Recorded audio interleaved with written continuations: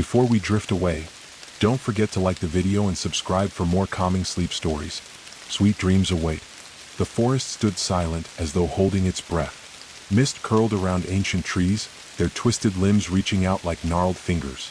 The path leading into the heart of the woods was narrow and winding, barely more than a trail. But you didn't mind.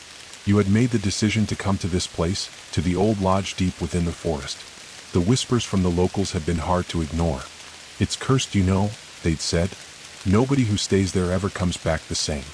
But you weren't one to believe in superstitions. And besides, you needed to get away. You needed solitude. As your boots crunched the fallen leaves beneath, the air grew colder, and the trees began to close in around you. The faint scent of pine and earth mixed with something otherworldly, a chill you couldn't quite place. The further you walked, the more oppressive the atmosphere became. It wasn't long before you saw it. Through the fog, a silhouette loomed. The lodge. The building stood at the edge of a clearing, its structure old but oddly intact. From the outside, it appeared like any other rustic lodge: stone walls, a slanted roof, and a wide, welcoming porch. Yet there was something wrong. The windows were dark, as if hiding secrets within. The front door, slightly ajar, creaked in the wind, beckoning you forward. You hesitated for a moment, the sense that something was watching you growing stronger. But then you stepped onto the porch, feeling the wood groan beneath your feet. You reached for the door, your hand trembling slightly, and pushed it open. The air inside was heavy, damp. It smelled of old wood and decay. But there was also an unmistakable warmth in the air, the kind that only an old lived-in place could hold.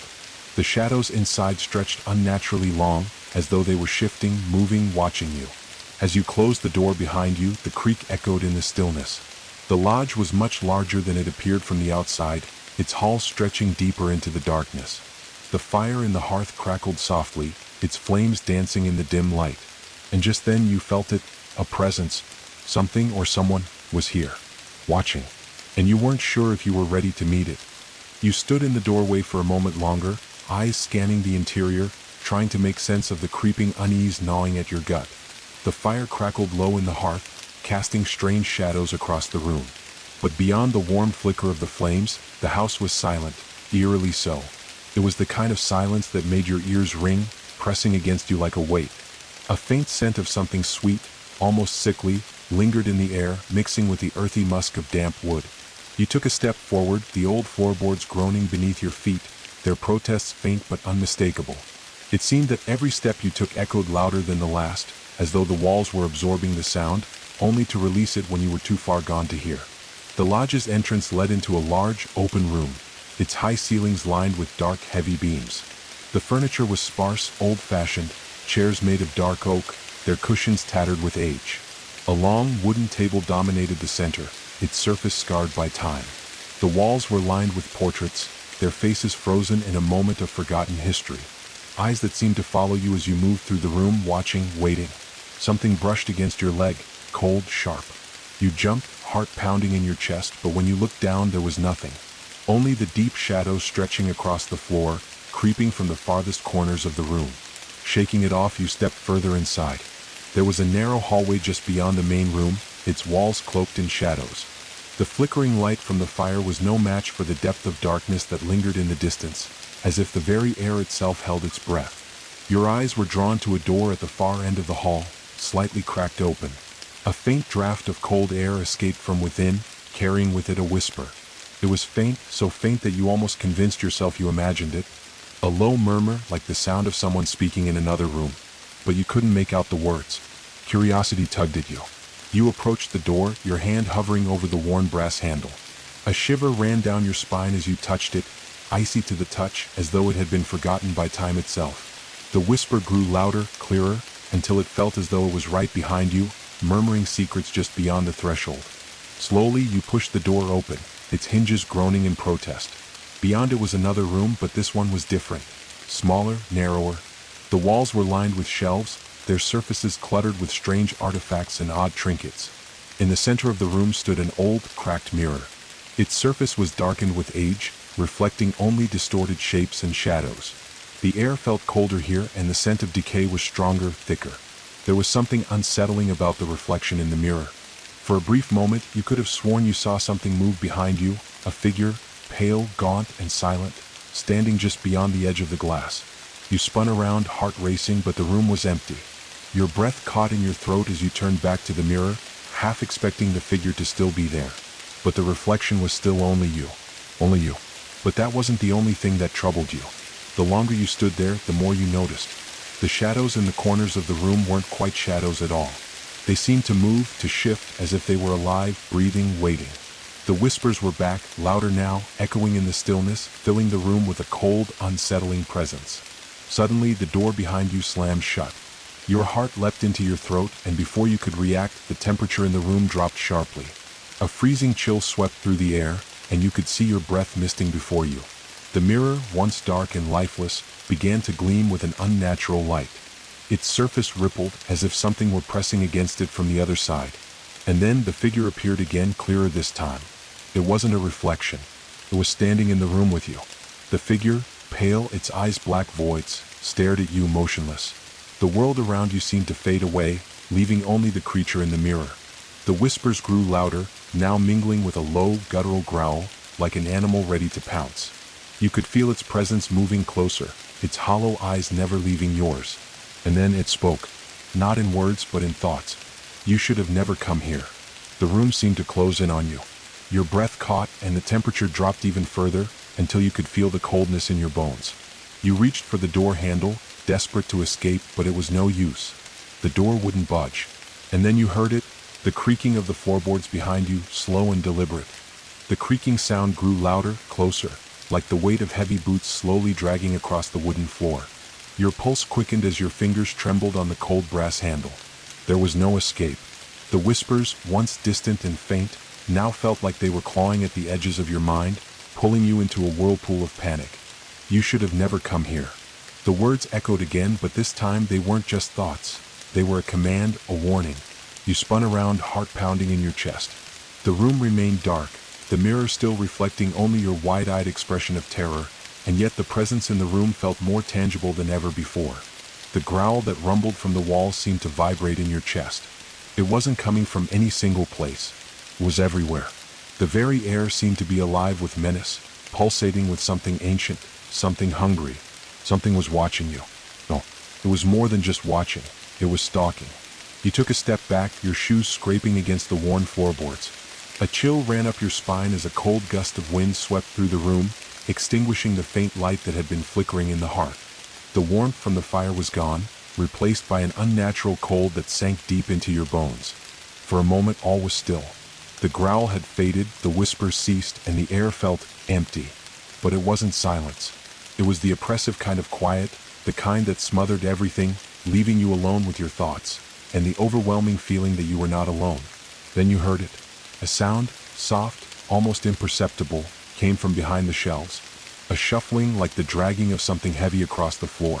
You forced yourself to turn toward it, but the shadows seemed to twist in response, moving unnaturally as if they were alive, bending to conceal whatever was lurking just out of sight. Your breath caught as a figure stepped into view, emerging from the darkness. It wasn't a person. It wasn't human, not by any stretch of the imagination. The thing that stepped from the shadows was tall, too tall. Its skin was pale, unnaturally so, like wax left too long in the sun. Thin, gnarled limbs stretched out of its body at odd angles, bent as though broken and reassembled into something grotesque.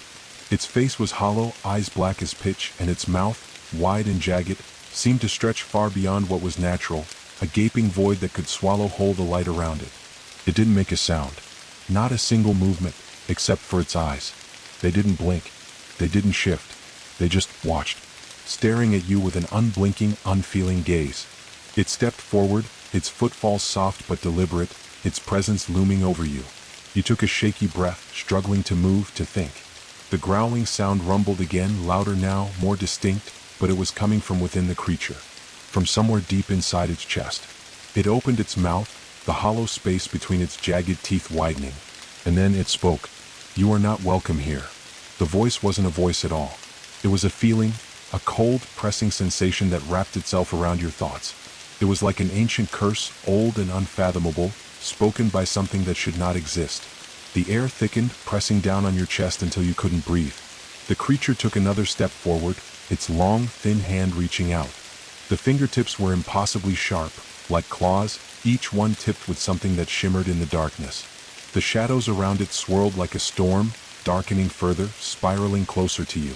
You backed away, stumbling over your feet, desperate to reach the door, but it was no use. The door remained sealed shut, as though the walls themselves had grown into it. The thing was getting closer, its steps slow and deliberate. Its black eyes never left you. And then there was a sudden crash. The room shook, the shelves splintering as if the very bones of the house were cracking under some unseen force. The creature stopped in its tracks, its head jerking toward the source of the sound. The air seemed to freeze. A heavy silence descended upon the room as both you and the creature waited, tense, for what would happen next. Then you heard it, the creaking of wood, the slow shuffle of footsteps, the unmistakable sound of someone, or something, walking through the lodge. You were no longer alone. The shadows in the corners of the room seemed to recoil, pulling back to reveal another figure. This one was different. It was human, well, at least it seemed to be. A man, tall and broad-shouldered, dressed in a tattered old coat. His face was obscured by a wide-brimmed hat, casting a shadow that hid his features. But there was something wrong about him too.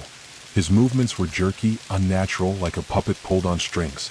And his presence, though human in form, seemed to disrupt the very air itself, as though he was an intrusion upon this place, not a part of it.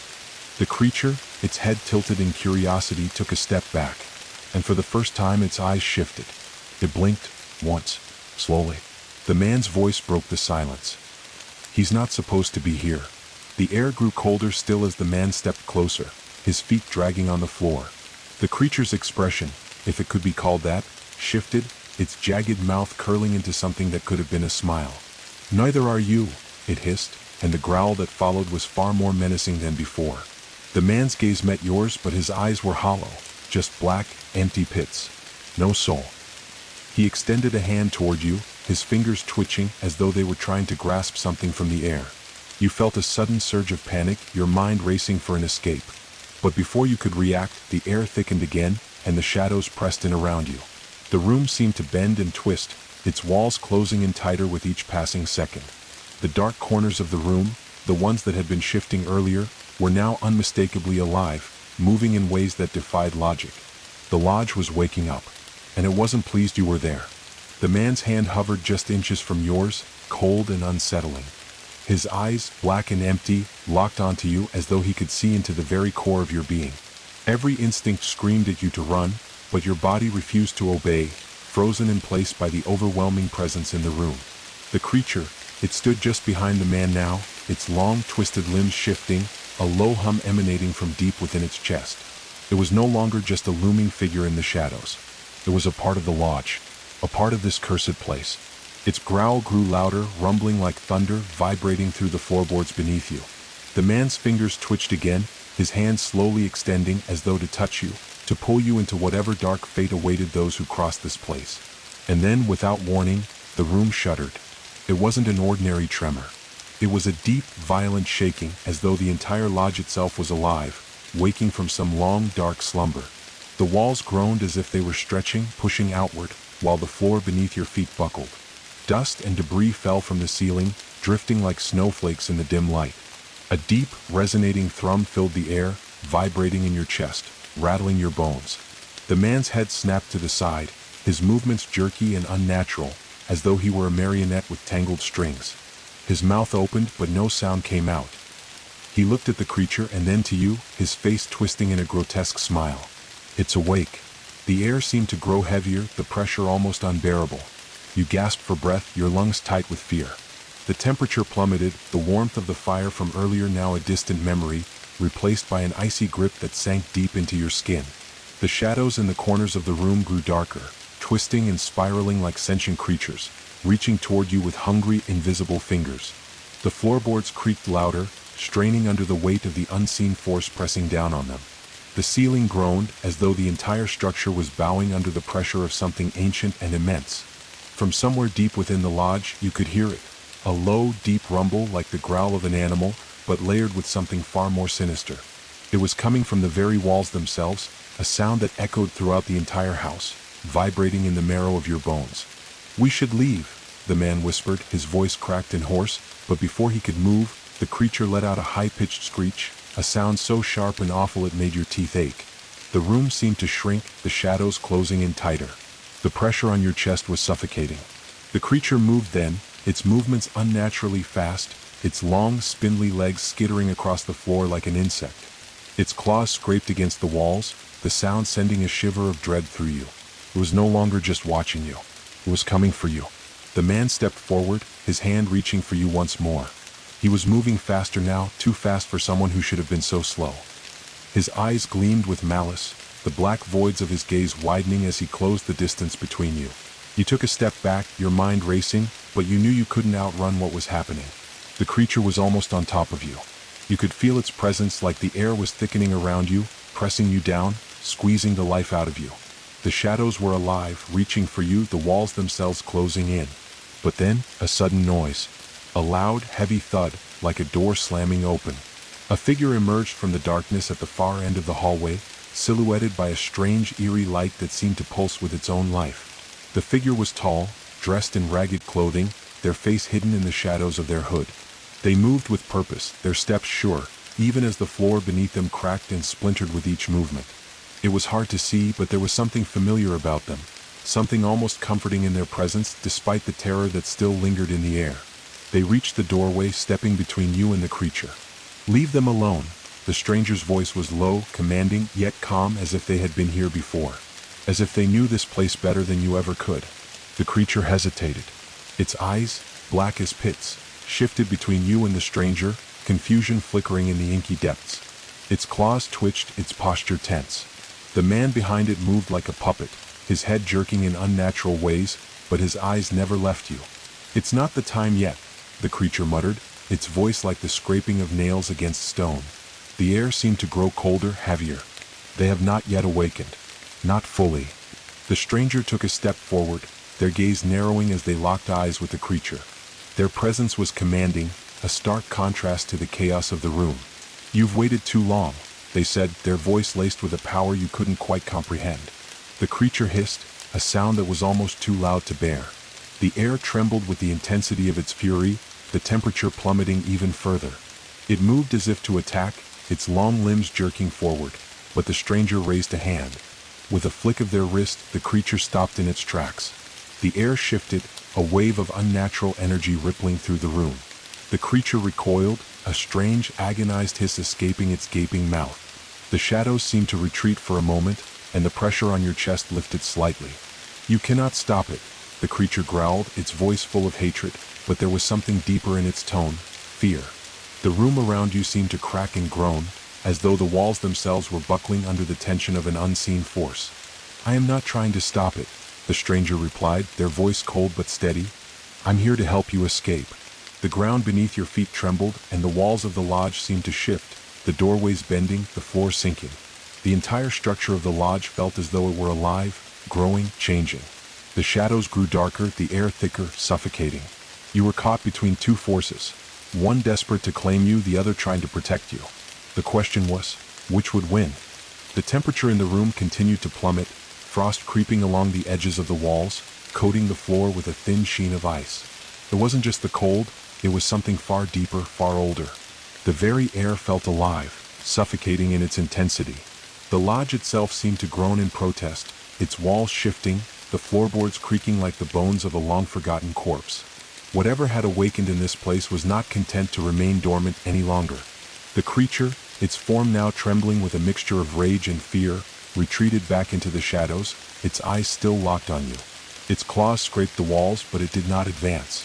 The stranger, however, stood their ground, the confidence in their posture unwavering. Their eyes were fixed on the creature, as though they were waiting for it to make the next move. "Why are you helping me?" The question escaped your lips before you could stop it. You didn't understand. Who was this person? And why were they here in this cursed place? The stranger's lips curled into a faint, almost imperceptible smile. They didn't look at you, their gaze still focused on the creature in the shadows.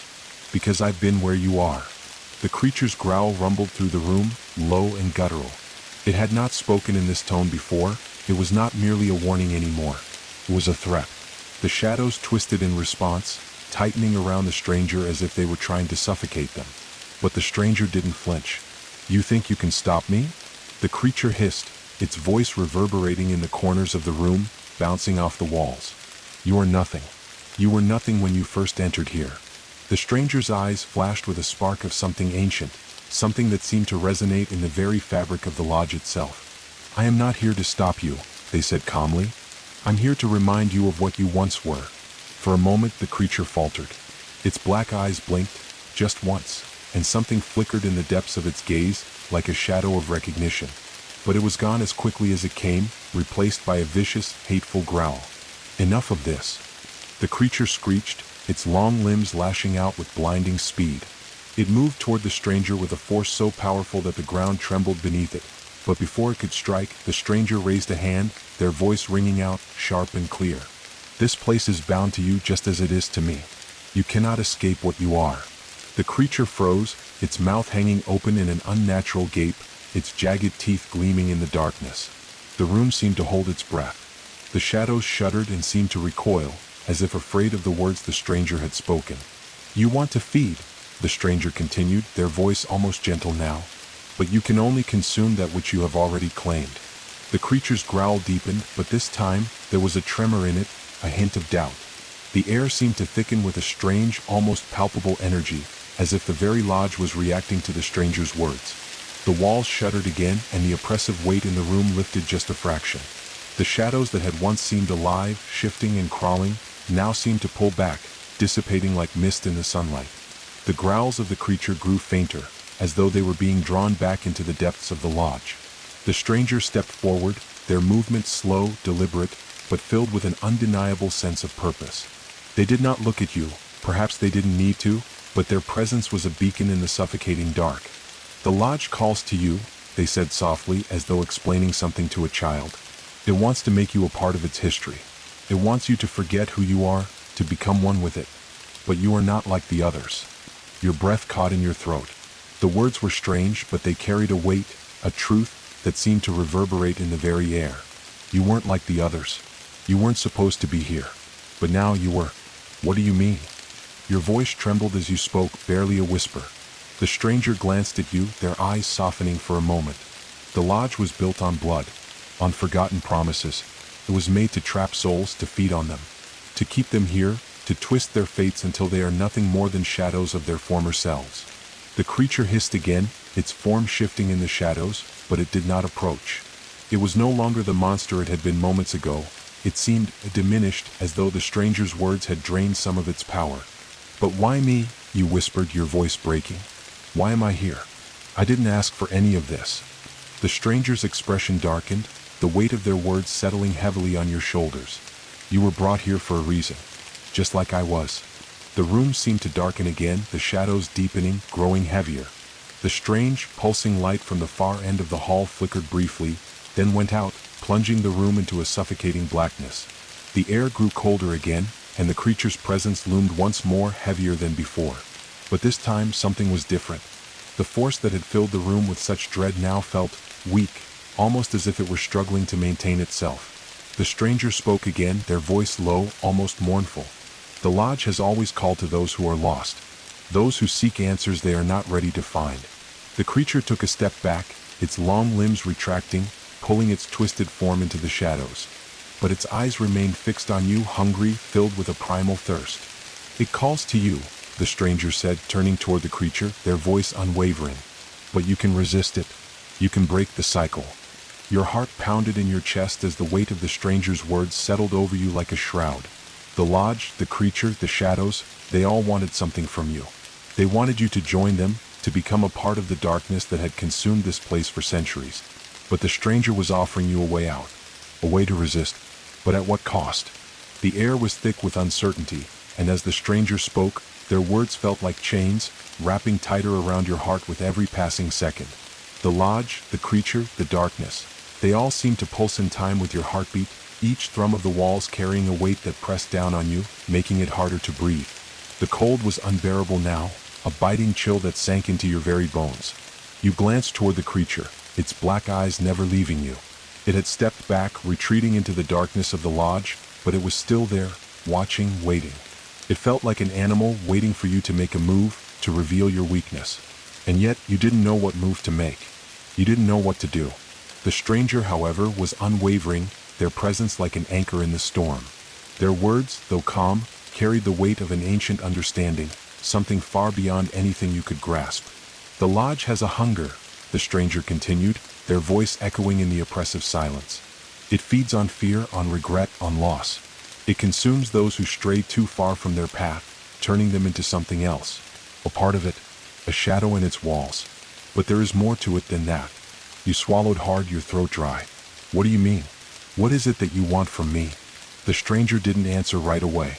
Instead, their eyes softened as they studied you, as though they were seeing you for the first time. I want you to understand that you are not like the others who have come here. You have a choice. The word sent a shiver down your spine. A choice? You repeated, struggling to keep your voice steady. Yes, the stranger said, their voice softening with an almost imperceptible sadness. You can leave this place. You can walk away, return to the world you know, the world outside this cursed forest. You may not be able to remember everything, but you will forget this place and all that happened here. The words were tempting, like a promise of peace, of normality. You could leave. You could go back to your life, to everything that was familiar, safe. But as the stranger's words hung in the air, a dark thought slithered into your mind. If you walked away, what would become of you? Would you remember any of this? Would the creature continue to haunt your dreams? Would the shadows ever truly leave you, or would they follow you, always lurking just out of sight? And the other option? You asked, your voice barely above a whisper. Your chest felt tight, suffocating with the weight of the choice you were about to make. The stranger's expression darkened. They didn't answer immediately, as though weighing the consequences of their next words. When they spoke, their voice was low and solemn, filled with a heaviness you could feel in your bones. The other option is to face the darkness, they said. To confront the creature, to confront the lodge and everything it represents. It is a place born of ancient grief and desire. It is a place that feeds on the lost. But it is not invincible. The creature is bound to it, as are the shadows, and they can be broken. The words hit you like a physical blow, and for a moment you couldn't process what they meant. You want me to fight it? The thought was absurd. How could you possibly fight something like that? Something that had existed for who knows how long, something that had the power to twist the very fabric of reality around you. Not fight it, the stranger corrected, their gaze piercing. You don't fight darkness by confronting it with brute force. You fight it by understanding it, by unraveling the threads of its power. And you are the key. You shook your head, the confusion growing. I don't understand. What do you mean I'm the key? The creature, the lodge, it is bound to you now, the stranger said, their voice steady but heavy with meaning. You are the one who opened the door to this place. You are the one who allowed it to awaken again. You recoiled at their words. The truth of it struck you like a cold wave. You had come here seeking something, though you hadn't known what. But now it was clear. The lodge had not just called to you. You had answered. No, you whispered. I didn't want this. I never asked for this. The stranger nodded solemnly. None of us ever do. The creature's growl echoed again, this time deeper, louder. The shadows in the room grew longer, shifting, crawling toward you as though they were alive. You could feel its presence, closer than ever, creeping up behind you, its eyes boring into your back. It was waiting. If you don't make a choice, the stranger said, their voice suddenly urgent, the lodge will make it for you. And once it does, there will be no going back. The weight of their words hung heavy in the air, suffocating you. You glanced toward the shadows, the dark corners of the room, and the thing in the darkness that had once been so terrifying now felt like a force of inevitability. It was part of the lodge, part of this cursed place. You had stepped into its world, and it was not about to let you leave easily. You can't escape it, the stranger whispered, almost as if they were reading your thoughts. You never could. The creature's eyes glowed in the shadows, its growl increasing in volume, filling the room with a chilling, oppressive presence. You could feel its power, growing stronger as it drew closer, feeding on your fear, on your hesitation. You had to choose. The cold was biting now, the weight of the decision pressing down on your chest, suffocating you. Your breath came in short, ragged bursts, and the walls of the lodge seemed to close in even tighter. The air grew thick, and you could hear the faint scraping of claws on wood, closer now, louder, more frantic. Make your choice. The stranger's voice was calm, but you could hear the urgency beneath it. It was not a simple decision. It was the kind of decision that could change everything. You had to decide. Walk away and forget, or face the darkness and fight. The lodge waited for your answer. The air hung thick with tension, the weight of the choice pressing on you like the very walls of the lodge were closing in. You could feel the lodge itself, alive, breathing, shifting around you, its pulse in time with your own. The creature's growl reverberated through the room, closer now, the shadows stretching unnaturally long as if reaching for you. But it wasn't just the shadows that were closing in. It was everything. The lodge, the creature, your own doubts. They were all closing in, suffocating you in a way you couldn't explain. The stranger's words echoed in your mind, "Make your choice." You wanted to scream, to push it all away, to walk out the door and leave this nightmare behind. But you knew better. The lodge had already claimed you in ways you couldn't begin to understand. You weren't free to simply walk away. Not anymore. The shadows moved again, flickering and shifting as though they had a life of their own. They were creeping toward you, curling around your feet, thickening with every second that passed. You felt the cold seep into your skin, deep into your marrow. The temperature in the room had dropped even further, and the warmth from the hearth seemed like a distant memory now, as if it had never existed. The growl from the creature intensified, and you could feel its presence so close behind you now, you dared not turn around. The air around you thickened, the pressure rising, pushing down on your chest, making it hard to breathe. The walls groaned with the weight of something ancient and sinister, something that had lain dormant for too long. And then you realized something terrifying. The creature was not just hunting you. It was feeding on you, on your fear, on your indecision. The longer you hesitated, the stronger it became. It thrived on your doubt, on your confusion, on the very weakness you were now struggling with. The realization sent a shiver down your spine. "You cannot escape," the creature hissed, its voice a distorted blend of whisper and growl, twisting through the air like 1,000 voices speaking at once.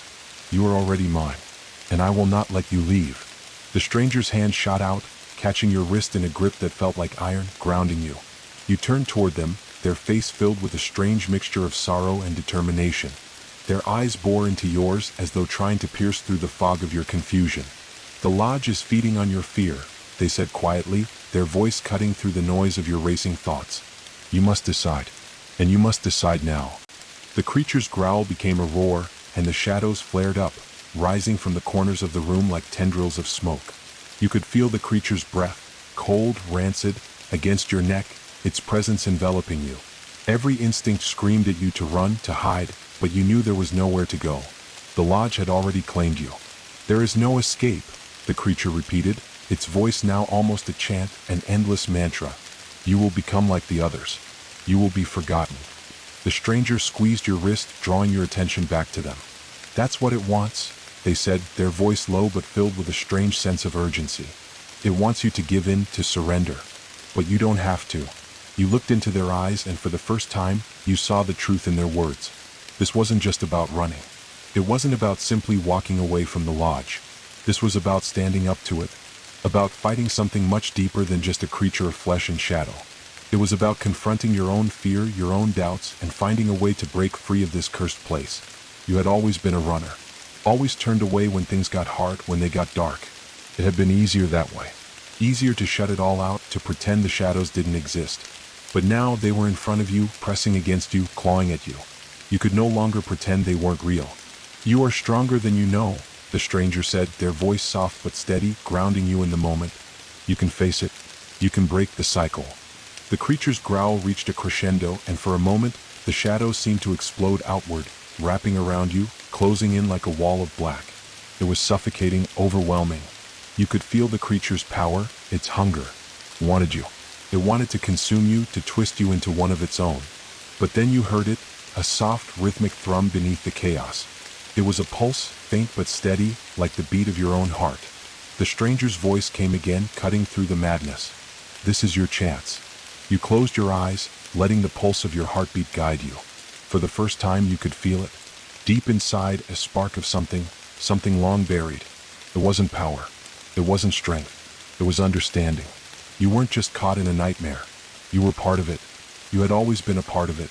The lodge fed on fear, yes, but it was also bound by it. Fear created it. Fear sustained it. And that fear, the very thing that had held you captive, was the thing you had to break. The pulse inside you grew stronger, and the air around you seemed to shift. The shadows that had been so suffocating began to retreat, as though they were being pushed back by the force of your resolve. The growling, the chanting, the oppressive weight of the creature's presence. They began to fade, like smoke dispersing in the wind. You opened your eyes, and the world seemed clearer now. The lodge still loomed around you, dark and twisting, but it no longer felt invincible. The creature still watched, still hungry, but it no longer felt like it was about to devour you. The stranger was still at your side, their hands steadying you, but you could feel the shift in the air. Something had changed. You were no longer alone in this fight. The creature was still there, but its power had faltered just for a moment. "You are not alone," the stranger whispered, almost like a prayer. "You've already begun to fight, and that is all you need." With those words, something inside you snapped into place. You were no longer a helpless bystander in this world. You were part of it, yes, but you could choose how to be a part of it. You could choose to fight, to take control. And with that choice you could see it now. The creature was not infinite. The lodge was not invincible. It was all bound by the same forces that bound you, and you were stronger than it had ever realized. The shadows seemed to recoil as you stepped forward, a newfound determination in your chest. The lodge was feeding on fear, but you were no longer afraid. You had made your choice. The tension in the room was palpable. You could feel it in the very air, thick and crackling, as if the walls of the lodge were themselves holding their breath. The creature, once so formidable, now seemed to hesitate, its black eyes flickering with something akin to uncertainty. For the first time since you had stepped into this cursed place, the shadow that had loomed over you began to recede, just slightly, as if it were testing the strength of your newfound resolve. You stood tall now, the weight of fear lifted, or at least lessened, as you squared your shoulders. The pulse inside you, the steady thrum that had awakened deep within, was like a guide, leading you forward, feeding you strength you didn't know you had. The shadows in the room, once living, crawling, and suffocating, now seemed to shrink away from you, curling back as though they feared your very presence. "You've begun to fight," the stranger said, their voice soft yet filled with an undeniable edge of pride. They stepped back slightly, giving you space, but their eyes never left you, watching as though they were waiting for something to unfold. The creature, its form trembling in the darkness, growled low again. The sound reverberated through the room, vibrating the floor beneath your feet. It was no longer the confident, predatory growl of something in control. It was the sound of something desperate, something cornered. "You think you can resist?"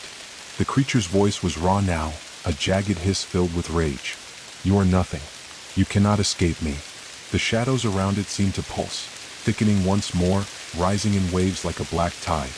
The walls groaned as the lodge seemed to respond to its command, but something in its power was starting to falter, like a storm running out of wind. You could feel it now. The creature's grip on the lodge was slipping, weakening, like the hands of a drowning beast flailing for purchase. "I am the lodge," it growled, its voice quivering with the weight of its ancient hunger. "You cannot defeat me. I will consume you just as I have consumed the others." You shook your head, stepping forward, not backing down, "Not this time." "No," you said, your voice steady but rising with conviction. "You feed on fear, and I'm done being afraid." The words felt foreign at first, like they weren't truly yours, but as they left your mouth you realized they were. You had found your voice, your strength, and it was enough to push back against the oppressive force that had ruled this place for so long. The creature recoiled slightly, its long limbs jerking as though it had been struck. The shadows hesitated, then curled back even further, losing their bite, their hunger. "You are weak," the creature hissed, its form shifting in the darkness. "You cannot stand against me. You are just another soul lost to the fog of time." But it wasn't true. Not anymore.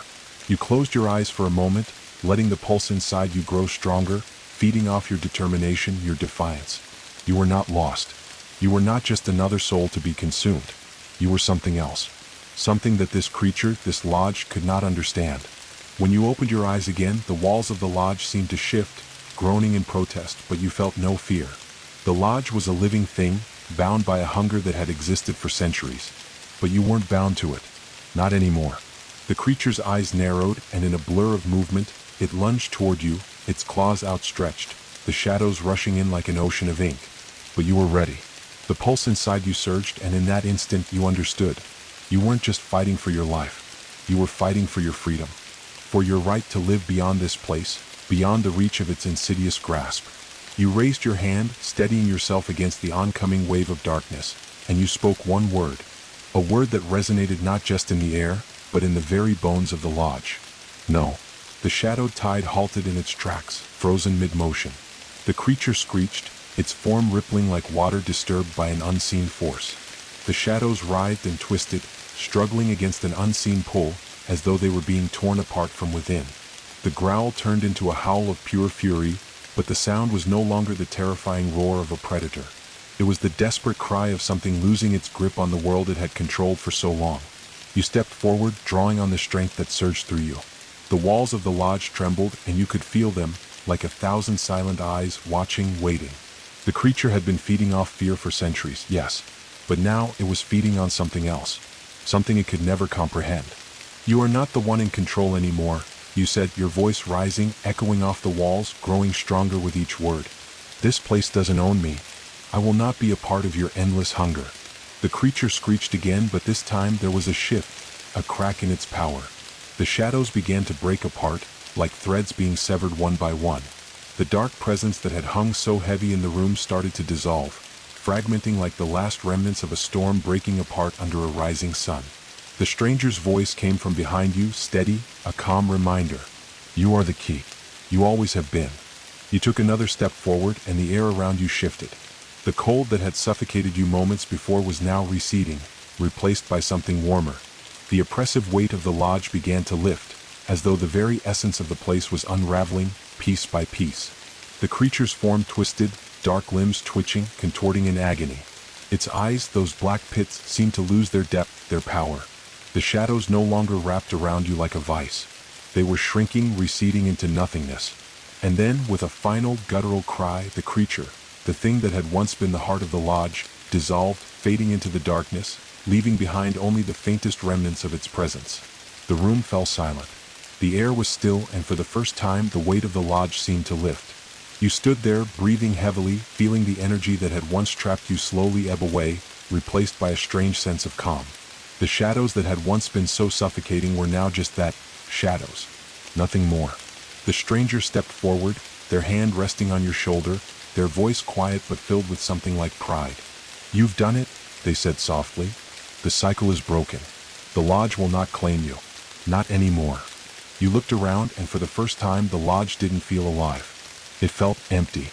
The walls were still dark, ancient, but the weight of their presence was gone. The air felt fresher, the cold fading, replaced by a quiet stillness. But there was no time to rest. You knew that. The lodge was not defeated, only weakened. But for now it had released its grip on you. And that, for now, was enough. You took a deep breath and turned toward the door, stepping into the corridor beyond. The path ahead was still unknown, still uncertain. But you knew one thing for sure. You were free. And that was a freedom no darkness could take away. The silence that enveloped you felt strange, unnatural even after the chaotic storm that had consumed the lodge. It was as if the very air had cleared of its weight, lighter but still charged, like the aftermath of a thunderstorm, when the world holds its breath before something else happens. You had done it. The creature had been vanquished. The grip of the lodge had loosened, its hold on you broken. But the calm, while welcome, was deceptive. The shadows, though they had receded, still lingered at the edges of your perception, flickering in the corners of your eyes. The whispers of the lodge, once deafening, were now a faint hum, like the memory of a nightmare that refused to fade. The air still felt cold in places, and the walls, while no longer pressing in on you, seemed to watch with unseen eyes, waiting. The lodge had been broken, but it was not gone. Not yet. You turned away from the remnants of the creature, your gaze moving to the hallway that stretched before you. The stranger had remained at your side, watching you with a quiet understanding, as if they knew this moment better than you did. They stepped forward, the sound of their footsteps the only thing breaking the silence. "The cycle is broken, but the journey is not over," they said softly, their voice filled with an ancient wisdom. "The lodge may no longer hold you, but it is still a part of this place. And you will need to face what comes next." You nodded, the weight of their words sinking in slowly. The battle had been won, but the war, the battle for your freedom, for your soul, was not yet over. The lodge had not been destroyed. It had merely been weakened. And whatever had been bound within it, whatever darkness had once ruled it, was still lingering in the very bones of the house. "What happens now?" you asked, your voice low, unsure. The stranger paused, as if considering the best way to explain. "Now, you have to make sure it never takes root again. You've broken its power for now, but the foundation of the lodge is still strong. There are those who have come before you, who have tried to escape, only to return, driven by the pull of its hunger. You cannot let yourself be drawn back." You felt a cold shiver run down your spine at their words. The lodge had a pull. A force that could draw those trapped within its walls back to it, even after they thought they were free. It was something deeper than physical boundaries. It was emotional, spiritual, a tether that bound the lost souls to its heart. It wasn't just a place, it was a force. How do I stop it from calling me back? You asked, the question heavy on your mind. The stranger's gaze grew distant, as though they were seeing something far beyond the walls of the lodge. You must confront it, not just the creature but the very essence of the lodge. There is a place at its heart, its source. If you can reach it, if you can destroy it, you will ensure that it can never call to you again. You swallowed, a knot forming in your throat. The idea of returning to the heart of the lodge, its very core, felt like walking into the mouth of the beast you had just slain. The creature was gone, but the thing that had created it, the darkness that had formed this place, still lingered. Where is this place? You asked, your voice more forceful now. The stranger's lips twisted into a small, sad smile. It is the deepest part of the lodge. The one place you have yet to see. You felt your heart skip a beat. The deepest part? The thought of what lay beneath the surface, hidden from your eyes, was unsettling. You had already seen enough horrors in the lodge's twisting halls. What could be worse than what you had already faced? What is it that makes it so powerful? You asked, trying to steel yourself for the answer. The stranger took a slow breath, their eyes growing dark as they spoke. The lodge was not built to house its own. It was built to trap souls, those who wandered too far, those who sought refuge from the world. But over time, the walls of this place became something more. They became a prison for the lost. And in that darkness, the creature took form. But the true power of the lodge is not in the creature. It is in the souls it traps. The people who have come before you. Those who have been consumed and twisted, forever bound to this place. A sickening wave of realization crashed over you. The creature was only a part of the lodge's true nature. It was a manifestation of its hunger, yes, but it was the souls, the lost ones, who gave the lodge its power. They were the fuel, the foundation of its very existence. You will need to confront those souls as well, the stranger added, their voice now somber. You must free them or they will remain here, forever feeding the cycle. The word sent a shiver through you. You thought of the faces you had seen in the shadows, the fleeting glimpses of lost souls, their hollow eyes staring at you from the darkness. They had been trapped here like you. And now you understood. They had been feeding the very thing that had nearly consumed you. How do I free them? You asked, the question almost too difficult to voice. The stranger was silent for a moment, their eyes drifting toward the far end of the hall, where the darkness still clung to the walls. To free them you must go deeper. The heart of the lodge holds their souls. You must reach that place and break the bond between them and the lodge. If you do, you will destroy the very foundation that holds this place together. The weight of their words settled in the pit of your stomach. The task was monumental, impossible even. The very thought of venturing deeper into the bowels of this ancient, cursed building felt like surrendering to the darkness. But if I don't, it will never end, you whispered, more to yourself than to the stranger. Yes.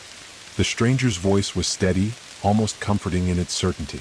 If you don't, the cycle will continue. It will find someone else, someone lost, and it will feed and grow stronger. You may never leave here. But if you do this, if you confront the heart of the lodge, you will break the cycle. Forever. You stood in the silence that followed, the weight of the decision settling like a heavy stone in your chest. The creature was gone, its power shattered. But you knew that wasn't the end. The very heart of the lodge, the source of its curse, still awaited. You had broken free of the darkness that had sought to claim you. But now you had a new mission, to break the lodge itself once and for all. You looked toward the stranger, your resolve hardening. Then let's go. The stillness of the lodge had shifted into something heavier, more pressing. You felt it in the silence, the kind that smothers rather than soothes. The warmth that had slowly started to return now felt like a thin veil against the overwhelming cold that still lingered in the bones of the building. The shadows had receded, yes, but only into the farthest corners, as if waiting for a moment of weakness, a crack in your resolve. But you couldn't back down now. The stranger, standing beside you, gave a single, resolute nod. The light from the flickering torch near the door cast shadows over their face, making their expression unreadable. It was a look you had seen before in the eyes of those who had faced the abyss and survived, not unscathed but resolute. The heart of the lodge lies deep below, they said, their voice low, as if they were speaking to themselves more than to you. Beneath the foundations, there are rooms, halls that no one has walked for centuries. The deep, forgotten places where the walls themselves are alive with the weight of what has been trapped. You swallowed, forcing down the rising knot of fear in your throat. How do we get there? The stranger turned, their eyes scanning the hallway ahead. It was the same winding, oppressive path you had traversed before, but now it felt different, darker, as though the lodge itself was aware of your presence, aware of your intent. "Follow me," the stranger said. "I know the way, but we must be prepared. The heart of the lodge is not just a place. It is a force. It can make you see things. It will try to make you doubt yourself. The souls trapped there, they are not just victims. They are part of it now." You nodded grimly, trying to ignore the cold clenching your chest. You had seen the twisted forms of the lost souls, their hollow eyes, their restless movements, and now you understood the true danger. The deeper you went, the more likely it was that those souls would attempt to draw you into their web, to feed on your doubt and fear. They had become part of the lodge's dark heart, and their hunger would not be easily sated. The stranger led you down the narrow hallway, the torchlight flickering weakly against the oppressive darkness. The air felt heavier here, more dense, like it was thick with the weight of ages. The floor beneath your feet creaked as if groaning under the burden of the years, and the walls seemed to pulse, alive with something unseen. As you walked, the atmosphere shifted again, the temperature dropping even further. The shadows at the edges of the walls began to stretch and twist, warping as though they were trying to reach out and touch you. You could hear the faintest of whispers, low, unintelligible sounds, coming from the walls themselves, as if the lodge was trying to speak to you, to lure you in. "Don't listen to them," the stranger warned, their voice cutting through the whispers. "Those are the souls still bound to this place. They are restless, confused, and they will try to make you question your path." The sound of whispers grew louder, more insistent, and you could almost make out the words. "Turn back. Live. Don't go deeper." You clenched your fist, your nails digging into your palms. The words were like daggers aimed at your heart, each syllable designed to wound. But you pushed them aside, focusing on the path ahead, on the stranger's steady form in front of you. They were right. You couldn't listen. Not now. You reached the end of the hallway, and in front of you loomed a heavy wooden door. It was older than the others, more ancient, more worn. The wood was darkened with age, the edges frayed, as though it had been here long before the lodge had been built. A strange, otherworldly aura emanated from it, a coldness that seemed to bite at your skin. "This is it," the stranger said, their voice barely above a whisper. "The heart of the lodge." You nodded, your throat tight. There was no turning back now. You stepped forward, your hand trembling slightly as you reached for the door handle. It was cold to the touch, colder than anything you had felt before, and for a moment you hesitated. The whispers, the faint voices that had plagued you throughout the journey, grew louder, more frantic. "Don't open it. You can still leave. You're not strong enough. You'll never survive. Turn back. Save yourself." You steeled yourself, shaking off the thoughts that threatened to rise. This wasn't about survival. This was about breaking the cycle. This was about freeing the souls trapped in this accursed place, and destroying the heart of the lodge once and for all. With a deep breath, you grasped the door handle and turned. The door opened with a groan, revealing a long, narrow staircase that spiraled down into the deep, murky darkness. The air was thick with the scent of mildew and decay, and a faint, ominous hum echoed from below, like the sound of something old and forgotten stirring in the depths. You could feel the pull, an invisible force drawing you downward. It was a heavy, suffocating presence, like the weight of 1,000 lost souls pressing in on you from all sides. The whispers grew louder, more frantic, almost pleading now. "Don't go down there. It's too late. You've already failed." But you had no choice. You had come this far. There was no going back. "We must hurry," the stranger urged, their voice sharp and tense. "The longer we wait, the stronger the pull will become. And once we reach the heart, there is no turning back." You took a step forward, your foot landing on the first stair. The cold rushed up your leg like icy fingers, and for a brief moment, you felt the weight of every soul that had ever been trapped here, their pain and suffering reverberating through the walls. But you pushed it aside, focusing on the task at hand. The heart of the lodge. You had to destroy it. The staircase seemed endless, winding deeper and deeper into the bowels of the lodge. With each step, the pressure increased, the air growing thicker, harder to breathe. The whispers were now more than just voices. They were screams, tortured, anguished cries that echoed from the very walls. You pressed on, your heart pounding in your chest, your every instinct screaming to turn back. But you couldn't stop now. Finally, after what felt like an eternity, the staircase ended. Before you stood a massive door, its surface cracked and warped, as though it had been subjected to centuries of torture. The air around it hummed, vibrating with energy, with a force that felt alive. You could feel it in your bones, the heart of the lodge just beyond this door. With a steadying breath, you reached for the handle. The door creaked open, revealing the chamber beyond, and what you saw nearly broke you. The door creaked open slowly, its heavy weight groaning against centuries of wear and neglect. As it parted, the chamber beyond was revealed in the flickering torchlight, an enormous, cavernous space that seemed to stretch infinitely downward. It was like stepping into the belly of the lodge, a place where light itself seemed to shrink from the oppressive darkness. The air was dense with ancient power, thick and suffocating, the very essence of the lodge pulsating with an energy so old it made the ground beneath your feet tremble. The walls of the chamber were unlike any you had seen before. They weren't made of wood or stone, but something far stranger, shifting as if they were alive, their surface slick and undulating, like the inside of a living creature. They seemed to breathe, expanding and contracting in slow, deliberate rhythms, as though they were in sync with the pulse of the lodge itself. A cold, damp mist clung to the air, swirling around your ankles, making each step feel heavier, as if the very ground was trying to pull you back into its depths.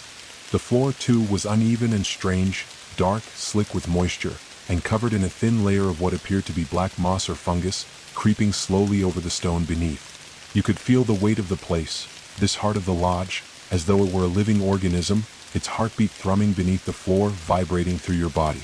But what truly made your blood run cold was the center of the chamber. There, looming like an altar to forgotten gods, stood a massive structure, a stone pedestal ancient and cracked, covered in symbols and runes that pulsed with an eerie light. It was dark, jagged, and twisted, but there was no mistaking it.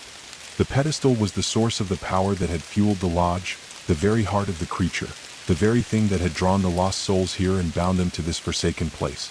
And atop that pedestal, twisted and gnarled, lay something you could barely comprehend, a blackened, rotting mass of flesh and bone, coiled like a serpent but too malformed to be anything you had ever seen before. It was as if the creature's very essence, the remnants of its being, was bound to the stone, feeding from the heart of the lodge, growing stronger with every passing moment. The sight of it turned your stomach, a primal fear clawing at the back of your mind, telling you to turn around and flee, to run before it could consume you too. "This is it," the stranger whispered, their voice barely audible yet steady. "The heart of the lodge, the source of its power, and the place where everything is bound together, the souls, the creature, and the very existence of this place." You could barely tear your gaze away from the grotesque mass on the pedestal. It seemed to pulse with a sickly life of its own, twisting, thrashing slightly, as though it were aware of your presence. The shadows around it seemed to stir, drawn toward the mass, their outlines flickering in the dim light. The whispers, those maddening voices that had plagued you for so long, were louder now, more insistent, rising in a frenzied crescendo. "You should never have come. Leave now. Turn back before it's too late. You cannot destroy it. You are nothing to it. You will become part of it." The voices surged, 1,000 tortured souls speaking in unison, but there was a strange clarity in them now, a desperation that hadn't been there before. They weren't just trying to stop you. They were begging you to end it. They were pleading for release from this hell. But you couldn't give in to their cries. You had made your choice. This was the moment, the place where everything would either end or continue. You stepped forward, your heart pounding in your chest, your breath shallow, each step feeling like you were walking deeper into the maw of the beast. The stranger remained at your side, their hand lightly resting on your shoulder. "You must destroy it. You must sever the connection between the creature and the lodge. If you do not, this place will continue to grow. The lodge will call to others. It will never end." You nodded, swallowing hard, as the weight of what lay before you began to settle in. This was no longer just about survival. It was about stopping the cycle, destroying the very foundation that had trapped so many souls and twisted them into something unrecognizable. You could feel the strength of the bond between the lodge and the dark heart of this place. It was ancient in a way that defied comprehension, and it would not be easy to break. The whispers grew louder still, more insistent. You could hear their pleas now, the voices of the lost souls, each one trying to claw its way out of the darkness, reaching out to you for salvation, for release. Some were soft, almost gentle, while others were filled with anguish and rage. They pulled at your mind, threatening to drag you into their despair, to break your resolve. "Don't listen to them," the stranger murmured, their voice cutting through the madness. "They are lost, trapped in the same cycle. You must do this for them. You must end it." You nodded, forcing yourself to focus. The pedestal at the center of the room seemed to draw you toward it, its power vibrating through the air like a thunderous drum. It was alive, its very presence oppressive, a dark energy that seeped into your bones. There was a place on the pedestal where the darkness seemed to pulse most strongly, a darkened crack running through the stone like a vein, alive with power. You knew this was the heart of it, the source of the lodge's power, the source of the creature's hunger, the source of the soul's torment. With a deep breath, you took a step toward it, each footfall heavy with the weight of the choice you had made. The air grew colder still, the temperature dropping to a near-frozen chill as you reached the pedestal, your hand trembling as you extended it toward the blackened stone. You could feel the pulse, the rhythm of the dark heart of the lodge, beating in time with your own. It was as though the stone itself was alive, and it knew you were there, knew that you had come to destroy it. You could feel the resistance, the pressure against your palm as you pressed your hand to the stone. It fought you, pushing back with an invisible force, a sickening pressure that threatened to crush you. But you would not be deterred. Now, the stranger shouted, focus your will. Channel everything you have. You took a deep breath, calling on the strength you had found deep within yourself, the strength that had been born from your defiance, your will to survive. You focused all your energy into your hand, forcing the pulse of the lodge's heart to slow, to stop.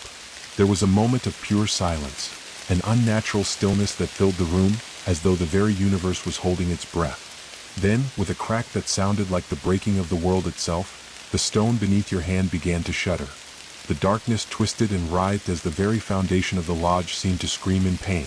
The pedestal began to crack, the runes glowing brighter and brighter, until the entire room was bathed in a blinding, sickly light. You could feel the energy surging within you, a flood of raw power, and you pushed. With everything you had, you shoved against the darkness, against the creature's heart, against the very power of the lodge. And with a final, deafening explosion of sound, the stone shattered. The force of it sent you stumbling back, your vision momentarily blinded by the flash of light. When your sight returned, the lodge was silent. The heart of the creature, the source of its power, was gone. The whispers had stopped. For the first time, the oppressive weight of the lodge seemed to lift. The air felt lighter, the shadows receded, and the cold faded, leaving behind nothing but the remnants of a place that had once been filled with death and hunger. You stood there, breathing heavily, your hands still tingling from the energy that had passed through it. The stranger, standing beside you, looked at you with something that resembled both relief and gratitude. "It is done," they said softly. But as the dust began to settle, you couldn't shake the feeling that the battle wasn't completely over. The lodge was broken, yes, but what would become of the souls it had once imprisoned? Would they be free? Or would they too fade into the shadows, like echoes of a past that could never be fully erased? The silence in the chamber was deafening now. The oppressive, suffocating presence that had once weighed so heavily on your shoulders had dissipated, but something else lingered in the air. It wasn't the cold or the darkness, but something deeper, something tied to the very essence of the lodge, its soul. It was the feeling of having confronted something ancient, something powerful, and having come out the other side changed. You stood there, staring at the remnants of the broken pedestal. The cracks that had split through its surface were still glowing faintly, like veins filled with poison. The air hummed with a faint echo of the energy that had been released, but it was no longer the all-consuming darkness you had felt before. Now it was a flicker, faint, like the dying embers of a fire that had been starved of fuel. The stranger moved beside you, their hands still resting lightly on your shoulder, grounding you. You looked up at them, and for the first time, you noticed the exhaustion in their eyes. They too had felt the weight of this place, but they were not defeated. They were resolute just like you. "It's done," you murmured, though the words felt too small to encompass the enormity of what had just occurred. The stranger nodded. "Yes, but the echoes of it will remain." You turned toward them, confusion clouding your thoughts. "The lodge is gone. The creature's heart has been destroyed. The souls? They are not lost, no," the stranger interrupted, their voice steady but filled with a deep sorrow. "But the journey for them is not over." Your chest tightened at their words, and for a moment you couldn't speak. You had hoped that the souls, those tortured, restless spirits, would be freed, released from the prison they had been trapped in for so long. But the truth was more complicated than that.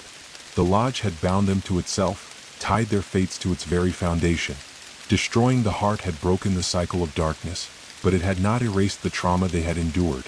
It had not erased the scars of centuries of suffering. "They are free in a sense," the stranger continued, "but freedom is not always instantaneous. They will need time to recover, to heal, and perhaps to find peace." You swallowed hard, the weight of their words pressing down on you. You thought of the souls you had seen, lost, confused, twisted by the lodge's influence, and you wondered if they would ever truly find peace. The idea of them lingering, trapped between the world of the living and the realm of the dead, felt like a wound that could never fully heal. But the stranger wasn't done. What you've done here today, what you've sacrificed to break the heart of the lodge, has given them a chance. A chance to move on, to pass beyond this place. But they must choose to do so. They must choose to let go of the torment they've known for so long.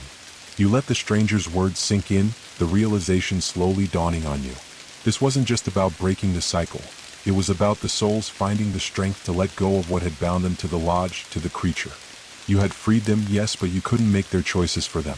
You could only give them the opportunity to choose their own path forward. But how do we know if they will? You asked, your voice barely a whisper. The stranger's gaze softened, and for the first time, you saw something like compassion in their eyes. We don't. That's the part of it we can't control. But you've given them the gift of choice, and that is all any of us can do. You nodded, though you still felt the weight of uncertainty. The path forward for the souls would not be an easy one. They had been trapped here for too long, their lives twisted by the lodge's power. The creature had been their jailer, their tormentor, but it had been the lodge, too, with its insidious hunger that had kept them bound. Now that it was broken, they would have to find their way in their own time. The chamber was still and silent, but you felt something different now. Something lighter. The echoes of the lodge's malevolent energy had faded, leaving only the faintest remnants behind. The air no longer felt heavy with the weight of its oppressive force. The power was gone, leaving behind the ghosts of what had once been, now freed from their eternal torment. What happens to us now? You asked, your voice steady but uncertainty creeping in. The stranger took a deep breath, their eyes scanning the chamber, taking in the broken remnants of the lodge. That depends on you. The lodge is no more, but the path you choose now is your own. You are no longer bound by the curse of this place. You are free. You turn toward the shattered pedestal, the remnants of its dark power crumbling to dust at your feet. The thought of leaving this place, of walking away from the horror that had held you captive for so long, felt almost too good to be true. But there was something else lingering in the back of your mind, a feeling that there was more to this journey, more to what had just happened than you had yet understood. And the lodge? Will it remain gone? You asked, looking back at the stranger. They shook their heads slowly, a look of quiet resolve in their eyes. The lodge is not just a place. It's a reflection of the darkness that lies within every soul, a place where fear and grief are given form.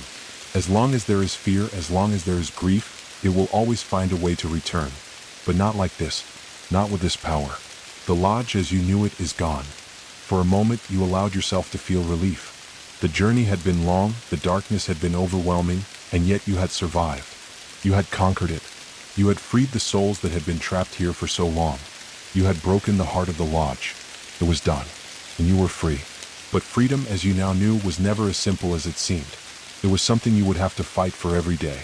The lodge was gone, but the lessons you had learned, the strength you had found, would stay with you forever. You had learned to face your fear. You had learned to fight not just for your own survival, but for others, for the souls that had been lost. The path forward is yours, the stranger said again, their voice gentle, but with a finality to it. What you do with this freedom is entirely up to you. You have the power to shape your own destiny now. You took a deep breath, feeling the weight of the world slowly lifting from your shoulders. The air around you was still, quiet, peaceful for the first time in what felt like forever. The lodge had been a prison, a place of suffering and torment. But now it was just a shadow, a memory fading into the distance. You turned toward the door, ready to leave. You had survived. And now it was time to move on. You stepped through the broken door, the light of the fading torches casting long, wavering shadows behind you. The lodge was no longer a place of dread, it was just a shell now, a hollow remnant of what it once was. The air felt lighter with every step you took, but still, there was something unsettling about the stillness that surrounded you. Something that whispered to you from deep within the recesses of your mind, telling you that this was only one chapter of your journey, not the end. You walked through the dark halls, the place that had once trapped you, now empty. The walls, no longer alive with hunger, felt like faded echoes of a nightmare that had lost its grip. But you knew better than to think it was gone entirely. The echoes would remain, lurking at the edges of your thoughts, like the remnants of a shadow that never quite disappears. It's not over, the stranger said, breaking the silence between you. They had followed you through the wreckage of the lodge, their footsteps soft on the stone floors. The weight of their presence beside you reminded you that the journey was not simply about walking away from the darkness. It was about understanding it, confronting it, and learning to live with it. "What do you mean?" you asked, your voice still hoarse from the tension of the battle. The stranger's gaze was distant, their eyes flickering with something you couldn't quite place. "The lodge is not the end of the darkness. It is just one manifestation of it. Darkness takes many forms, many faces. The creature, the lodge, they were merely a reflection of the fear, the grief, the loss that haunts every soul. And while you may have shattered its heart, the roots of its power run deep. There will always be shadows that linger, waiting to be confronted. It is the nature of the world." You stopped, feeling the weight of their words sink into your chest. The journey you had just completed, the battle, the breaking of the lodge's heart, was not the final confrontation you had thought it would be. The lodge had been destroyed, but darkness would always find a way to take shape. It could manifest anywhere in anyone. Was this the price of freedom? The understanding that the fight would never truly end? "So what now?" you asked, the question hanging in the air, heavy and unresolved. The stranger turned to face you, their expression softer now, but still unreadable. "Now you must decide." You felt a chill run through you at their words. "Decide what?" "You've seen the darkness. You felt it, been trapped by it. But you also understand its power now. You understand how it works. How it feeds on fear, on grief, on loss. You understand that it cannot be destroyed completely. It can only be faced." Their gaze shifted to the open path ahead. The fog outside the lodge had cleared, revealing a dense forest that stretched far into the distance. The trees stood tall, their branches swaying in the wind, and though the air was clear and fresh, you could still feel the pull of something deeper, something lurking in the quiet spaces between the trees. "The road ahead will not be easy," the stranger continued, "but you must decide. You can leave here, go back to the world you once knew, and forget all of this. Or you can walk into the unknown, confront the darkness wherever it may appear, and continue the fight." Their words resonated deeply within you, a clash of desires warring inside. Part of you longed for peace, to simply walk away, to leave the memories of the lodge behind and return to a life that didn't involve shadowed forests and ancient horrors. But another part of you, the part that had found strength in the heart of the lodge, the part that had faced the creature, the darkness, and survived, knew that this wasn't just about surviving. It was about purpose. It was about confronting the things that fed on fear, the things that whispered in the dark. It was about protecting others from what you had gone through. You took a deep breath, looking at the stranger, and then turning your gaze toward the path ahead. "I can't go back," you said, your voice steady now, filled with a newfound resolve. "I've seen too much. I've faced it. I can't walk away from what I know. Not now. Not after all this." The stranger nodded slowly, their expression one of quiet understanding. "Then your path is set." They stepped back slightly, their form fading into the shadows of the forest. "There is no turning back. The darkness you seek to face is not confined to the lodge. It's in the hearts of people, in the souls of those who have been touched by loss. You will encounter it again. But you are no longer the person you once were. You've changed." You nodded, feeling the truth of their words in your bones. The person you had been before, the one who had stumbled into the lodge, lost and fearful, unaware of the power within, was no longer you. You were stronger now, not because you had conquered the darkness, but because you had learned to face it, to stand in its presence without flinching. You had learned that the shadows could only be driven back by light, and that light wasn't something external. It came from within. The stranger's figure disappeared into the mist of the forest, leaving you alone at the edge of the woods. You felt the pull of the path ahead, the weight of the decision still heavy in your chest. But there was no fear now, only purpose. The forest stretched before you, its depths unknown, but its mysteries waiting to be unraveled. You stepped forward, your heart steady in your chest. The wind whispered through the trees, and you knew that whatever came next, you would face it head-on. The journey was far from over. In fact, it had only just begun. You walked deeper into the forest, the lodge behind you now nothing more than a memory, a place where darkness had once held sway. But even as the path before you seemed to stretch endlessly, you could feel something different. The air was still thick with possibility. The forest wasn't a place of haunting anymore, it was the beginning of something new. Each step you took felt heavier with purpose, like you were stepping into a world that had been waiting for you, waiting for someone who could see the shadows and understand them. And though the weight of what you had done, what you had learned, still pressed against your heart, there was no turning back. In the distance, the trees parted, and the horizon opened before you. The world beyond was waiting, filled with darkness, yes, but also with light. You were not lost anymore. You had found your way. And that, you realized, was the first step toward something greater. The forest whispered around you, its ancient trees stretching up to the heavens, their gnarled branches weaving a canopy that filtered the fading sunlight. The path ahead was not clear. It wound through thick underbrush and jagged rocks, a trail that was not meant to be easy. Yet, in some strange way, it felt right. This was your next step, the path you had chosen, the one that called to you even though you didn't fully understand what lay ahead. You walked, each footstep firm, but your mind raced, filled with 1,000 questions, each more troubling than the last. What exactly were you walking into? What other kinds of darkness would you face now? The lodge had been a prison, a singular horror, but the world was full of many kinds of shadows, many ways in which fear could take root. Could you truly face all of them? Were you strong enough to continue? But then another thought settled over you, quieter, more certain than the others. You are not alone. The thought was fleeting, but it struck you with a force that nearly stopped you in your tracks. For the first time, you realized that despite the solitude you felt, despite the isolation that often crept into your bones when you remembered the horrors you had faced, you were not truly alone. There were others out there, fighting, struggling, perhaps even unaware of the darkness around them. And now you had the power to do something about it. You had learned to face the shadows, not just in the lodge but in yourself. You were stronger, more capable than you had ever believed. The wind shifted, brushing past your face as if urging you onward. You quickened your pace, the call of the unknown growing louder with each step. But the deeper you ventured into the forest, the more you felt the pull of something darker, something ancient, hidden just beyond your reach. At first, it was barely perceptible, a flicker in the corner of your vision, a faint rustling in the trees. But soon the sensations grew stronger, more distinct. You could feel eyes on you watching from the shadows, and the whispers began to stir again. Soft at first, just a low murmur that seemed to ride on the wind. Turn back now. The voices came again, the familiar warning you had heard in the lodge. But now they felt different, more distant, less urgent. The fear was still there, but it was different, faint like the remnants of a bad dream. You pushed it aside, walking steadily forward, your breath steady and controlled. You had faced the lodge. You had confronted the darkness. These voices, this new presence, were not the same.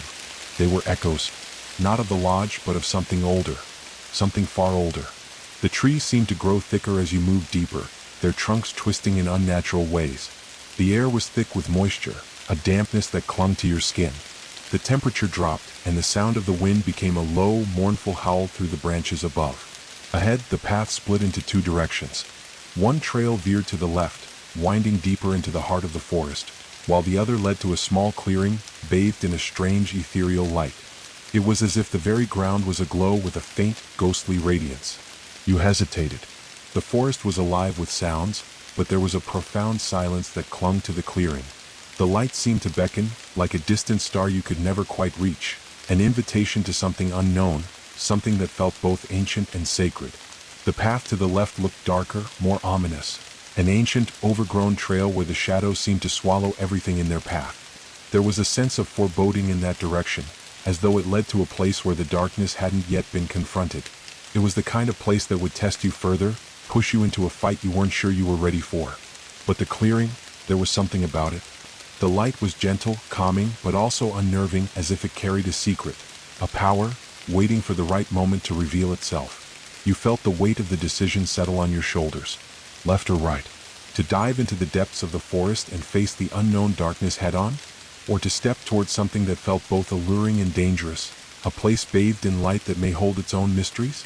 In the stillness of the forest, time seemed to slow. You could almost hear your heartbeat in the silence, the pulse of life in your chest. And then you realized, it wasn't just your heartbeat you were hearing. Something else was beating too. It was subtle at first, just a faint rhythm, a thrum that seemed to resonate from the earth itself, from the very trees around you. It was like the pulse of the forest, the rhythm of life and death woven together. The whispers came again, but this time they were more distinct, clearer, as if speaking directly to you from the depths of the trees. It calls to you. The heart of the forest, it has been waiting. You blinked, stepping closer to the clearing, drawn to its unnatural glow. The air around you seemed to hum with energy, and the closer you got, the more you could feel it, the sense that something was waiting, hidden just beyond the veil of light. The trees around you groaned as the wind began to pick up, their branches creaking in warning. And yet, the light in the clearing remained, beckoning you. The decision was now yours. You took a deep breath, your mind made up. The forest was calling, and whether it was a challenge or an invitation, you knew that you couldn't turn away. The darkness had been faced. It was time for you to confront something new, something that wasn't bound to the past. And with that thought in mind, you stepped toward the clearing. As you crossed the threshold into the circle of light, a strange sense of peace settled over you. The air here was different, fresher, lighter, like the very essence of the forest was alive in this space. The whispers had died away, replaced by the soft rustling of the leaves in the breeze. In the center of the clearing stood something unexpected. A small, unassuming stone altar, covered in vines and moss. It was old, ancient even, yet it held an undeniable aura of power. There was something about it, something that felt familiar, as if you had been here before, in a dream or perhaps in another life. You approached the altar cautiously, your eyes scanning the intricate carvings on the stone. Symbols you couldn't quite understand were etched into its surface, but they seemed to pulse with a strange energy, as if they were waiting for something. And then, as if by instinct, you reached out and placed your hand on the altar. The moment your skin touched the stone, a surge of energy shot through you, stronger than anything you had ever felt. It was like a current of electricity, but it wasn't just in your body, it was in your soul. The power, ancient and raw, coursed through you, filling you with a clarity you hadn't known before. Visions flashed in your mind's eye, images of the forest, of the lodge, of faces you had never seen but somehow recognized. There were glimpses of past lives, past struggles, and the endless cycles of darkness and light. The forest, you realized, was not just a place. It was a living entity, a manifestation of the world's cycles of birth, death, and rebirth. It was the beating heart of the land, and you had just connected with it. For a long moment, you stood there, your hand on the altar, overwhelmed by the power surging through you. And then, slowly, the energy began to recede, leaving you breathless but filled with a profound understanding. You had touched the heart of the forest, and in doing so, you had connected with something much larger than yourself. The path ahead was still unclear, but one thing was certain. Your journey was far from over. You had faced the darkness. Now you would learn to navigate the light. And in doing so, you would become something more than you had ever imagined. The surge of energy that had flooded your body ebbed away, leaving behind a profound stillness. The world felt different now, more vibrant, as if the very essence of the forest was alive in a way that you had never understood before. The air smelled richer, deeper, the earthy scent of moss, wood, and damp leaves mixing with something ancient and wild. Every rustle in the trees, every shifting of the shadows, felt like a conversation that you were only just beginning to understand. The forest, once a dark and foreboding place, now seemed like a living being, breathing, pulsing, and waiting. You slowly withdrew your hand from the altar, the stone still warm beneath your fingertips. It felt as though you had unlocked something hidden deep within both the forest and yourself. Your heart pounded, not from fear, but from the sheer intensity of the connection you had just made. The forest had given you something, or perhaps it had always been waiting for you to realize that you were part of it. It wasn't just a place you wandered through anymore, it was a part of your soul, a part of your destiny. But there was something else that lingered. A deep, unspoken feeling like the whisper of a dream just out of reach. As the energy from the altar continued to hum beneath your skin, you realized that the connection you had forged was more than just an awakening. It was an invitation. You are not finished yet. The words were not spoken aloud, but rather they resonated deep within your core. The forest was calling you, yes, but it wasn't simply calling you to explore. It was calling you to understand, to learn, to grow, to become something that the world needed. Something greater than you had ever imagined. You turned away from the altar and stepped back into the clearing, your gaze sweeping over the forest around you. The trees towered above you, their branches twisting like fingers, but now they didn't feel oppressive. They felt protective, as if they were guiding you, sheltering you beneath their ancient canopy.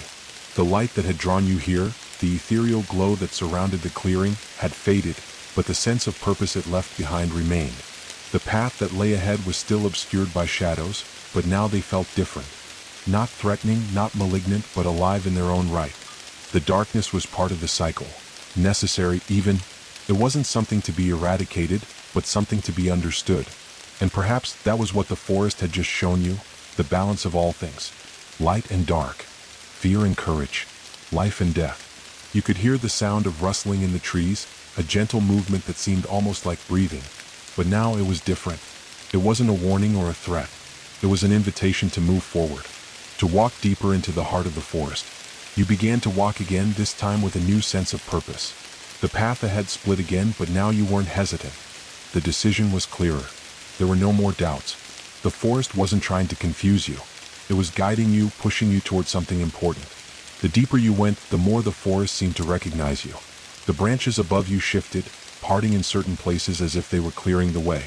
The ground beneath your feet, once treacherous and uneven, had now become smoother, easier to navigate. The air was thick with an energy you couldn't name, but you could feel it resonating with the beat of your heart, as though the forest was syncing itself with you. As you walked, the trees around you began to shift, and you could feel something new, an energy that was not just of the forest, but of something far older. The hum that filled the air was no longer just the rustling of the trees. It was something much deeper, the pulse of the earth, the heartbeat of the world itself. And then, as you rounded a bend in the path, you saw it. At first, it was barely perceptible, a flicker of light, a shadow among the trees. But as you drew closer, you saw what it was, an enormous, towering figure bathed in a soft, golden glow. It was humanoid in shape, but so tall and majestic that it seemed more like a spirit than a creature of flesh and bone. Its body shimmered like the stars themselves, as though made of light and shadow intertwined. You froze. The figure did not move, but its presence was undeniable. It was watching you, its eyes glowing like twin orbs of pure light. There was no fear in its gaze, only a knowing, as though it had been waiting for you all along. For a long moment, neither of you moved. The forest seemed to hold its breath, and you felt as though the entire world was watching you. It wasn't just the figure that seemed to be alive with power. The very earth beneath your feet seemed to hum with anticipation. And then the figure spoke. Its voice was not one of sound, but one that resonated within your mind, clear and ancient, like a memory you hadn't yet discovered. You have come far, traveler. You have touched the heart of the forest. You have awakened what was dormant. But now the true path begins. The words settled in your chest like a heavy weight. What do you mean? What is the true path? You asked, though the words felt inadequate. What could you possibly ask of something so powerful, so ancient? The figure tilted its head slightly, its glowing eyes softening. You are not the first to walk this path. Others have come before you, seeking the same truths, but none have succeeded. The darkness you have faced is not the end. It is but a piece of the greater whole. And now you must choose whether you will continue. Whether you will become the protector, the guardian of the balance, or whether you will walk away and let the cycle repeat itself. The weight of its words pressed upon you. Protector. Guardian. Those were not words that were meant for someone like you. You had just barely survived the lodge. You weren't a hero. You weren't someone with answers. And yet, standing before this towering figure, this spirit of the forest, you couldn't shake the feeling that it was you it had been waiting for. The creature spoke again, its voice gentle but firm. You have been chosen whether you accept it or not. The darkness is growing once again in new forms, in new places. And it is up to you to decide whether you will be the one to stop it, or whether you will let the cycle continue. The balance must be maintained. Your heart raced. The weight of the decision before you was immense. Could you truly carry such a burden? Could you accept the role that this ancient being was offering you? You had already faced one darkness, one powerful force, and it had nearly broken you. The idea of facing more, in whatever form it might take, filled you with a deep sense of uncertainty. But then there was another feeling, a spark of something deep within you, a sense of purpose. You had survived the lodge, fought the creature, freed the souls trapped within. You were no longer the person you had been when you arrived. The journey had changed you. And if there was one thing you had learned, it was that the path forward was never easy, but it was always worth taking. And so you stepped forward, your heart steady despite the uncertainty. I will do it, you said, your voice strong. The figure's eyes glowed brighter, and it nodded as if it had known your answer all along. Then the true journey begins. As the figure raised its hand, a surge of energy washed over you. It wasn't the same as the power of the lodge or the altar. This was different. This was the power of the forest, the power of the earth itself. You felt the weight of centuries of life and death, growth and decay, all flowing through you in that single moment. The figure stepped back, its form dissolving into the light of the forest. But as it vanished, the light did not disappear. It lingered, filling you with warmth and purpose. The journey was far from over. It had only just begun. The figure dissolved into the light, but the power it had imparted didn't fade. It lingered in your chest, a warmth that spread outward, filling every corner of your being with a profound sense of purpose. The air around you hummed with life, as if the forest itself was aware of what had just transpired. You had made your choice, to walk the path of the guardian, and the forest had acknowledged it. You stood alone in the clearing, the forest stretching out before you like an uncharted map, filled with both danger and beauty, but now you knew that you were no longer an outsider. You were a part of it, and it was a part of you. The weight of the decision still pressed against you, but you could feel the strength within you, a power that you had never known before, growing stronger with every passing moment. The forest had given you more than just the energy to fight. It had given you understanding, clarity, and, above all, the wisdom to protect the balance. You looked around the clearing, feeling the silent call of the forest, urging you to move forward. The path ahead was still shrouded in mystery, but now it felt less like an obstacle and more like an invitation, a promise that each step would bring you closer to the knowledge you needed to fulfill your new role. You took a deep breath, drawing in the fresh, cool air, and began walking. The forest was alive with sounds, birds calling to each other, the rustle of leaves, the snap of twigs underfoot. It felt alive in a way you had never noticed before, as though it was watching you, guiding you. The path was clearer now, the underbrush less thick, the trees more spaced apart. The weight of the forest had lifted, but its presence remained, a constant companion at your side. As you walked, you began to notice changes in the environment around you. The air grew warmer, the shadows lengthened, and the light seemed to shimmer, dancing in the spaces between the trees. It was as though the forest was alive, breathing, shifting in response to your presence. Each step you took felt like you were becoming more attuned to the rhythms of the world around you. The trees seemed to bow slightly as you passed, their branches creaking like old friends acknowledging your passage. After a while, you reached a clearing unlike the others you had encountered. This one was vast, its center dominated by a massive stone structure, ancient and weathered.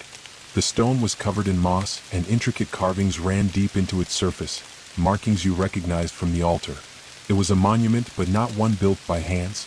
It was a natural formation, shaped by time and the forces of the earth itself. The very stone seemed alive with energy, pulsing gently in time with the beating of your heart. At the base of the stone, there was a pool of water, crystal clear and still, reflecting the sky above like a perfect mirror. The water rippled slightly as you approached, and the surface seemed to shimmer with a light that came from beneath, as though something was waiting there, hidden from view. The air around the pool was thick with magic, and for the first time since your arrival in the forest, you felt a pull that was not just physical but spiritual. You kneeled at the edge of the pool, staring into its depths. The reflections were not just of the sky and trees, but of you, your own face, your own form, but subtly different. It was as if the pool was showing you a version of yourself that was not quite real, but a potential version, a manifestation of the person you could become. The reflection smiled at you though you did not. "This is where your path truly begins," a voice echoed, soft but clear, from the depths of the pool. You looked around, startled, but there was no one else there. The voice had come from the water itself, from the stone surrounding it. It was calm, like the whisper of the wind through the trees, but it carried with it an undeniable authority, a presence that was both ancient and wise. "What do you mean?" you asked, your voice almost a whisper. The surface of the pool rippled again, and the reflection of your face changed. It morphed, growing older, then younger, before shifting into other faces, faces of people you knew and some you did not. Each one was different, yet somehow familiar, as though they were all parts of you, fragments of something larger. The images flashed by, faster and faster, until they merged into one singular face, one that was older, wiser, scarred by battle, yet filled with an undeniable sense of peace. The voice spoke again, this time more forcefully. "This is your reflection, the version of yourself that will become the guardian. You have touched the heart of the forest, and in doing so, you have been changed. Your path will not be easy. You will face the darkness that lies ahead, new threats, new dangers, but also new allies. You will be tested in ways you cannot yet imagine. But know this, the forest will always be with you, and the balance you seek to protect will guide you. You are ready. The journey is yours to make." You felt a rush of emotions, from doubt to clarity, from fear to determination. The weight of the voice's words was not a burden, it was an affirmation. You had already chosen the path. Now, the forest was showing you the reflection of what that path could look like. It was not easy, nor would it ever be. But you had made a choice, and you had the strength to see it through. The water rippled once more, and the reflection of the forest above you became clearer. You could see figures in the distance, silhouettes of people. Travelers, wanderers, perhaps even those who had been lost in the forest before you. They were coming toward you, slowly at first, their figures becoming clearer as they neared the pool. But then a dark shadow swept across the clearing. The light from the pool flickered, dimming slightly. You stood up, heart racing. The reflection in the water began to distort, the figures in the distance vanishing into the darkness, replaced by something far darker, something twisted, shifting, and monstrous. The air grew colder, the forest seemed to grow still, as if holding its breath. The voice from the pool spoke again, but this time, it was tinged with urgency. The darkness stirs once more. Its reach is long and its hunger is endless. You must move quickly. Your path is not just one of protection, but one of preparation. The balance you seek to maintain is fragile. The forest will aid you, but the choices you make will shape the world around you. Be wary and trust in what you have learned. But above all, trust in yourself. The figure in the distance, shadowed, monstrous, moved closer, its shape becoming clearer. It was not just the reflection of a creature, but a manifestation of fear. The fear you had once felt, now taking form before you. It was the fear of failure, of the darkness winning, of losing everything you had fought for. And as the creature approached, you realized that it was not something to be fought with physical strength, but something to be faced, understood, and ultimately conquered within yourself. You turned away from the pool, your heart pounding, and took your first step back into the forest. The path ahead was no longer uncertain. The figure, the voice, the reflection, everything was clear now. You were the guardian, and your true journey had just begun. The forest was waiting. The darkness too was waiting. But so were the souls who had yet to be lost. And so, you would walk on, prepared to face whatever came next. You stepped away from the pool, the forest's atmosphere shifting subtly, as if the earth itself had acknowledged your decision. The air felt charged, thick with an energy that was unfamiliar but grounding. The towering trees, once distant giants, now seemed closer, watching you with ancient eyes that seemed to see not just your body but your very soul. Each breath you took was filled with something primal, something deeply connected to the rhythm of the land itself. But the presence of darkness, which had flickered momentarily in the reflection, lingered in the back of your mind like a dark cloud on the horizon. The voice from the pool had warned you, it was not just your battle anymore. The forest, the creatures within, even the very balance of the world were threatened by forces that reached far beyond what you had already confronted. And though you felt a new strength coursing through you, the sense of impending danger felt just as real. The path before you stretched out once again, winding through the dense woods, but now there was a new urgency to your steps. The forest no longer seemed to guide you toward peace. It had shown you the balance, the equilibrium between light and dark, life and death, but now it called you to defend that balance, to face the shadows that were stirring in the depths, seeking to break through the veil between the known and the unknown. As you moved deeper, the trees grew denser, their trunks thicker, their leaves almost blocking out the sun. The light that had once bathed the clearing in warmth now seemed distant, flickering between the branches and jagged, fractured beams. The sense of being watched grew stronger with each passing step, but this time, it wasn't the calm observation of the forest. It was the feeling of something waiting. Something lurking just beyond the trees, just beyond the edges of your perception. Then, as you crested a hill, the trees parted for the first time in what seemed like ages, revealing something that made your heart skip a beat. Ahead, in a shallow valley, stood a massive structure, more of a ruin than a building. A crumbling tower of stone, twisted and dark, its silhouette barely visible against the dimming sky. The very air around it seemed heavy, like a physical weight pressing down on you. The stone walls were covered in thick, black vines, and the ground around it was barren, as though life had avoided it for centuries. This was no ordinary ruin. You could feel it in your bones, in the way the hairs on your neck stood on end. This was a place of power, ancient, malevolent power, and it had been waiting for you. The dark energy you had sensed earlier was palpable now, its presence swirling in the air like a storm about to break. The tower seemed to pulse with it, as if it had been dormant for years, but now it was awakening. This is it, you realized. This is where the balance will be tested. Your instincts screamed at you to turn back, but you couldn't. You were the guardian now. This was your duty, your purpose. And if you were to protect the forest, the balance, and the lives that depended on it, you would have to confront whatever lay within. You began your descent toward the tower, each step bringing you closer to the unknown. The air grew colder, thicker with a sense of dread that pressed in from all sides. But there was something else beneath the fear. Something familiar. A feeling that you had been here before, or at least a place like this. This wasn't the first time darkness had tried to take hold. It was just the first time it had felt so close. As you approached the base of the tower, you saw that the stone walls were covered in runes, symbols of ancient power etched deeply into the surface. They seemed to shimmer faintly, glowing with a sickly green light as you neared. These runes were not of the forest, not of the natural world. They were crafted by hands that had long since passed, by forces that had sought to corrupt the balance. The door to the tower stood open, its massive stone frame cracked and decaying. There was no sound, no hint of movement, yet you could feel the presence within like a heartbeat echoing in the pit of your stomach. You reached for the door, your hand brushing the ancient stone. The moment your fingers touched it, a low, guttural sound rumbled from within the tower, a growl that seemed to come from the very depths of the earth. The runes on the door pulsed brighter, the green light flooding the space around you like a wave. "You have arrived, Guardian," a voice echoed from within the darkness.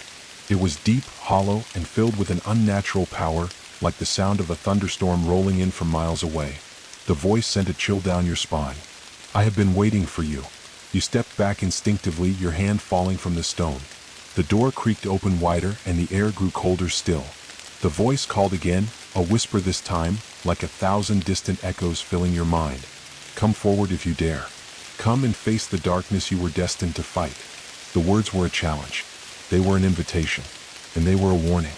You took a deep breath, summoning every ounce of courage you had. You were the Guardian. This was your responsibility. And though fear clawed at the edges of your mind, there was no turning back now. You had made your choice. You had embraced your purpose. You stepped into the tower, your footsteps echoing in the hollow, dark space. The interior was cold, almost unnaturally so.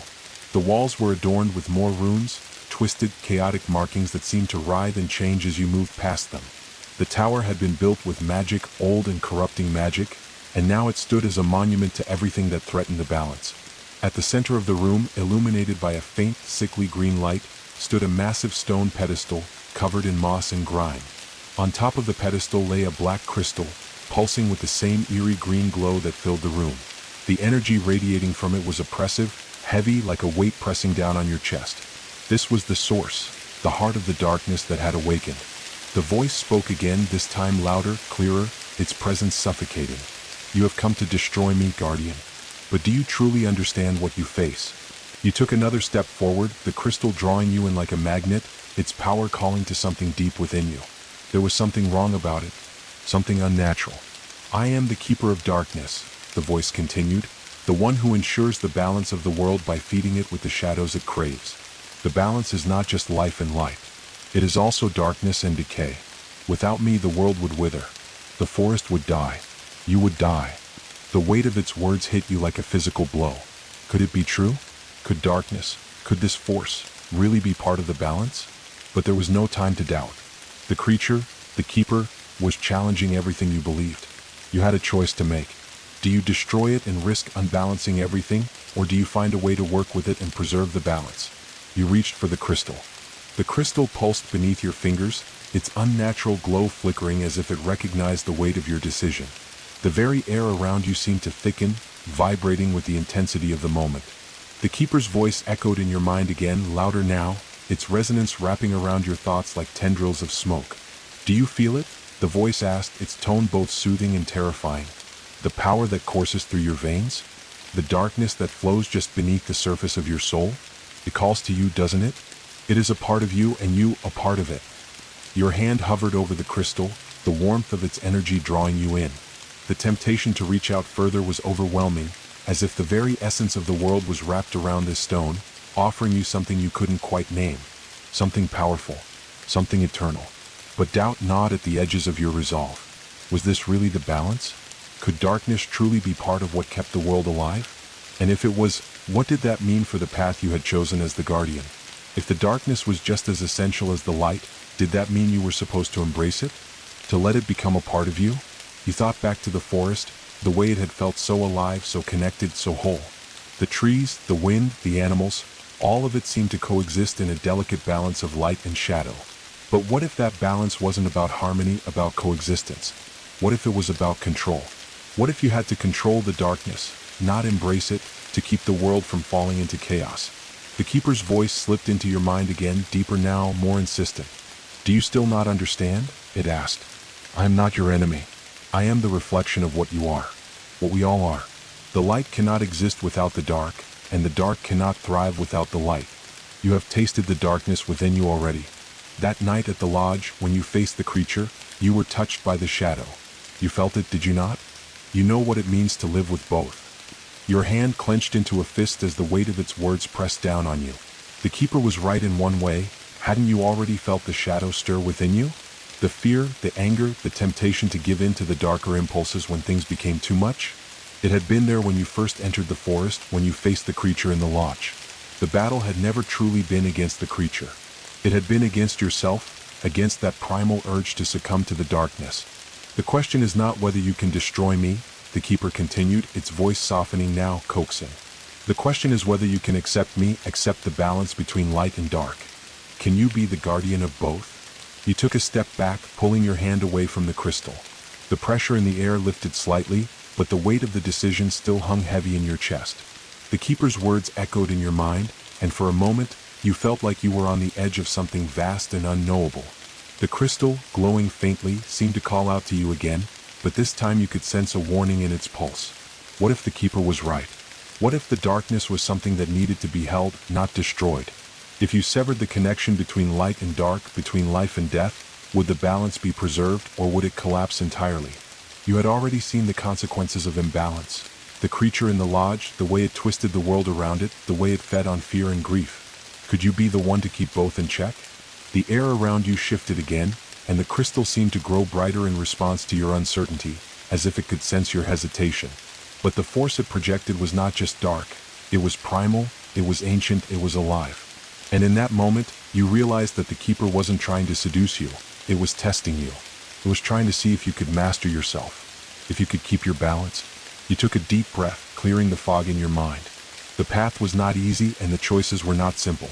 There were no guarantees here. The balance wasn't about choosing one over the other, it was about managing the forces within you, within the world, and learning to wield them with wisdom. You could not simply destroy the darkness. You could not just reject it. It was part of you and part of the forest and part of the world. And if you were to be the guardian, you would have to learn to wield both the light and the dark with care. I will accept you, you said, your voice steady now, the decision finally falling into place. But I will control you. I will not let you consume the world. I will be the balance you speak of. The moment the words left your lips, a shift occurred, subtle but unmistakable. The pulsing of the crystal slowed, and the air seemed to exhale, as though the world itself was relieved by your choice. The keeper's voice, though still deep and powerful, softened. It was no longer a challenge, but a recognition. Very well, guardian, the keeper said, its voice now resonating with respect, with a kind of reverence. You have chosen. The darkness is not to be feared, but to be understood. You are not my master, nor are you my servant. You are the balance, and I will serve you as long as you understand what that means. The crystal's glow faded slightly, no longer blinding, but steady, a constant reminder of the power you now held. You could feel the weight of it, but it was no longer oppressive. It was a presence not to be feared, but to be wielded wisely. The balance was now yours to maintain. But as you stood there, with the crystal's pulse steady in your hand, you realized that your choice had only just begun. This was no simple victory. This was the beginning of a greater responsibility. The forest, the world, the very forces of life and death would look to you to maintain that balance. You had accepted the darkness as part of your duty, but that acceptance was only the first step. The true challenge would come not from facing the dark forces again, but from keeping them in check, from making sure they never overran the light. You turned away from the pedestal, your decision made, but the weight of it now fully sinking in. You had chosen the path of balance. But you could feel the darkness stirring, still restless beneath your skin, and you knew that this would be a battle that would never truly end. You would have to remain vigilant. And you would have to fight, not just the shadows in the world, but the shadows within yourself. The forest had accepted you. The keeper had acknowledged you. But you knew that the true test was ahead. And no matter what, you were ready. The journey was far from over. The air around you hummed with the knowledge of your choice. The darkness was no longer an enemy to be vanquished, but a force you would now carry with you, a part of your soul, as integral to the world as the light you had always embraced. The keeper's presence lingered in the air, not a threat anymore, but a reminder, a constant pull, a faint whisper beneath the surface of your thoughts, reminding you of the responsibility you had taken on. You stood in the ruins of the tower, the black crystal in your hand now cool to the touch, its glow faint but steady. The weight of the decision you had made settled deep in your chest, heavy and unyielding. You had chosen the path of balance, but the path itself was long, winding, and filled with unknown perils. The darkness you had once feared was now your responsibility to control, to guard against, and to understand. And yet, something within you had shifted. There was a part of you that had feared the darkness, a part that had always associated it with destruction, with chaos. But now, as you felt the pulse of the crystal in your palm, you understood something deeper. The darkness was not inherently evil. It was not something to be feared. It was part of the cycle, just as life was part of death, just as day was part of night. It was the shadow that gave meaning to the light, the stillness that gave depth to the movement. It was the space between breaths, the quiet before the storm. You stepped back from the pedestal, the runes around the room flickering in response to your movement. The tower itself seemed to exhale, its ancient stones groaning in time with the shift in the atmosphere. The once oppressive weight of the darkness seemed to lift, replaced by a subtle hum of energy, like the pulse of a living being. The keeper had faded, but its influence remained, a lingering presence that would never truly leave you. As you turned to leave the tower, you were struck by the vastness of the world outside, by the enormity of what you had just taken on. The forest stretched out before you, vast and alive, but now you saw it through a different lens. It wasn't just a place of beauty and serenity anymore. It was a place of power, a place of constant flux between the forces of light and dark. You could feel the energy shifting within the trees, within the earth itself, as though the forest was aware of your decision, aware that the balance had been altered, and now it would be maintained by you. You began walking, slowly at first, your mind racing with the implications of your choice. The path ahead was unknown. You had no map to guide you, no certainty to cling to. But you had the crystal, and you had your newfound understanding. The darkness, the light, it was all a part of you now, and you would have to learn to navigate it, to wield it, to keep it in harmony. The forest around you seemed to open up, its pathways less obstructed than before, as if the trees themselves were parting to allow you passage. But even as the forest guided your steps, a deeper sense of urgency crept into your bones. There was something out there, something still stirring in the depths, something that sought to disrupt the balance you had just sworn to protect. The pulse of the crystal quickened in your hand as if sensing the same presence. You could hear it now, faintly, soft whispers, low and insistent, weaving through the trees. The words were fragmented, like pieces of a forgotten song, but they carried an undeniable sense of foreboding. It is not over. The shadows are awakening. The balance is fragile. The whispers were coming from all directions, the very wind carrying them through the leaves. The forest was alive with warnings, with the echoes of something ancient. Something was stirring, and the forest itself was trying to warn you. But what? You quickened your pace, following the path that the trees seemed to clear for you. Your senses were heightened, every rustle of the leaves, every movement of the wind, sending ripples of awareness through your body. You had to remain alert, vigilant. You were the guardian now, and that meant you would be the first to feel the disturbances, the first to sense when the balance was in danger. As you moved deeper into the heart of the forest, the air grew heavier, the shadows longer. The trees here were older, their bark twisted and gnarled, their roots coiling into the earth like veins of an ancient creature. The wind had died down, replaced by an eerie stillness that sent a shiver down your spine. The whispers had ceased, but the air still hummed with a strange energy, a growing sense of unease. In the distance, you saw something that made your heart race, an unusual clearing bathed in an unnatural light. It was not the soft, golden glow of the forest, but a harsh, sickly green that flickered in and out, as if the light itself was struggling to exist. You knew that this was no ordinary part of the forest. Something had corrupted this space. You approached the clearing cautiously, every step measured, the crystals pulse in your hand growing stronger, urging you forward. As you reached the edge of the clearing, the source of the light became clear. A dark, twisted tree at the center, its bark blackened and charred, its leaves shriveled and brittle. The tree was unlike anything you had ever seen, its very presence disturbing the natural flow of energy in the forest. The ground around it was cracked, dry, and lifeless, as if the earth itself had been drained of life. The whispers returned, louder now, and this time you could make out the words more clearly. It has begun. The first fracture. The balance is slipping. Your eyes narrowed. The keeper had warned you. The darkness, though you had accepted it, was not without its own ambitions. There were forces at play, forces that wanted to tip the balance in their favor, to let the darkness consume everything.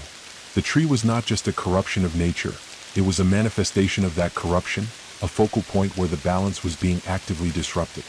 You felt the crystal's pulse again, but this time it was not steady. It was erratic, almost frantic, as if it was sensing something dangerous ahead. You had to act. The whispers had warned you, but now you could feel it for yourself. The disturbance was real. The balance was teetering, and the forest was in danger. You stepped forward, your hand tightening around the crystal. The ground beneath you trembled, and the tree before you seemed to twist in response, its gnarled branches stretching toward you, as if reaching for the power you held in your hand. The darkness in the clearing was growing, spreading like a sickness, and you knew that you could not allow it to take root. You raised the crystal, focusing on its energy, drawing from it the power you had been given. The light from the crystal flared, blinding and bright, cutting through the shadows that clung to the tree.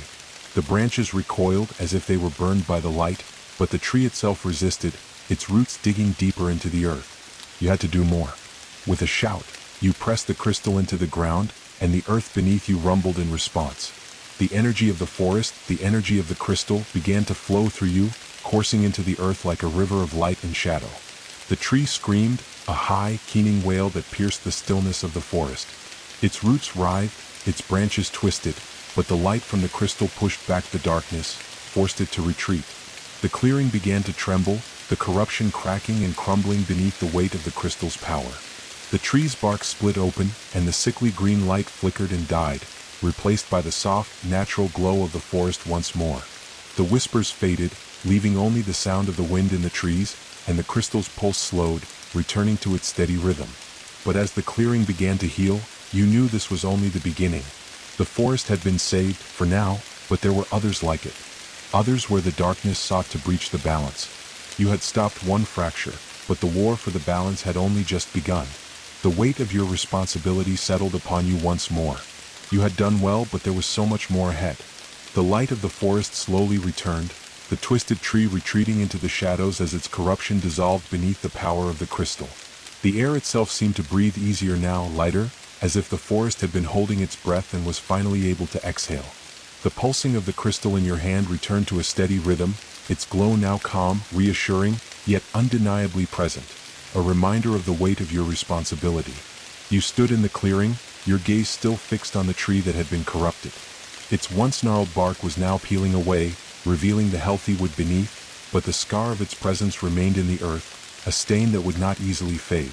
The very ground felt changed beneath your feet, no longer welcoming but wary, as though the forest had become aware of the darkness that had once taken hold. The wind, which had been still, now stirred, but it felt different. It no longer carried the sweet scent of life. Now it was thick with something else, a lingering unease, a whisper of things unseen. The forest was not at peace, not entirely. And even though the immediate danger had passed, you could sense that there were deeper currents beneath the surface, currents that had been disturbed by what you had just done. Your heart was heavy with the realization. The battle for the balance was not something that could be won with a single victory. It was an ongoing struggle, a series of choices that would weigh on you at every turn. The keeper had warned you, the darkness would not relent. It would seek out cracks, weaknesses in the balance, and exploit them. But there was something else that gnawed at the edges of your thoughts, something you couldn't quite place. The whispers. You had heard them before, faint and elusive, when you first entered the forest. Now they had returned, louder and more persistent, swirling in the wind like voices from the past. But these weren't just the voices of the forest. These were different, darker, older, filled with a malice that made your skin prickle. You cannot stop it. The voice was a low, hissing murmur, coming from somewhere deep within the woods. The darkness cannot be held back forever. It is not just outside you, it is within you. You turned sharply, your senses on high alert. The forest around you was still, unnaturally so. There were no animals, no birds singing, no rustling of leaves. Just an eerie silence, punctuated by the whispers. You think you control the darkness, the voice continued, its tone dripping with venom. But it is you who will be consumed. It is your nature. It is the way of the world. Your grip on the crystal tightened. The pulse beneath your skin throbbed as though in response to the voice. The force of the whispers pushed against your mind, invasive and insistent, filling your thoughts with doubt and fear. You had known that the battle was not over, but this was something else. This was not just an external threat. This was something much closer, much more personal. You are not the guardian you think you are, the voice sneered. You are a child of the darkness, just as much as you are a child of the light. There is no balance in you. There is only struggle. And it is a struggle you cannot win. The wind howled through the trees, and for a moment, you felt as though you were no longer alone. Something was watching you, lurking just beyond the edges of your perception, hidden in the shadows of the forest. You could feel its presence, cold, unfathomable, waiting. Come, the voice beckoned, follow the shadows. Let the darkness teach you what it means to truly see. Let it show you the truth that lies beyond the veil. You shook your head, trying to clear the fog from your thoughts. The whispers were insidious, planting seeds of doubt and fear. But you were the guardian. You had made your choice. You could not allow yourself to be swayed by the shadows. And yet, as the voice faded into the wind, you couldn't help but feel a deep, gnawing sense of unease.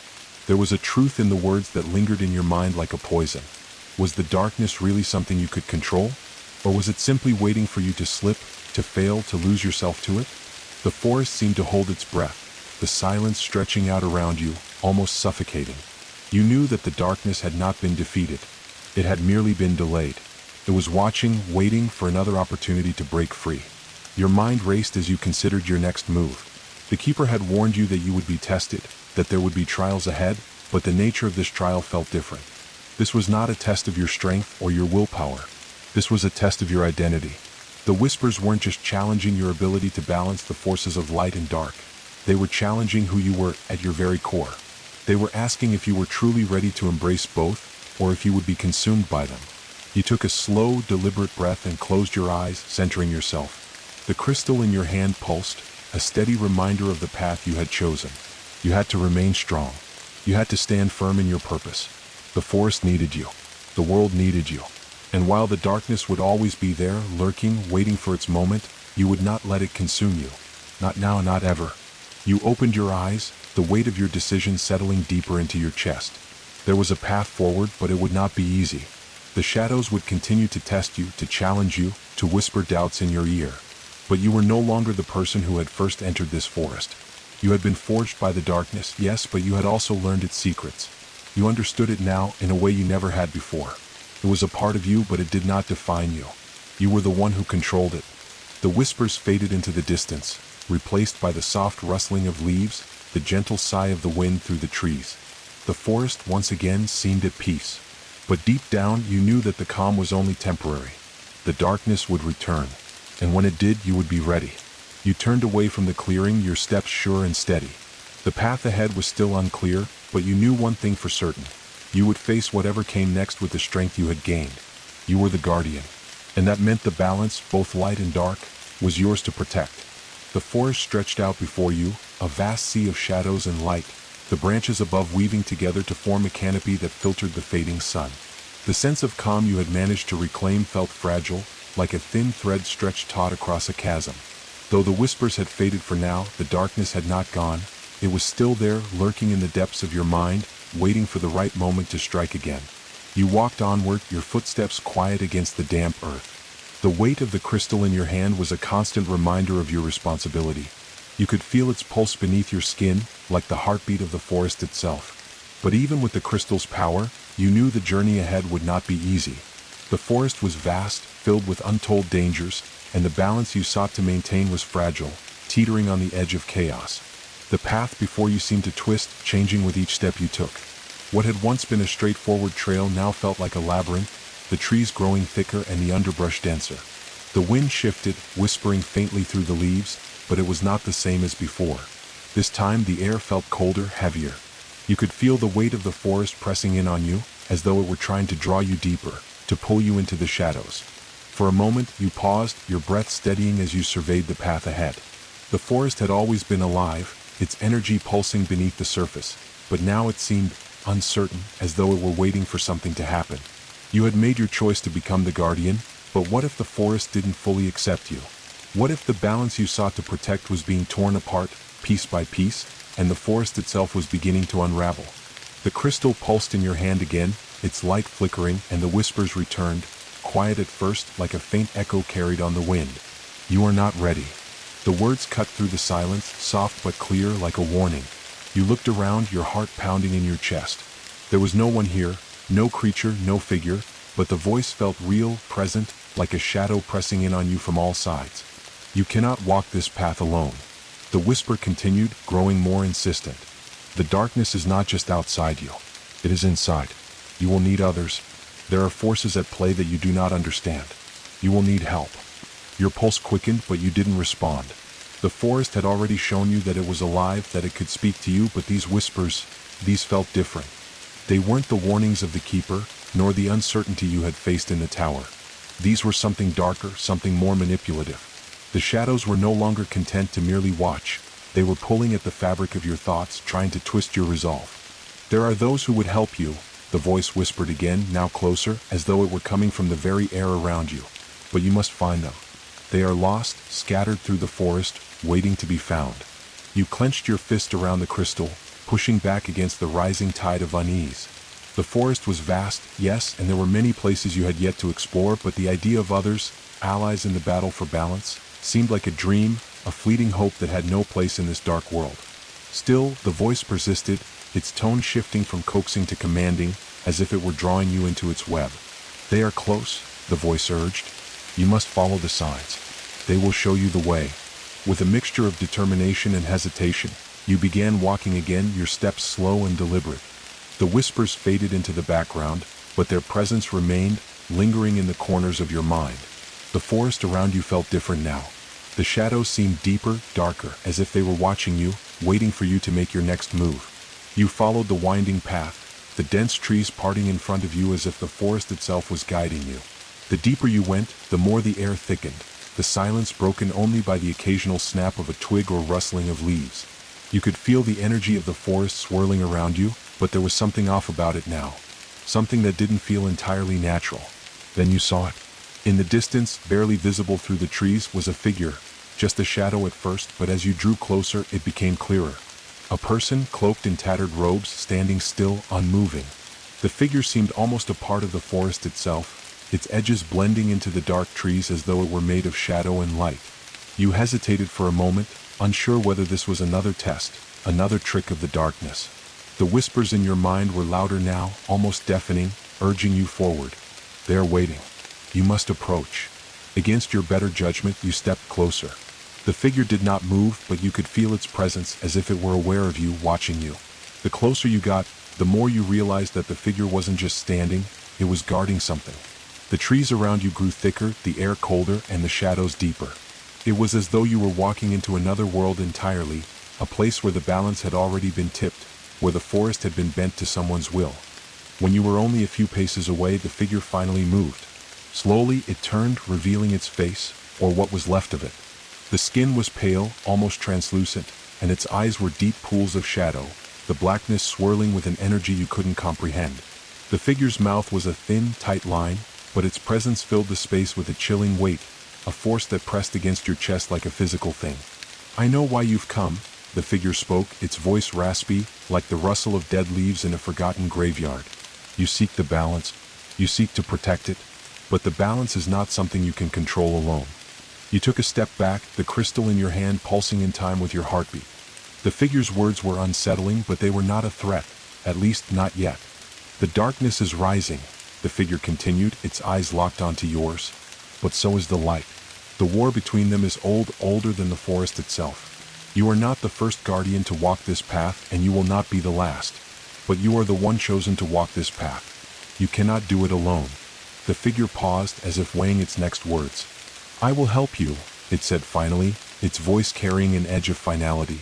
"But you must prove yourself worthy.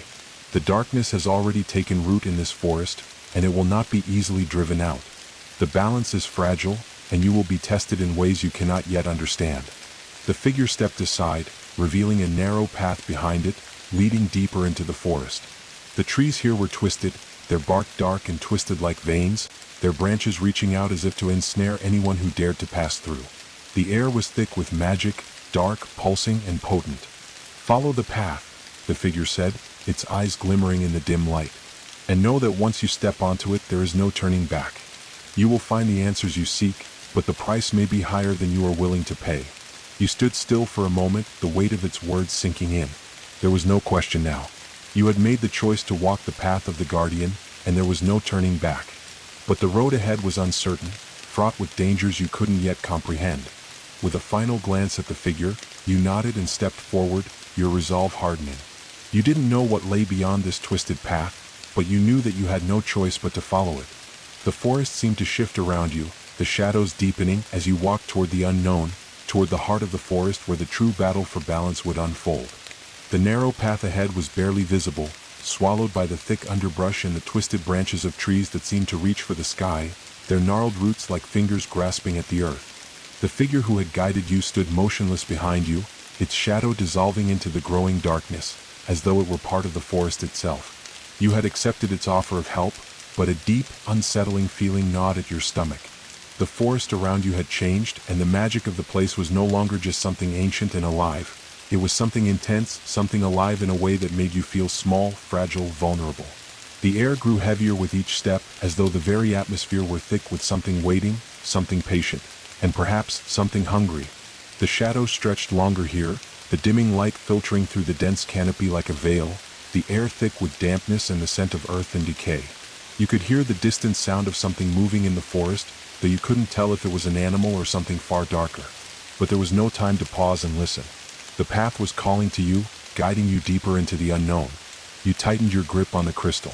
It was warm now, pulsing faintly in your hand as if it were attuned to the rhythm of your own heartbeat. The whispers had fallen silent, but their absence left an uncomfortable void. Something had changed in the forest, something was stirring, and you felt it at the back of your mind. The darkness that had once been an external force now felt closer to you, brushing against your thoughts like a whisper you couldn't quite hear. As you walked deeper, the forest seemed to close in around you.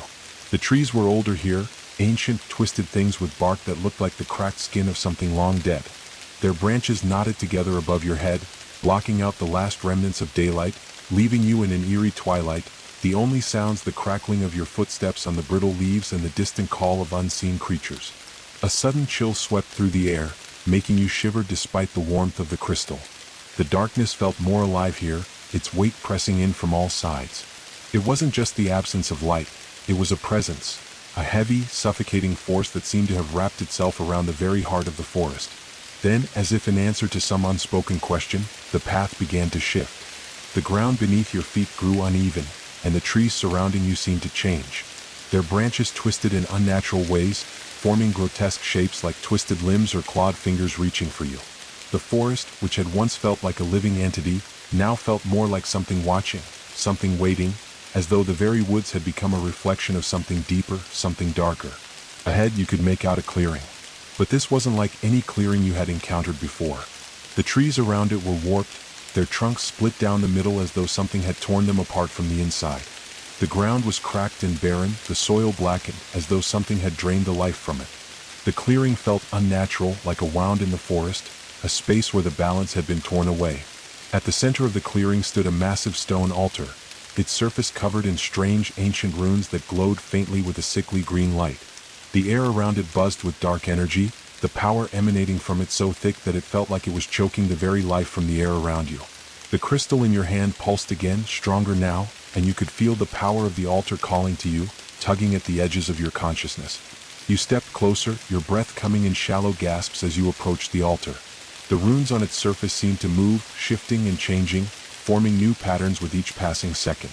As you drew nearer, you could feel the dark magic radiating from it, strong, malevolent, ancient.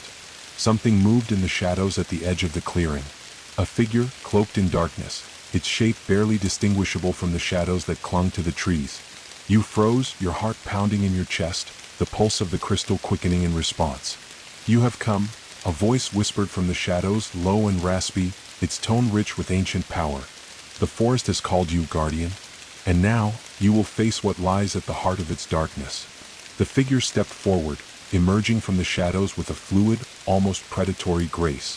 It was tall, its features obscured by a hood and a cloak of deep black, its eyes glowing faintly with an eerie, otherworldly light.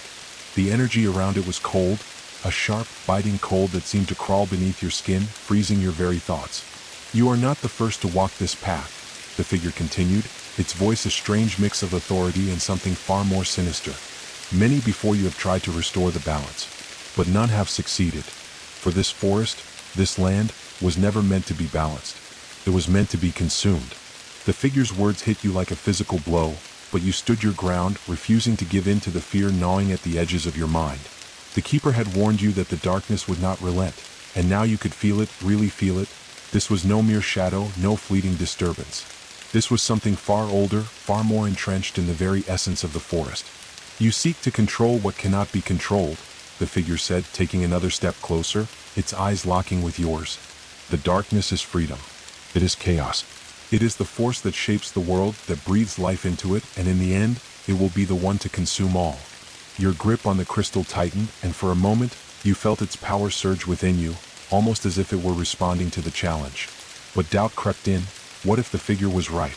What if the forest, the world, the balance, was meant to be consumed, to be broken and remade in the image of the darkness? Could you fight it? Could you truly maintain the balance? You cannot stop what is inevitable, the figure continued, a dark smile creeping across its face. But you will try, won't you? You will struggle like all the others. And in the end, you will be consumed just as they were. But don't worry, Guardian. There is another way. Join us. Embrace the darkness. Become one with it. The figure raised its hands, and the air around you grew colder, heavier, suffocating. The ground beneath your feet trembled as though something deep within the earth was waking up. The stone altar began to hum with dark energy, the runes glowing brighter, pulsing with an almost hypnotic rhythm. You felt the darkness pressing in from all sides, its cold fingers reaching into your thoughts, pulling at your resolve. The figure's offer was tempting, so tempting. The darkness offered power, freedom, release from the burden of control. It whispered promises of strength, of eternal life, of domination over the very forces that had once seemed beyond reach. But you were the guardian. You had chosen this path, not just for the light, but for the balance. You could feel the darkness stirring within you, the familiar pulse of it, the way it had touched you in the lodge, the way it had shaped your journey from the very beginning. But you had fought it then, and you would fight it now. You took a deep breath, steeling yourself against the rising tide of temptation. The crystal in your hand began to glow brighter, its light now pushing back against the suffocating darkness, its pulse steady and strong. You had chosen to protect the balance, not to surrender to it. No, you said firmly, your voice strong despite the fear that threatened to rise in your chest. I will not embrace you. I will not become a part of this. The figure laughed, a deep, hollow sound that seemed to vibrate in the air, sending a shiver down your spine. We shall see, it whispered, its voice trailing off as the darkness around it seemed to deepen, swirling with a life of its own. We shall see. And then the figure was gone, swallowed by the shadows, leaving you standing alone in the heart of the forest, the altar humming with dark power. The path before you was unclear, but you knew one thing now. The battle for the balance was far from over. It had only just begun. The figure's laughter lingered in your mind, echoing like a bell tolling in the distance, its hollow sound reverberating in the deep recesses of your thoughts.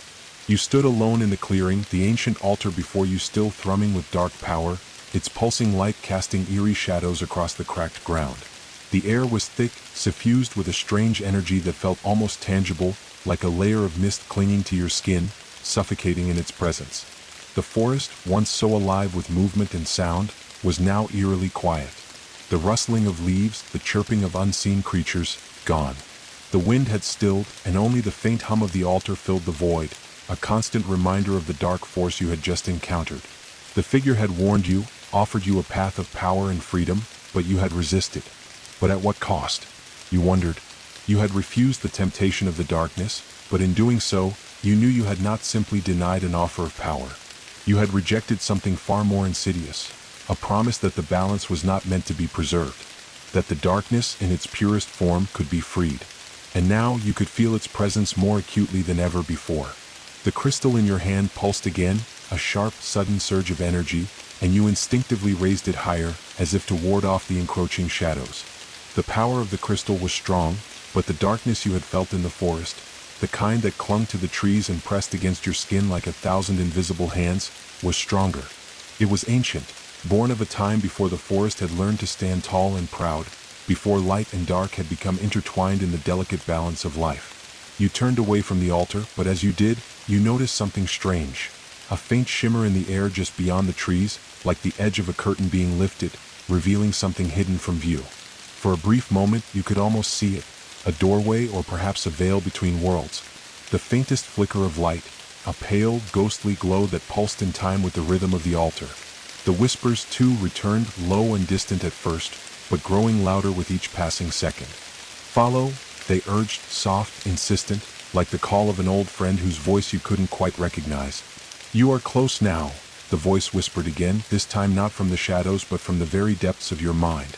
It was a luring voice, familiar yet foreign, comforting and terrifying all at once. The veil is thin here.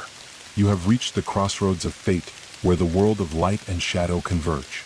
You stepped forward cautiously, your eyes drawn to the shimmering light in the distance, the edges of the veil quivering in response to your movement. The forest around you seemed to hold its breath, the very air thick with magic, as though it too was waiting for something to happen. It was impossible to tell how far away the light was. Everything in the forest had begun to feel warped, like a reflection in a broken mirror, the distances stretching and shifting with each step. But despite the uncertainty, you couldn't deny the pull. It was like the very fabric of the world was beckoning you forward, urging you to step through the veil and into whatever lay beyond. It is the only way, the voice continued, its tone growing more urgent. You cannot stop what has already begun. The balance is unraveling. You must see what lies beyond the veil. The thought of the unknown, of the mysteries that had eluded you since your first steps into this forest, tugged at your curiosity. What was the veil? What lay beyond it? The keeper had warned you of the dangers of the darkness, but the darkness was not just a force outside you. It was also inside you, as much a part of you as the light. You could feel that truth now deep within your bones. You had embraced it. You had made the choice to guard the balance, to protect both light and dark. But what if there was more to this balance than you had been told? What if there were forces even older than the keeper, forces that transcended the simple dichotomy of light and dark? A crack of thunder sounded far off in the distance, the first sign of a storm rolling in. The air grew heavier, thick with the scent of rain and the promise of change. The forest seemed to stir as well, its leaves trembling as if in anticipation. The stillness that had suffocated the air now felt like it was shifting, like the calm before the storm, and it was pulling you forward. With a final glance back at the altar, its runes still glowing faintly, its dark energy lingering in the air like a poison, you stepped toward the shimmer, the faint glow of the veil. The moment your foot crossed the threshold, the world around you seemed to dissolve. It was as if the very fabric of reality itself had unraveled, threads of the world pulling apart and revealing something else. You stepped into a space that felt like no space you had ever encountered. The air was thick with mist, the shadows deep and alive, swirling around you like tendrils of smoke. The trees, the ground, everything around you seemed to distort, stretch, and bend, as though the world itself was being warped by something beyond your understanding.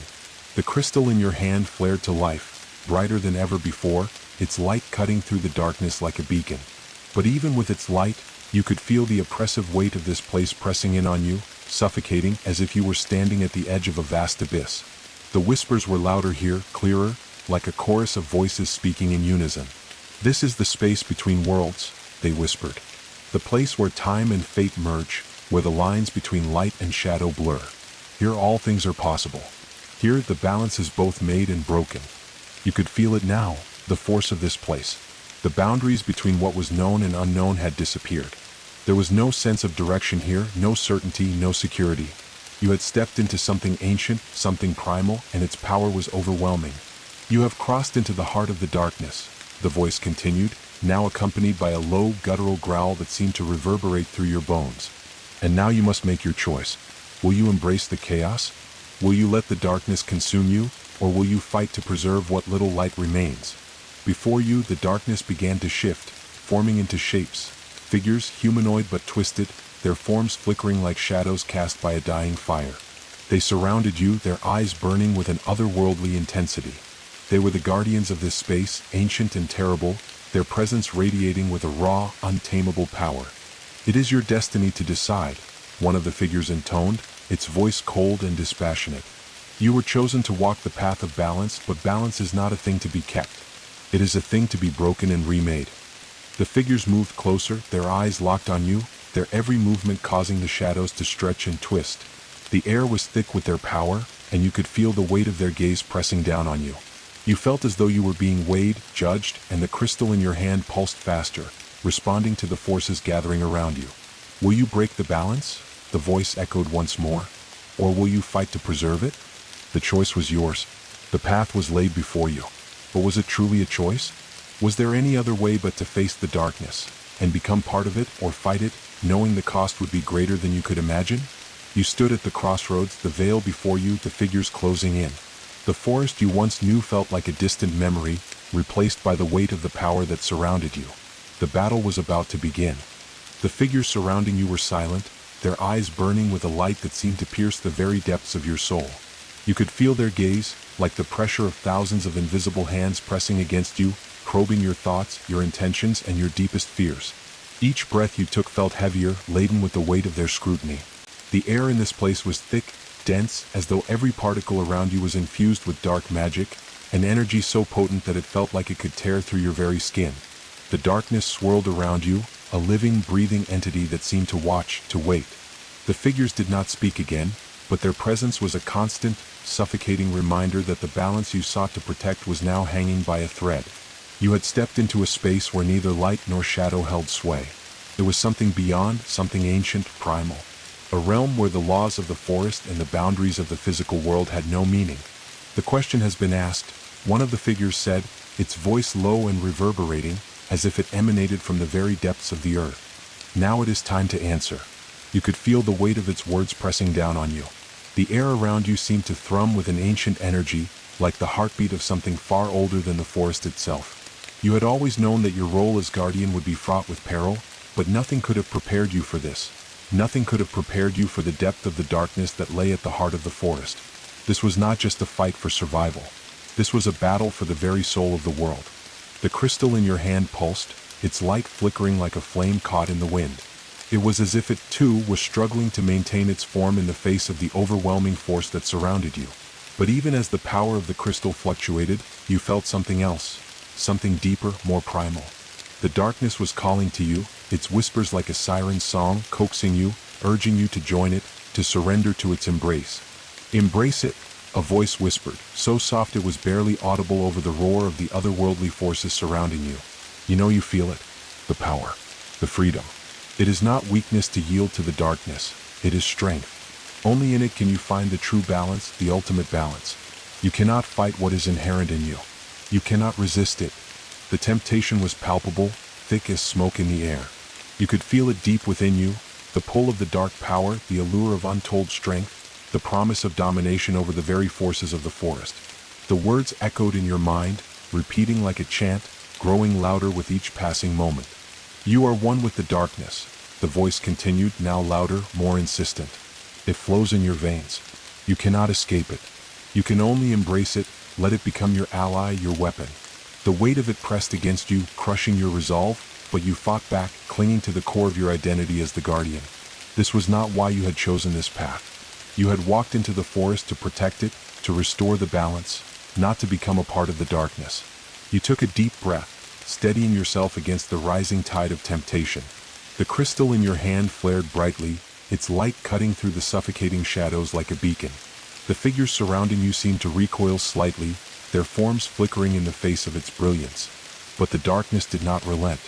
It only pressed harder, tightening its grip on your mind, pulling you deeper into its thrall. You cannot win, one of the figures intoned, its voice a low growl. You cannot defeat the darkness. It is not an enemy to be vanquished. It is a force that has always existed. It will always exist. The ground beneath your feet trembled, the very earth groaning as if in pain. The altar, still glowing faintly in the distance, seemed to pulse with dark energy, its power surging like a tidal wave. The figures around you closed in, their presence growing heavier, suffocating. And yet, you could feel something else, something stirring within you.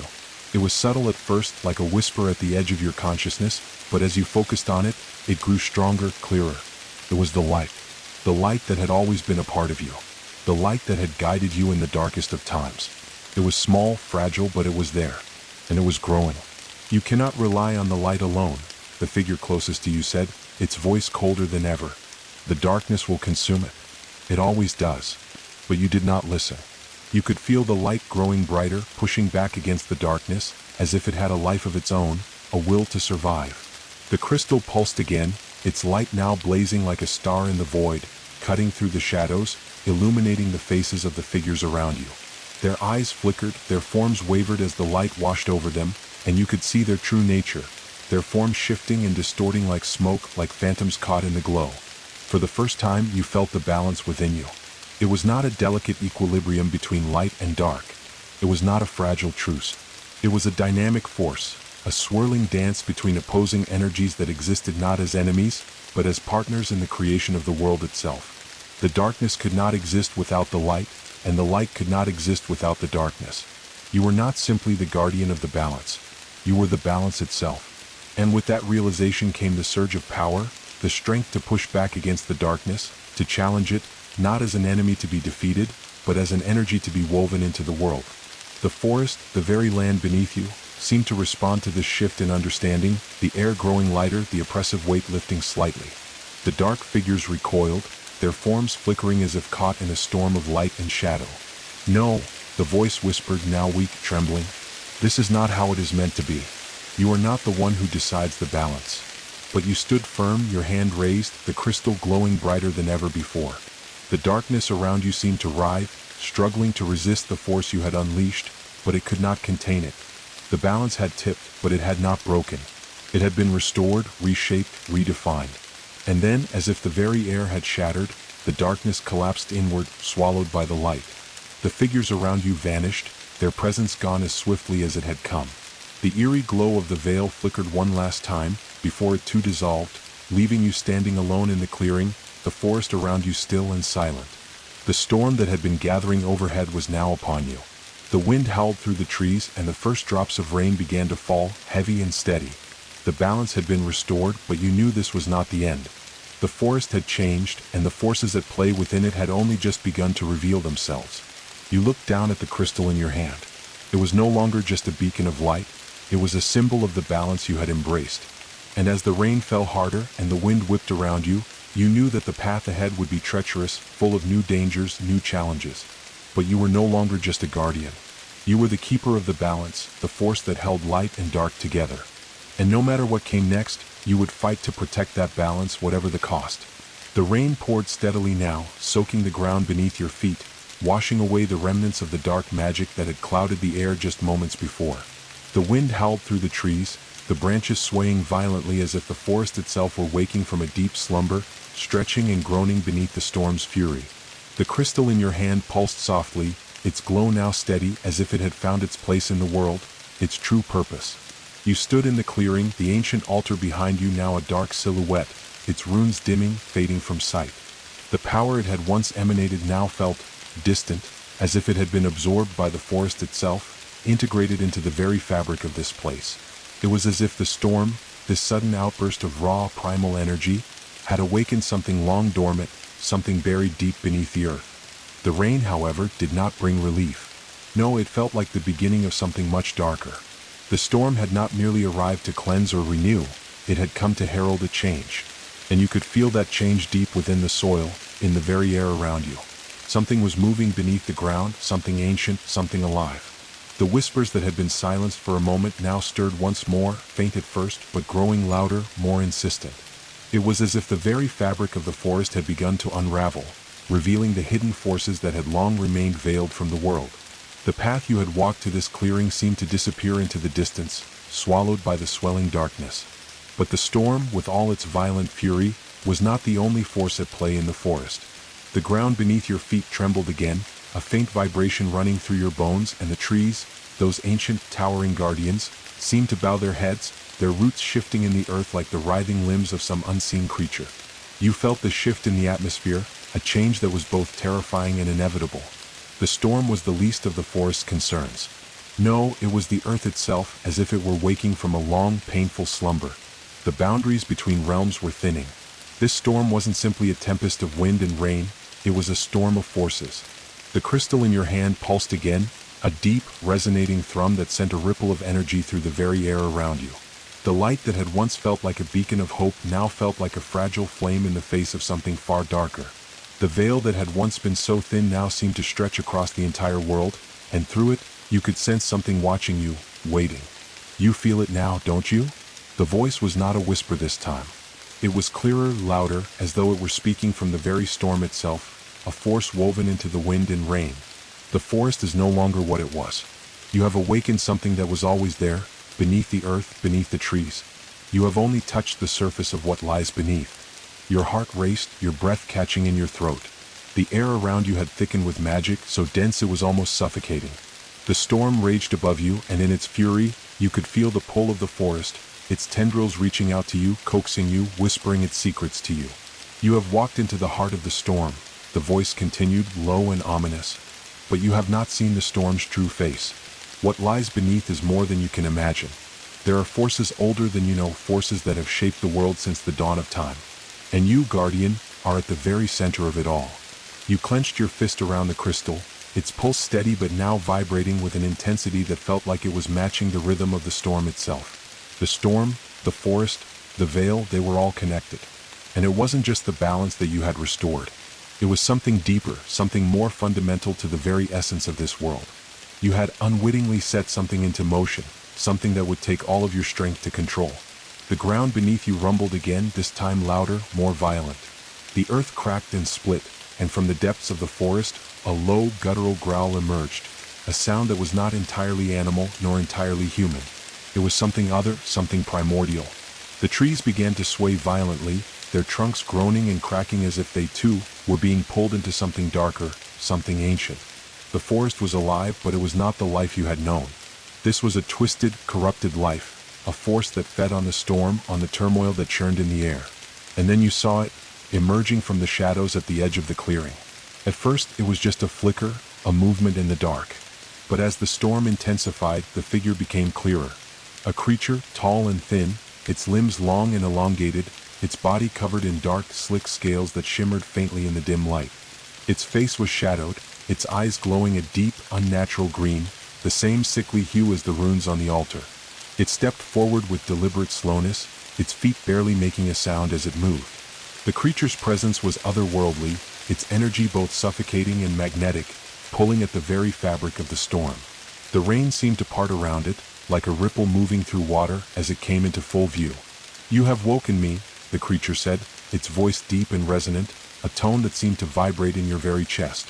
"I was here waiting, as I have always waited, and now I will awaken the others." The air around you crackled with dark energy, the storm intensifying as though responding to the creature's words. The wind howled louder, and the ground beneath your feet seemed to shift, the earth opening up as if to swallow you whole. The creature raised its arms, and the forest responded, the trees groaning and bending as if under the weight of its power. The shadows around it seemed to pulse, swelling with an energy that felt alive, hungry. "You cannot stop what has been set in motion," the creature continued, its voice like thunder vibrating through the air. "The storm is not a storm. It is the awakening. The forest will not return to what it was. And neither will you." The crystal in your hand flared brighter, its light shining against the encroaching darkness. But the creature's presence was overwhelming, and the power of the forest, its twisted, corrupted life force, was pressing in on you from all sides. You could feel the storm pushing against you, its winds battering at your body, the force of it threatening to tear you apart. You could sense the forest's heartbeat, its pulse, faster, louder, more frantic. The creature's words hung in the air, a warning and a challenge all at once. This was no longer just about maintaining balance. This was about survival, about understanding the true forces at play in the forest and the world beyond. "The darkness you fought against, it is nothing compared to what is coming," the creature said, its eyes burning with a feral intensity. "But you, Guardian, you may still have a role to play. Whether you rise to meet it, or fall beneath it, remains to be seen." With that, the creature turned and disappeared into the shadows, its form blending into the dark as the storm reached its peak. The rain lashed down in sheets, the wind screaming through the trees, and the forest seemed to shudder as though it were on the edge of something far worse than anything you had encountered. The balance was not simply threatened. The forest was in the midst of a profound shift, and whatever forces had been awakened would not rest until their power had been fully realized. You were no longer just a guardian. You were the key to something much larger, a force that was now part of the storm, part of the awakening. The storm's fury wasn't just a natural event, it was a beginning. And now, with the crystal pulsing in your hand and the storm raging above you, you knew that the real challenge was only just beginning. The storm's fury continued to rage around you, but within the heart of it, a strange calm began to settle. The wind howled, and the trees around you shook violently, but there was a stillness, an eerie quietness that settled over the clearing. It felt as though the world had suspended its breath, waiting for something, some inevitable moment to pass. The creature's words still echoed in your mind, its chilling warning a persistent hum beneath the storm. It had spoken of an awakening, of forces that were older than time, of the forest's deep hunger for something far beyond what you had come to understand. The balance you had sought to protect, was it still something worth protecting? Or was the true nature of the forest far darker, far more complex than you could ever have imagined? You felt the ground beneath you tremble again, a low rumble that seemed to come from deep within the earth. The storm, as violent as it was nothing compared to the power that was stirring beneath the soil. The very foundation of the forest, its ancient roots, seemed to be awakening, pulling at the earth like a living thing. The whispers, soft at first, grew louder, coalescing into an urgent chorus. The voices were no longer faint, they were becoming sharp, insistent, desperate. "The darkness is here," they whispered. "The storm is the signal. It is time for the final reckoning." You gripped the crystal tightly, its light flickering in response to the growing turmoil around you. The glow had once been steady, a calm and constant pulse, but now it was erratic, as if it too was struggling to maintain its form in the face of the forces you were confronting. It had always been a beacon of hope, a symbol of the balance, but now you could feel it shifting, adapting to the chaos swirling around you. Was it evolving to meet the storm? Or was it losing its connection to you, to its purpose? The creature had been right. This was no ordinary storm. The air itself felt different, charged with an energy that was not natural, not of the world you knew. It was something ancient, something primal. And it was not just the forest that had changed. You had changed too, hadn't you? You had always known there was more to the world than you could see, but the reality of it, the depth of the forces at play, was something far beyond your comprehension. But even in the midst of this chaos, you knew one thing: you couldn't back down. Not now. The storm was only the beginning, but it was also the test. The forest had chosen you. You had been thrust into this world of shadows and ancient powers for a reason, and whether you understood that reason fully or not, you couldn't turn away from it.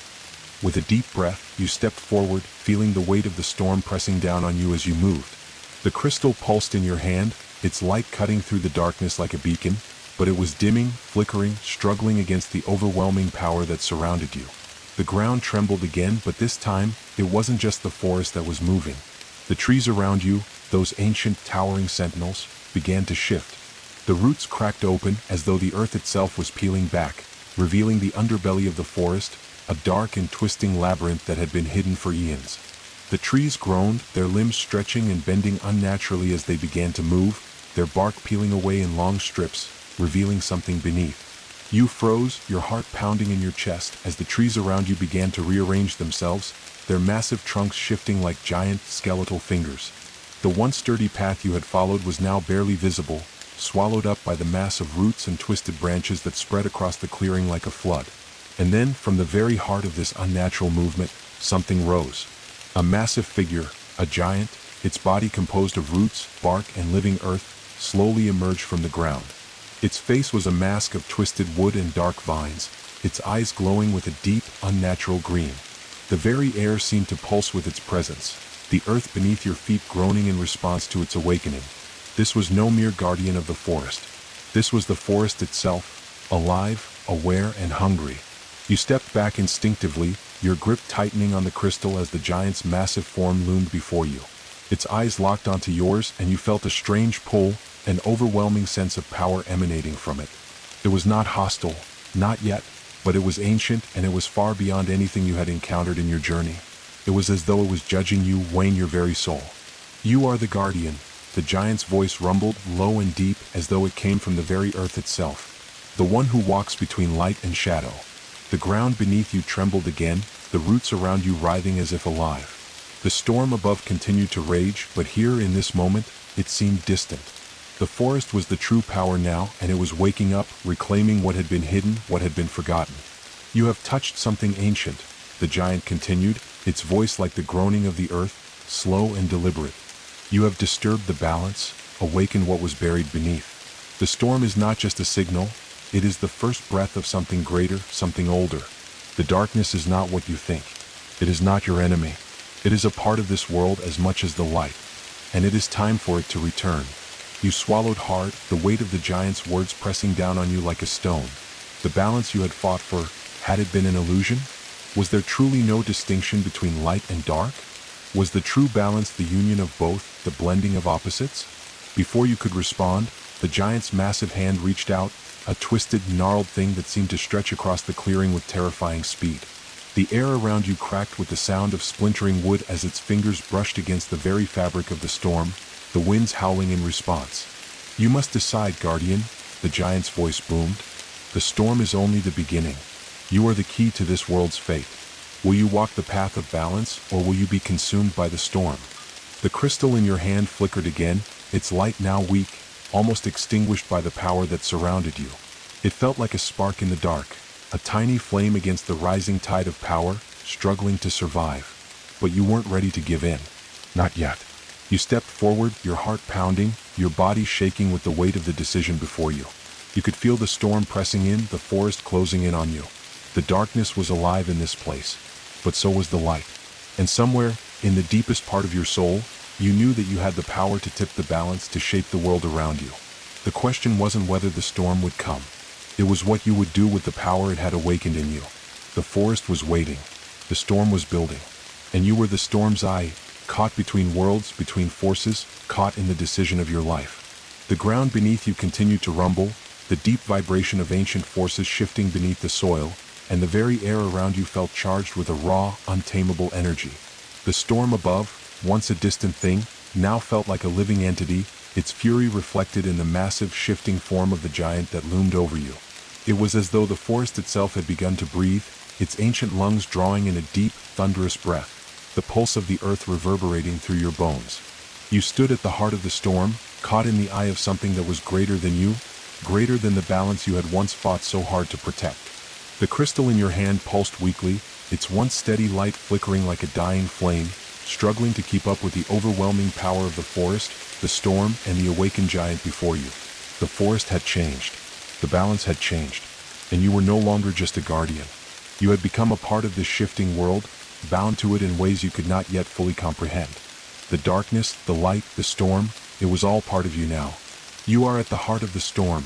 The giant's voice rumbled, low and deliberate, its words vibrating in the very marrow of your bones. And you are the heart of the storm. The choices you make now will shape the future of this world. The giant's glowing eyes bore into yours, its gaze both alien and ancient, its presence overwhelming. The power of the forest, the storm, and the earth itself seemed to press in on you from all sides, but still you stood firm. The weight of the decision before you was like 1,000 tons of stone crushing your chest, yet you felt a strange calm within, a quiet strength that rose from the depths of your soul. Balance is an illusion, the giant continued, its voice like the groaning of the earth itself. It is a fragile thing, easily broken, easily lost. You cannot walk between the light and the dark forever. You cannot serve both, for they are not opposites. They are two sides of the same force. The storm is the true nature of the world. The storm is the balance. And now it calls to you. The rain continued to pour down in torrents, the wind howling like a wild beast, yet in the center of the storm there was a silence. It was a deep, aching silence, as though the forest itself was holding its breath, waiting for your decision. Your heart raced in your chest as you looked at the giant, its massive form looming above you, its presence suffocating. You could feel the pull of the storm, the darkness and the light both tugging at you, both trying to draw you in, to consume you. The crystal in your hand pulsed again, its light flickering, almost as if it were alive, responding to the swirling energies around you. Its light was fading, weakening in the face of the storm's growing power. The giant's words echoed in your mind, but there was something else now, a deeper whisper, a voice that came not from the forest, but from within. It was the voice of you, of your soul, of the part of you that had always understood the true nature of the balance, that had always known the power of both light and dark. The power that had drawn you into the forest, that had led you to the altar, that had set you on this path. The power that was now awakening within you. The truth was dawning on you clearer than ever before. The storm was not a force to be fought. It was not a danger to be resisted. The storm was life itself, the natural order of the world. The forest, the light, the dark, they were not separate entities but part of the same cycle. The storm was the birth of that cycle. There was the destruction, the chaos, and the creation all at once.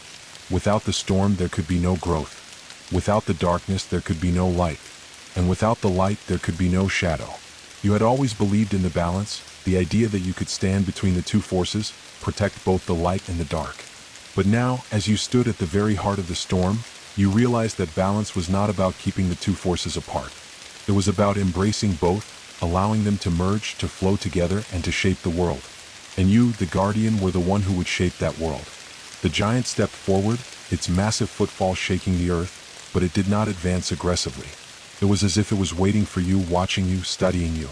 Its eyes, glowing with that unnatural green light, remained fixed on yours, but now there was something different in its gaze. It was no longer the predator. It was the teacher. It was the keeper of the ancient wisdom that had been hidden from the world for so long. You are the one who will decide, the giant said softly, its voice now a deep, resonant hum. Will you rise with the storm, or will you fall beneath it? Will you accept the storm as part of you, or will you fight against it and be swept away? You closed your eyes for a moment, feeling the storm that was now inside you, as it surged within your chest, the energy of the forest, the wind, the earth, all converging into a single point. You could feel the crystal in your hand pulsing in time with the storm, its glow flickering and fading like a heart beating slower, weaker. But then, as if a great weight had been lifted from your shoulders, you realized the truth. You had always been a part of this storm. You had always been a part of the balance, not as a separate force standing apart, but as one of its essential elements. You were not here to fight the darkness or to protect the light. You were here to unite them, to let them merge within you. The storm was not a threat, it was life. With that realization, you stepped forward, your body steady as you raised the crystal above your head. Its light flared once again, brighter than ever before, a beacon that cut through the darkness like a sword through shadow. The storm responded, its winds swirling around you, the rain pouring down harder, but now you felt no fear. You were not separate from it. You were one with it. The giant watched you silently, its form towering above you, but it did not stop you. Instead, it stood in reverence, its ancient eyes glowing as it too seemed to feel the shift in the air, the shift in the balance of the world. You have made your choice, the giant said, its voice deep and powerful, yet tinged with something almost like approval. The storm is yours to wield now, and with it you will remake the world. But know this, Guardian, there is no going back. Once the storm is unleashed, there will be no more balance between light and dark. They will merge. They will become one. You nodded, a feeling of acceptance washing over you. The storm had always been here, always been a part of the world. And now it was a part of you. The crystal in your hand pulsed with power, its light shining brighter than the sun as the winds howled and the trees around you bent in reverence. The storm was not something to fear. It was something to embrace. You had become the storm, and with it you would reshape the world. The winds howled, bending the trees around you as the rain fell in sheets, the water crashing down in torrents, drenching you to the bone. But the intensity of the storm, its fury, its primal force, felt different now. The energy that had once been overwhelming, suffocating, now felt like an extension of you. You were the storm. You were the force that had been unleashed upon the world, and you were not a mere spectator to its wrath. You were its master. With every breath, the pulse of the storm grew stronger within you. It was as though you could feel the very heart of the forest, beating in time with the storm. The wind whispered through the trees, and the earth rumbled beneath you as if the world itself was alive, alive with a purpose, alive with power. You had always been the guardian. You had always walked the path between light and dark, between shadow and flame. But now you had transcended that role. You had become something new, something beyond the limits of the world you had once known. The balance was no longer something you protected. It was something you were. As you stood at the heart of the storm, the giant's words rang in your mind, deep and resonant. The storm is yours to wield now, and with it you will remake the world. It was not a command. It was a statement of truth. The storm, the forest, the darkness, and the light, they were all now part of you. The question was no longer whether you could control them, it was how you would shape them. Your hands trembled slightly as the crystal in your grasp pulsed with energy, its light now so intense that it cast long shadows across the clearing, stretching out like fingers of light against the encroaching darkness. The crystal was no longer just a tool, it was an extension of your will. With it, you could bend the storm, the winds, the earth itself to your desires. But there was something more, something deeper. The forest, the ancient spirit that lay within it, was watching you, waiting for your next move. The ground beneath you shifted again, but this time, it was not the giant or the trees moving. It was the very earth itself, the roots and soil of the forest, opening up like a great, yawning mouth, revealing something hidden deep within the earth. A faint, otherworldly glow began to emanate from the depths, casting an eerie light across the clearing. You stepped forward, drawn toward the source of the glow, the storm swirling around you like a protective cloak. The crystal in your hand flared, responding to the pull of the energy beneath your feet. The earth trembled, the roots and vines shifting as if in preparation for something monumental. And then, from the very depths of the earth, it emerged. A massive stone door, intricately carved with runes and symbols, slowly rose from the ground, its surface glowing with the same eerie light that now seemed to pulse with the rhythm of the storm. The door was ancient, older than the forest itself, older than the world you had known. There was a threshold, a gateway to something beyond, something hidden, something forgotten.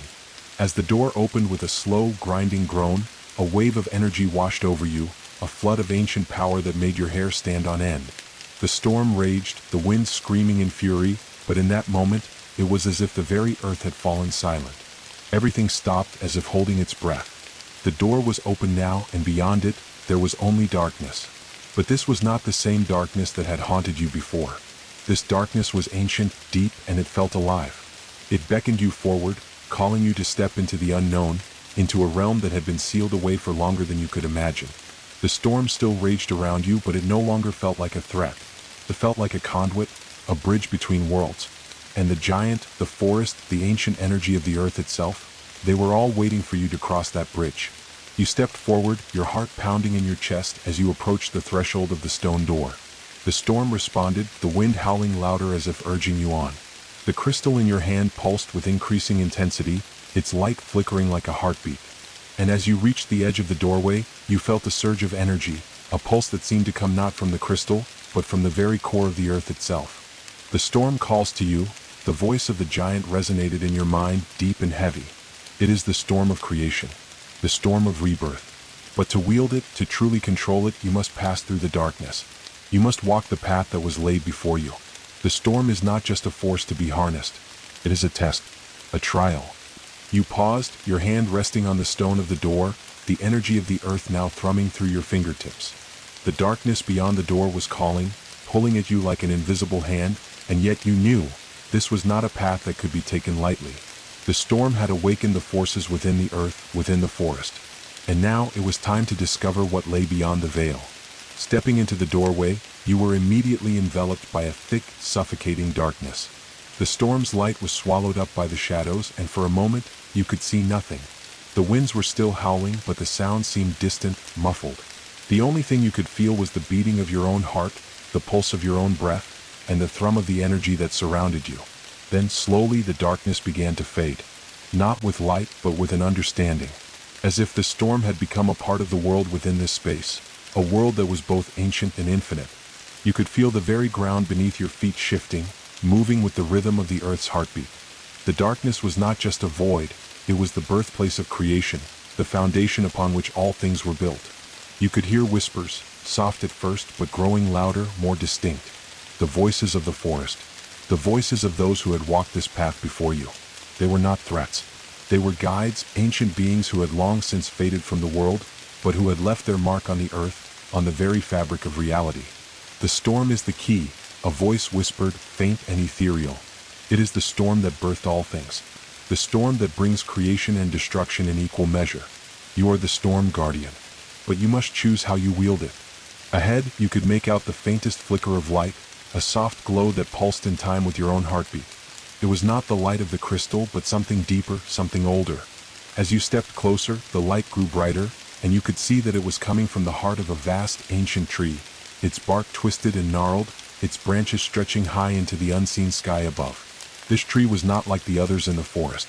It was the source of everything, the heart of the storm, the cradle of life and death, the anchor between realms.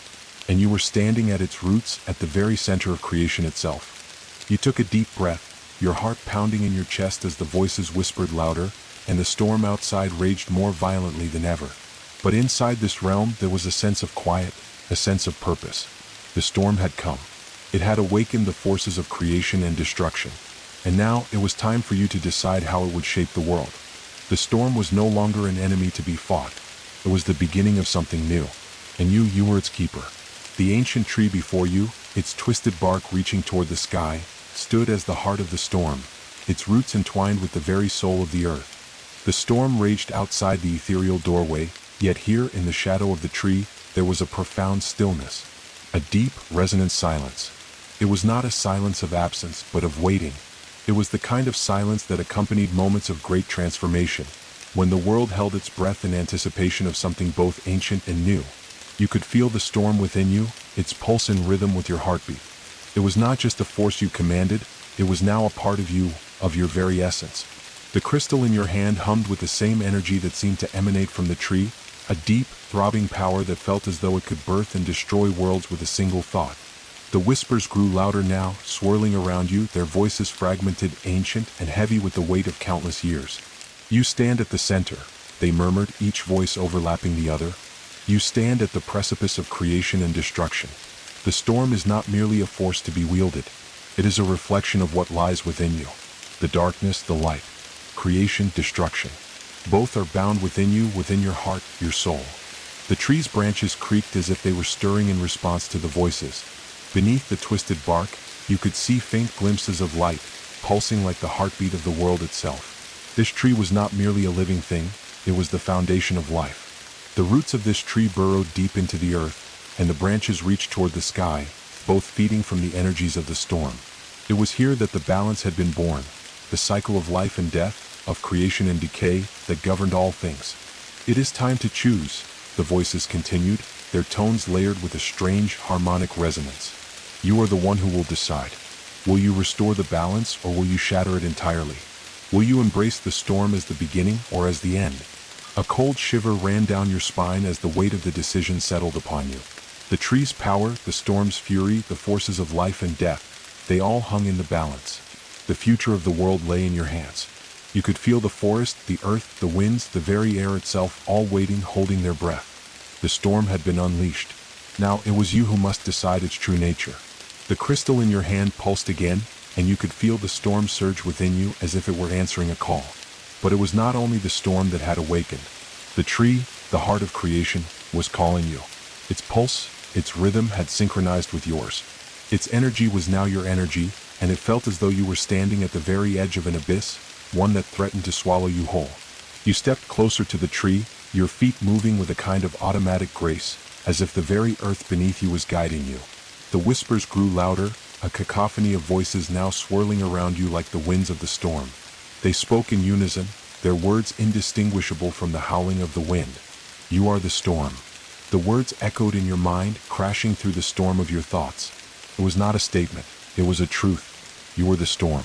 It was you who had crossed the threshold. It was you who had walked through the heart of the darkness.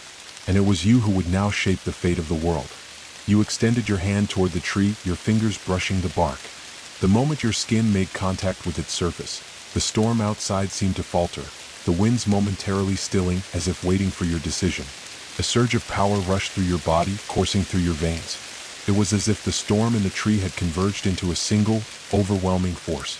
The world around you blurred, and for a moment, you were no longer in the forest, no longer in the storm.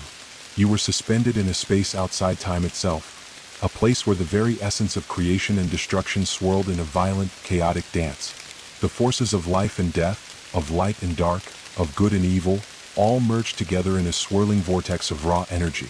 You could see the endless cycle of creation, the birth of stars, the rise of civilizations, the decay of worlds, and the rebirth of all things. This was the truth of the storm. The storm was not a singular force. It was the embodiment of all things, the catalyst that brought about change, that tore down the old to make way for the new. It was both the beginning and the end, the chaos that gave birth to order. You could feel its power, its pulse deep inside you, and you understood now that the storm was not a thing to be controlled. It was not something to be resisted. It was a force that demanded to be understood, to be embraced. You are the key to it all, the voices whispered. The storm is within you, and it is you who will wield its power. You must decide whether you will reshape the world in your image or allow it to burn away, to return to the ashes from which it was born. Will you embrace the storm and allow it to cleanse the world, or will you turn away and let the old ways die in the darkness? The tree's pulse grew stronger as you stood there, your hand still pressed against its bark. The glow beneath the surface brightened, filling the space around you with a blinding light. You felt the storm surge inside you, a torrent of raw energy, and the world outside seemed to stretch and twist, the boundaries between realities blurring. You could hear the storm's voice now, not just in your mind, but in the very fabric of your being. It was a deep, resonant sound, a call to action, a cry for release. The storm was ready. The question was, were you? In that moment you understood. The choice you faced was not a simple one. It was not a choice between light and dark, or creation and destruction. It was a choice between control and chaos. The storm could shape the world, but it could also tear it apart. And you were the one who would determine which path it would take. You closed your eyes, feeling the storm surge within you, the crystal pulsing in your hand. The power of the tree, the pulse of the earth, the winds of the storm, they were all connected now, and you were at the center of it all. In that moment of clarity, you made your decision. You would not control the storm. You would become it. With a final breath, you let go of the crystal. As it fell from your hand, the storm roared to life around you. The earth trembled, the winds howled, and the ancient tree groaned as if waking from a deep slumber. You felt the storm surge through you, the winds, the rains, the very heart of creation and destruction merging into one. You were the storm, and with its power you would remake the world. The world had changed.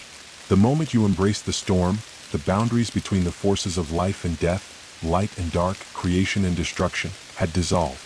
You could feel it in every breath, in every pulse of energy that surged through you. The winds howled with the fury of the ages, yet there was a rhythm to it now, a symphony of forces that had once been at odds but were now bound together within you. You could feel the weight of the decision pressing upon you, heavier than the storm itself. The storm was no longer something outside of you. It was within you, surging through your veins, merging with your very soul. The forest, the tree, the earth, the sky, they all felt connected, a web of energy that you now had the power to manipulate. But with that power came the overwhelming realization. You were no longer the guardian of balance. You were the keeper of the storm, the harbinger of a new world. The ancient tree, its gnarled branches now glowing with an otherworldly light, shuddered as if acknowledging your decision. The ground beneath you trembled, and the wind swirled around you, lifting your hair, tugging at your clothes. The storm was waiting. The earth was waiting. You were waiting. But waiting for what? You stood at the heart of creation, at the crossroads of worlds. The storm had always been the catalyst for change, the force that had birthed life and torn it asunder. But now you understood something deeper. The storm was not just an end, it was a beginning. And you, the one who had embraced it, would be the one to shape that beginning. The voices, once whispers in the wind, were now clear, urgent. They filled your mind, not with confusion, but with a sense of clarity.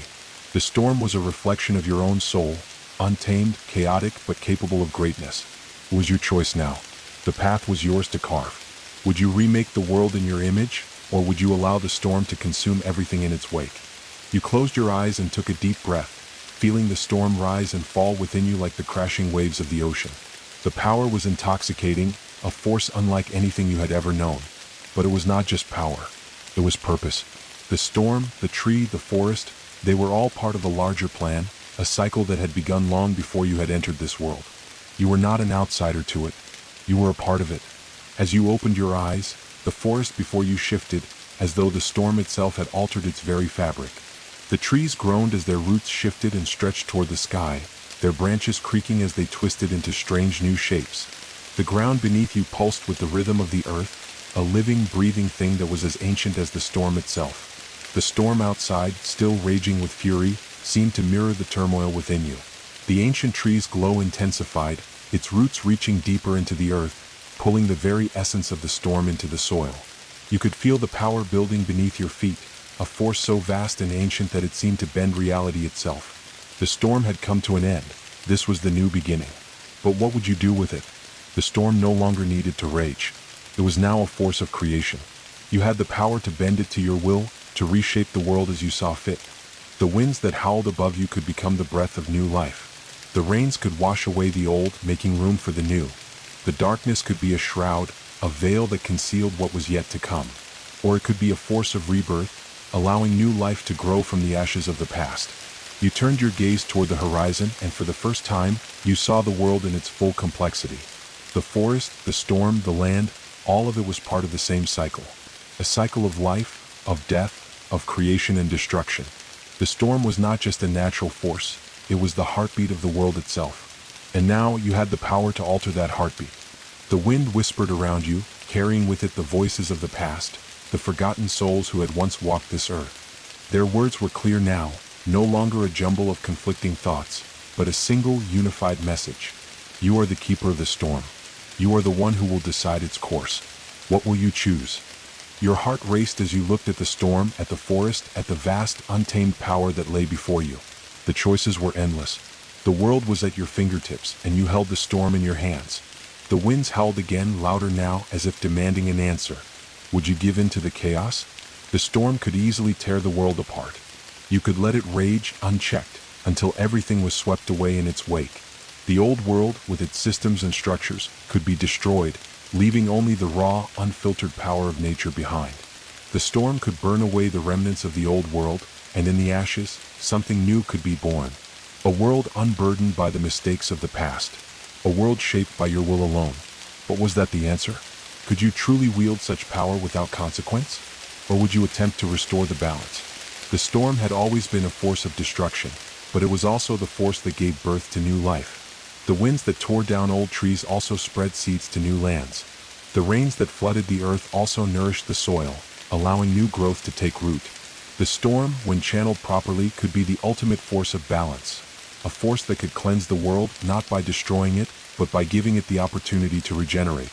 Perhaps you could harness the storm's power to shape a new world, one where life and death, light and dark, creation and destruction were no longer opposing forces, but parts of a greater whole. The choice was yours. The storm had given you its power, and the earth had opened its heart to you. The question now was not whether you could control the storm, it was how you would use it. The ancient tree's pulse quickened, its branches stretching higher as if reaching for you. The storm outside began to subside, its violent winds dying down to a gentle breeze. The world felt still, as though the earth itself were waiting for you to make your decision. And in that stillness you felt it, the moment when the world was poised on the edge of something new. The storm had come to cleanse, to create, to shape. But you had the power to decide its true path. The wind settled, no longer howling with the ferocity it once had. Instead, it whispered, a soft murmur that seemed to echo through the very marrow of your bones, a lullaby of the earth itself. The storm had not been silenced entirely. Its energy lingered in the air, its raw power crackling beneath the surface like an untamed force waiting to be unleashed once more. But it was different now. It was no longer a thing of destruction. It was a thing of potential. You stood at the center of it all, your heart racing with the weight of the decision before you. The ancient tree that loomed above you, its bark twisting and gnarled, seemed to pulse with a new life, its roots reaching deeper into the earth, drawing the storm's energy from the very core of the world. You could feel its power, ancient and boundless, surging beneath the ground, weaving through the soil, connecting every living thing in the forest, in the earth, in the skies above. You had made your choice, and now the world was waiting. The question that had echoed in your mind was no longer about whether you could control the storm. You already knew that you could. The true question was what you would do with that control. The storm, in all its chaos and power, had always been the force that shaped the world. But now, it was no longer an uncontrollable force of nature.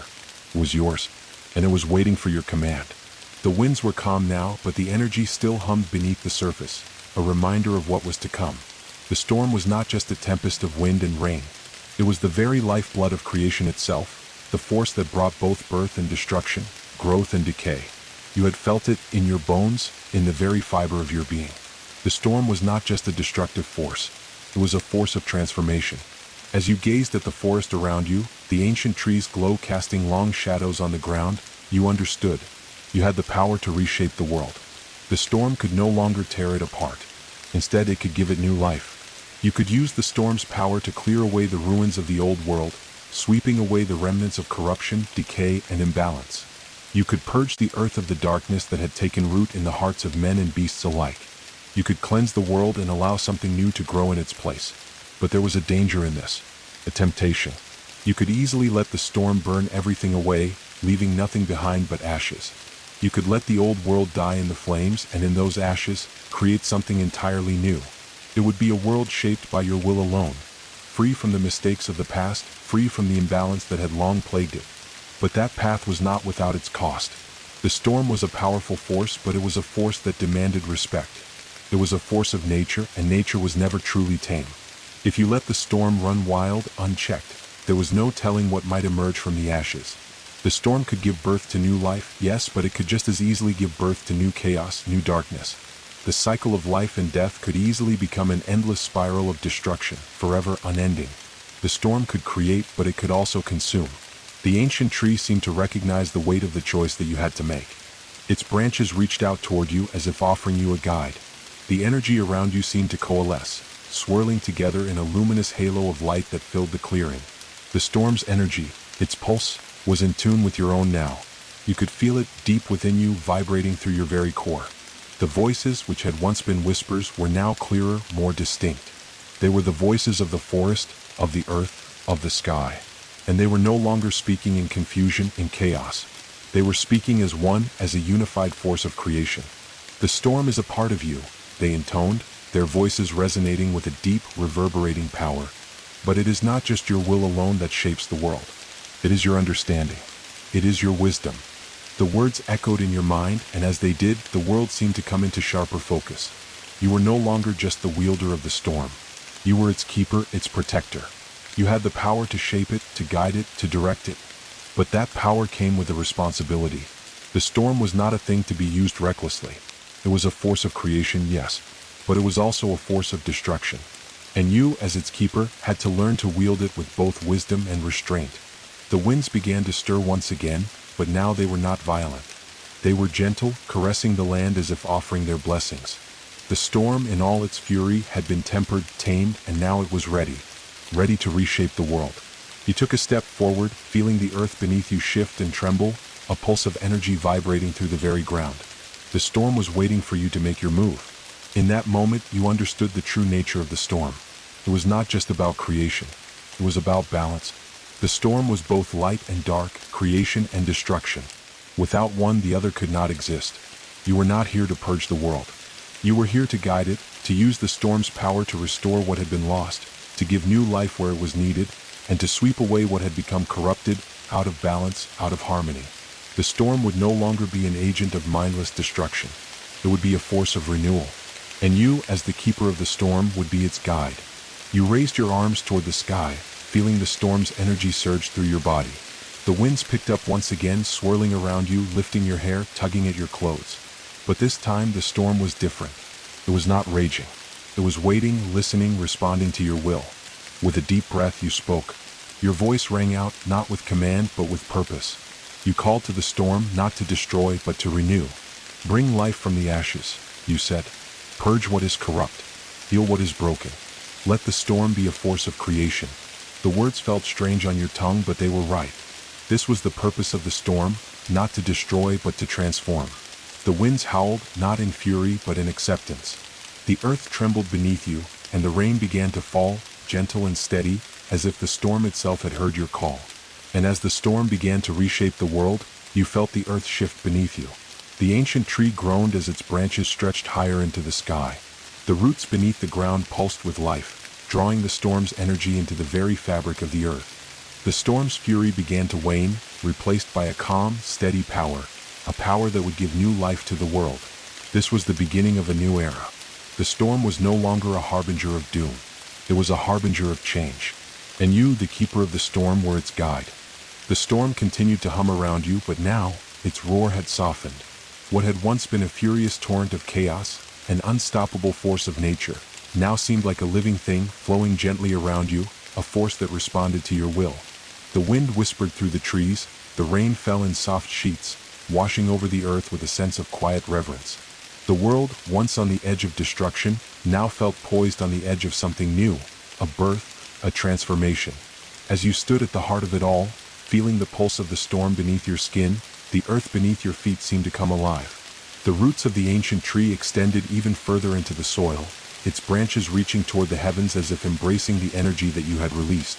The storm had been tamed, but it had not lost its power. No, it had become something else. It had become the catalyst for what was to come. The whispers of the forest grew louder, but not in urgency. There was a calm now in their voices, a sense of peace that had not been present before. The winds began to shift, swirling gently around you as if carrying the voices of the earth itself. The storm is no longer chaos, the voices murmured. It is the beginning of a new world. A world where the cycle of life and death, creation and destruction, is not a conflict but a harmony. It is you, Keeper, who has brought this balance back to the world. It is you who has reminded us all of what we are and what we can become. The ground trembled beneath your feet again, but this time it felt different. The shaking wasn't violent, wasn't the groaning of the earth in agony, it was the tremor of something awakening. The roots of the trees began to stir, shifting through the soil like the breath of a sleeping giant. Beneath you, the world seemed to stretch and pulse as if it were alive. And in that moment, you realized the truth. The storm had never been a force of destruction. It had always been a force of change. What you had done, what you had chosen, was not just to control it or to tame it. You had embraced it. And in embracing the storm, you had become the harbinger of a new world. A world that was no longer bound by the rigid rules of the old ways, a world where light and dark, life and death, creation and destruction would no longer be opposing forces, but partners in a harmonious cycle. The storm was now an instrument of renewal. It was a force that would clear away the old, yes, but it would not leave nothing in its wake. No, it would plant new life. It would water the seeds of a new world, and from the ashes of the old, something beautiful would emerge. As the wind settled, you felt a deep sense of connection not just to the storm but to everything around you. The forest, the trees, the earth, the sky, they were all part of you. And you were part of them. The storm had made you its keeper, but it had also made you a part of the world itself, a link in the endless chain of life. You turned your gaze toward the horizon. The sky, once dark and brooding, was now beginning to clear. The storm had not left destruction in its wake. It had cleansed the air, cooled the earth, and created space for new growth. The trees around you stood tall and proud, their leaves shimmering with the remnants of the storm's energy, as if they had been reborn. The world was breathing, stretching, waking up from the long slumber that had kept it in balance. And now the storm's energy was a part of that balance. But as you looked out over the land, you felt a pull, a deep, insistent tug at your heart. The storm had begun a new cycle. The winds that had once been wild and untamed had now calmed, but they still held the essence of the storm's raw power. You had shaped the storm, bent it to your will, but now it was no longer just your storm. It was the storm of the world. And it was still alive, still hungry, still ready to sweep across the earth, carving out new paths, erasing the old, and leaving behind a blank canvas for new life to take root. The world had not been made perfect, not yet. The storm was not a magic wand that could erase all the past mistakes in an instant. There would still be struggles. There would still be suffering. The cycle of life and death, of creation and destruction, would continue. But now it was balanced. Now it was part of the flow of the earth, of the world, in a way that it had never been before. The tree before you seemed to shudder, and the earth beneath you responded, rising up as if to meet the storm's energy. The branches of the tree reached higher, the roots dug deeper, and the pulse of life beneath your feet quickened. The world was waiting. Waiting for you to take the next step. Waiting for you to guide it. You felt the storm within you as if it had become a part of your soul. The winds, the rain, the lightning that had once been chaotic and uncontrollable, now they were a part of the larger symphony of life. You had learned the true nature of the storm. You had learned that the storm was not a force to be feared, but a force to be embraced. It was not a destroyer, but a creator. And it was now your responsibility to guide it, to ensure that its energy was used to reshape the world in a way that honored the cycles of nature, that respected the balance between life and death, light and dark. The storm had given you its power, but it had also given you something else: wisdom. Wisdom to know when to act, when to release the storm's fury, and when to let the winds die down and the rain soften. Wisdom to see that, in the end, it was not the storm itself that would change the world. It was what came after the storm. What would emerge from the fertile soil it left behind.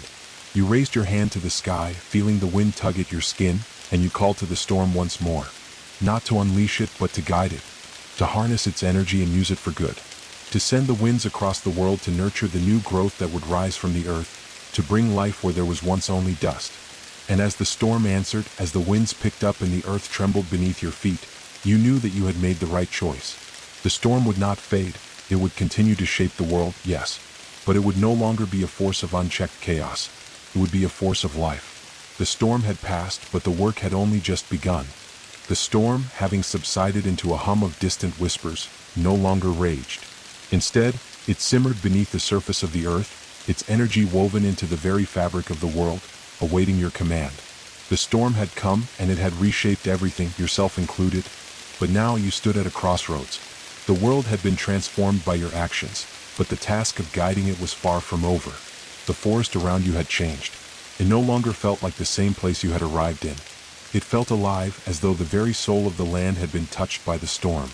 The trees now stood taller, their leaves shimmering in a glow that seemed to pulse with the rhythm of the earth itself. The air was heavy with the scent of rain and earth, and the distant sounds of creatures stirring from their slumber echoed through the clearing. It was as though the storm had breathed new life into the world, revitalizing it, preparing it for the next chapter. But it wasn't just the forest that had changed. The storm had touched everything, every rock, every blade of grass, every drop of rain.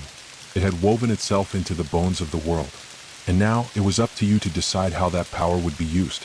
The winds shifted once again, picking up gently around you, and you could feel them pulling at your skin, urging you to take action. The storm was no longer a destructive force. It had become something far more delicate, far more intricate.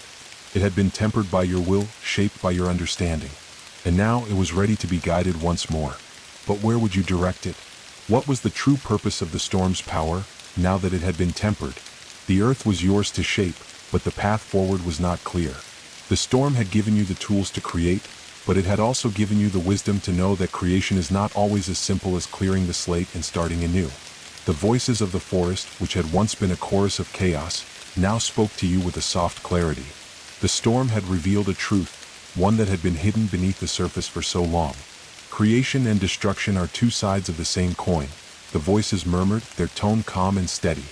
The storm is not here to erase what has come before. It is here to guide what is to come. It is not the storm's fury that you must wield.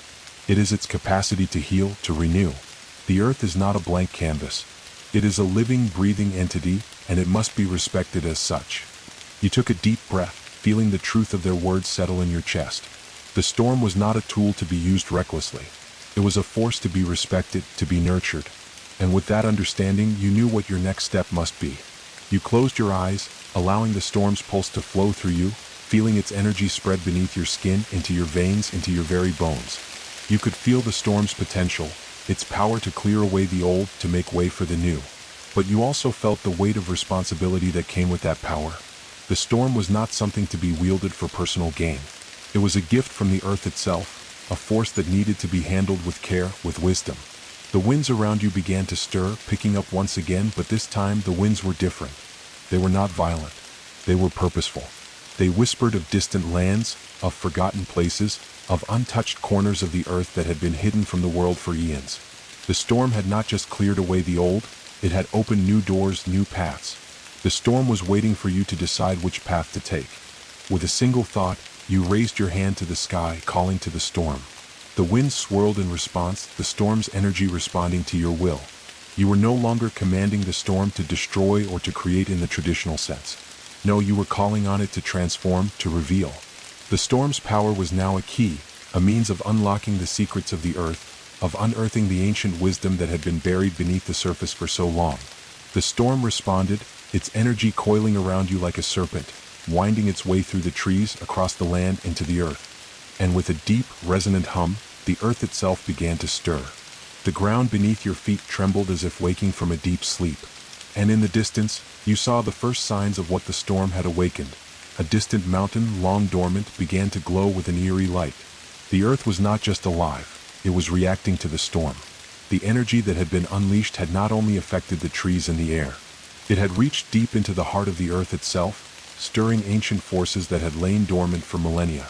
You watched, transfixed, as the mountain's glow grew brighter. The storm had revealed something buried deep within the earth. Something ancient, something powerful. The storm had not just created a new world, it had unlocked the door to the past, to the forgotten knowledge of the earth itself. But what had been revealed? And what would you do with the power you had unleashed? You knew that this was only the beginning. The storm had opened the door, but now you had to choose which path to follow. The mountain, the glowing energy, the ancient forces, these were not things to be taken lightly. They held knowledge, yes, but also power. And with that power came danger. The storm had not just given you the power to shape the world, it had given you the responsibility to guide it. And as you looked toward the glowing mountain, you understood. This was not a world to be reshaped on a whim. This was a world to be nurtured, to be understood, to be guided. The storm had revealed a new path, but it was a path that would require wisdom and care. The forces you had awakened could be used for good, yes, but they could also be misused. The storm had not just unlocked the secrets of the past, it had opened the door to the future. And now you must decide what kind of world you will shape from what you have learned. The air was thick with anticipation, the storm's energy still crackling beneath the surface. As the glow from the distant mountain pulsed, you felt a deep, unshakable pull toward it. It wasn't just the storm's power that was guiding you, it was something deeper, something ancient, a call from the earth itself, a voice carried on the winds of the storm. It whispered to you, urging you to uncover what had been hidden for so long. The forest around you seemed to hold its breath, the trees standing still, their branches swaying gently in the calm after the storm. The ground beneath your feet thrummed with the storm's lingering energy, and you knew that every step you took from this moment onward would lead you further into the unknown. The storm had not just awakened the land, it had opened a path, a journey that you had to walk whether you were ready or not. You turned toward the mountain, its glow growing brighter with each passing moment. The world around you felt alive, the energy from the storm weaving through the trees and rocks, lifting you, urging you forward. You had seen the power the storm could wield, the destruction it could bring. But now you felt something else, the potential for creation, for discovery. The storm was not merely a force to be controlled. It was a force to be understood. As you walked toward the mountain, the earth beneath you shifted. The ground trembled as if something deep within the earth was stirring in response to your presence.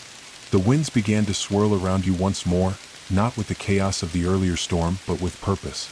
They pushed you forward, guiding your steps as if they knew the way. The mountain loomed ahead, its peak lost in the clouds, but the light that emanated from it was undeniable. It was not a firelight, not a flame that burned. No, this light was cold, crystalline, almost otherworldly. It radiated from deep within the earth itself, a light that had been hidden for eons. And now it was calling to you. The closer you got, the stronger the pull became. The storm's power seemed to be concentrated around the mountain, and with each step, you felt the weight of what you were about to uncover. The earth was alive with whispers, the voices of the land, of the forgotten forces that had shaped the world long before you had arrived. They were urging you to continue, to seek the truth that had been buried beneath the surface. You reached the base of the mountain, and the air grew thick with energy. The wind howled, but it was no longer a violent wind. It was a wind that invited you, beckoning you to come closer, to witness what lay within. The ground beneath your feet cracked and shifted, revealing ancient markings on the stone, symbols that seemed to pulse with an energy that was both alien and familiar. The storm's energy swirled around you, and you realized that the power you had unleashed had led you to this moment. This mountain, this forgotten place, was the source of the earth's heartbeat. It was the core of the balance you had sought to restore, the nexus of creation and destruction. And now you had arrived at the threshold. You reached out, your fingers brushing against the ancient symbols. As soon as your skin made contact with the stone, the earth trembled again, and the mountain responded, a low rumble emanating from deep within its core. The glow intensified, blinding for a moment, and you had to shield your eyes. The storm, the mountain, the energy, they were all connected. And as the glow settled, the truth became clear. This was no ordinary mountain. This was a place of power. A place where the earth's deepest secrets were kept. A place where the storm's energy had been stored, guarded by the ancient forces of the world. It was the wellspring of creation, the cradle of life itself. But it was more than that. It was also a place of balance, where the storm's chaotic energy could be harnessed, focused, and directed. The storm had not just given you the power to create. It had given you the key to something far greater. You had unlocked the ancient forces that governed the world, forces that had been dormant for millennia, hidden beneath layers of time and earth. But with that knowledge came a heavy burden. You now held the key to the future, and the future of the world rested in your hands. You closed your eyes and focused, reaching out with your mind, feeling the storm's pulse resonate through your very soul. The energy was overwhelming, the storm's power so vast, so ancient, that it felt as if you were standing at the center of the universe itself. The mountain's glow pulsed in time with your heartbeat, a rhythm that echoed through the air, the trees, the earth. You have awakened us, a voice whispered in your mind. It was not a voice from the forest, nor a voice from the storm. This voice came from the earth itself, from the mountain, from the core of creation. You have unlocked the door to the past, and now, you must decide what to do with the knowledge you have gained. The voice faded, but the words lingered in your mind. The storm had led you here, to this ancient place, to this mountain of power. But what would you do now that you had discovered the truth? The forces you had awakened were not to be used lightly. They held the power to shape worlds, to create life, and to destroy it. The storm had always been a force of balance. Creation and destruction, life and death. These forces were not separate. They were one, bound together in the cycle of life. And now, you were the keeper of that balance. You had been given the power to guide the storm, to direct its energy. But the question remained, how would you use that power? The mountain, the earth, the storm, all were part of a greater whole. And you now stood at the center of it all. You could create, yes. You could reshape the world in your image. Or you could destroy what had come before, purging the old and leaving room for the new. The storm had shown you the path, but it was up to you to decide which way to take it. You stood at the crossroads of creation and destruction, and the weight of that choice pressed down on you. The storm had revealed the truth, but now the true test awaited. What kind of world would you create from the ashes of the past? The air hummed around you, electric with the weight of the decision before you. The storm's power pulsed through the mountain, through the earth itself, resonating within the very core of your being. You could feel the forces of creation and destruction stirring beneath the surface. ancient energies swirling like an unseen storm, waiting for your command. The mountain's glow intensified, becoming blinding once more, and in its radiance, you felt the weight of everything, the weight of history, of the earth, and of the storm that had chosen you to carry its legacy. You had come so far. The storm had swept across the land, had reshaped the world in its wake, but now, standing at the foot of the mountain, you realized that the storm was not the end. It was only the beginning. The question, though, was not just about how the storm had changed the world, it was about how you would use it. The voices of the earth, the storm, the mountain, they all seemed to echo in your mind, blending into a singular, unified voice. The storm is not your enemy, nor is it your ally. It is part of the world's rhythm, the pulse of life itself. It is neither chaos nor order, but the force that binds them together. The voice faded, but the message lingered, settling deep within your soul. The storm was not a force to control, nor a force to fear. It was a force to understand. And now, standing at the threshold of the mountain's heart, you understood. The storm had been both a purifier and a creator, but it was what you did with that knowledge that would shape the world to come. The wind picked up once more, swirling around you with a purpose, but it was not chaotic. It was gentle, like a soft breath of wind urging you forward. The storm's energy was no longer a destructive force. It had become a force of potential. It was now yours to shape, to guide, to weave into the fabric of the world. But that power, that responsibility weighed heavily upon you. The mountain before you loomed larger, its peak still hidden in the clouds, but the glow had become so bright now that it seemed to pulse with a life of its own. The storm, the earth, the sky, they all seemed to bend toward the mountain, toward the energy that radiated from deep within it. It was as if the entire world were holding its breath, waiting for you to make the final choice. You stepped closer to the mountain, feeling its ancient power call to you, beckoning you to come closer, to enter the heart of creation itself. The ground beneath you trembled once again, but this time the earth felt like a living thing, a breathing entity that responded to your very presence. The storm was not a force to be harnessed and contained. It was part of the earth, part of the world, and now it was a part of you. The moment your hand touched the glowing stone at the base of the mountain, the world seemed to shudder. The glow expanded, swirling outward like the opening petals of a great flower. And in that moment you saw it. A vision, clear and vivid, as if the storm itself were revealing the future. You saw the earth, untouched by human hands, a wilderness of untamed beauty. The forest stretched for miles, the trees ancient and tall, their leaves shimmering in the sunlight. The rivers ran clear and pure, winding through the land, feeding the earth, nourishing life. You saw creatures, both great and small, moving through the forest, living in harmony, each fulfilling its place in the great cycle of life. And above it all, the sky stretched wide and endless, its blue broken only by the occasional swirl of clouds, a reminder of the storm's presence, ever watchful, ever protective. But that vision was not all you saw. As the glow deepened, you saw shadows creeping over the land. Dark clouds gathered at the edges of the sky, and the winds began to stir once more, restless and unpredictable. The earth cracked, the trees fell, the rivers flooded their banks. The harmony of life was shattered, the balance disturbed. And in the center of it all, you saw you, the keeper of the storm, standing, watching as the world descended into chaos. The vision faded, leaving you breathless and shaken. The storm's power was no longer a simple force. It was a dual-edged sword, a power that could create life but also destroy it. You now understood the magnitude of what you were about to undertake. The storm's energy was not just a tool, it was a living force, a part of the earth itself. And you were its guardian. You stood at the edge of the mountain's heart, the storm swirling around you in a gentle, insistent pulse. The decision was before you, clear and undeniable. Would you unleash the storm once more, allowing it to sweep across the land, creating a new world? Or would you temper its power, guiding it to heal, to restore the balance, to renew the earth without consuming it in the process? The storm was not a weapon to wield. It was a force of life, of change. It was the pulse of the world, beating with the rhythm of creation and destruction. But how you shaped that rhythm was entirely up to you. Would you give in to the temptation of using its raw, untamed energy, allowing it to ravage the earth and start anew? Or would you use its power more carefully, with patience, to guide the world toward a future of balance and harmony? The voices of the earth, the storm, the mountain, they all seemed to whisper as if urging you to choose. They no longer spoke with urgency, but with an understanding. The choice was yours, keeper of the storm. The future of the world rested in your hands. You felt the storm's power surge through you again, felt its energy racing through your veins, urging you to act. And for a moment you were torn between the raw, unbridled energy of creation and the delicate responsibility of guiding that energy toward something lasting, something enduring. The storm was alive. It was part of the world, part of the earth, and part of you.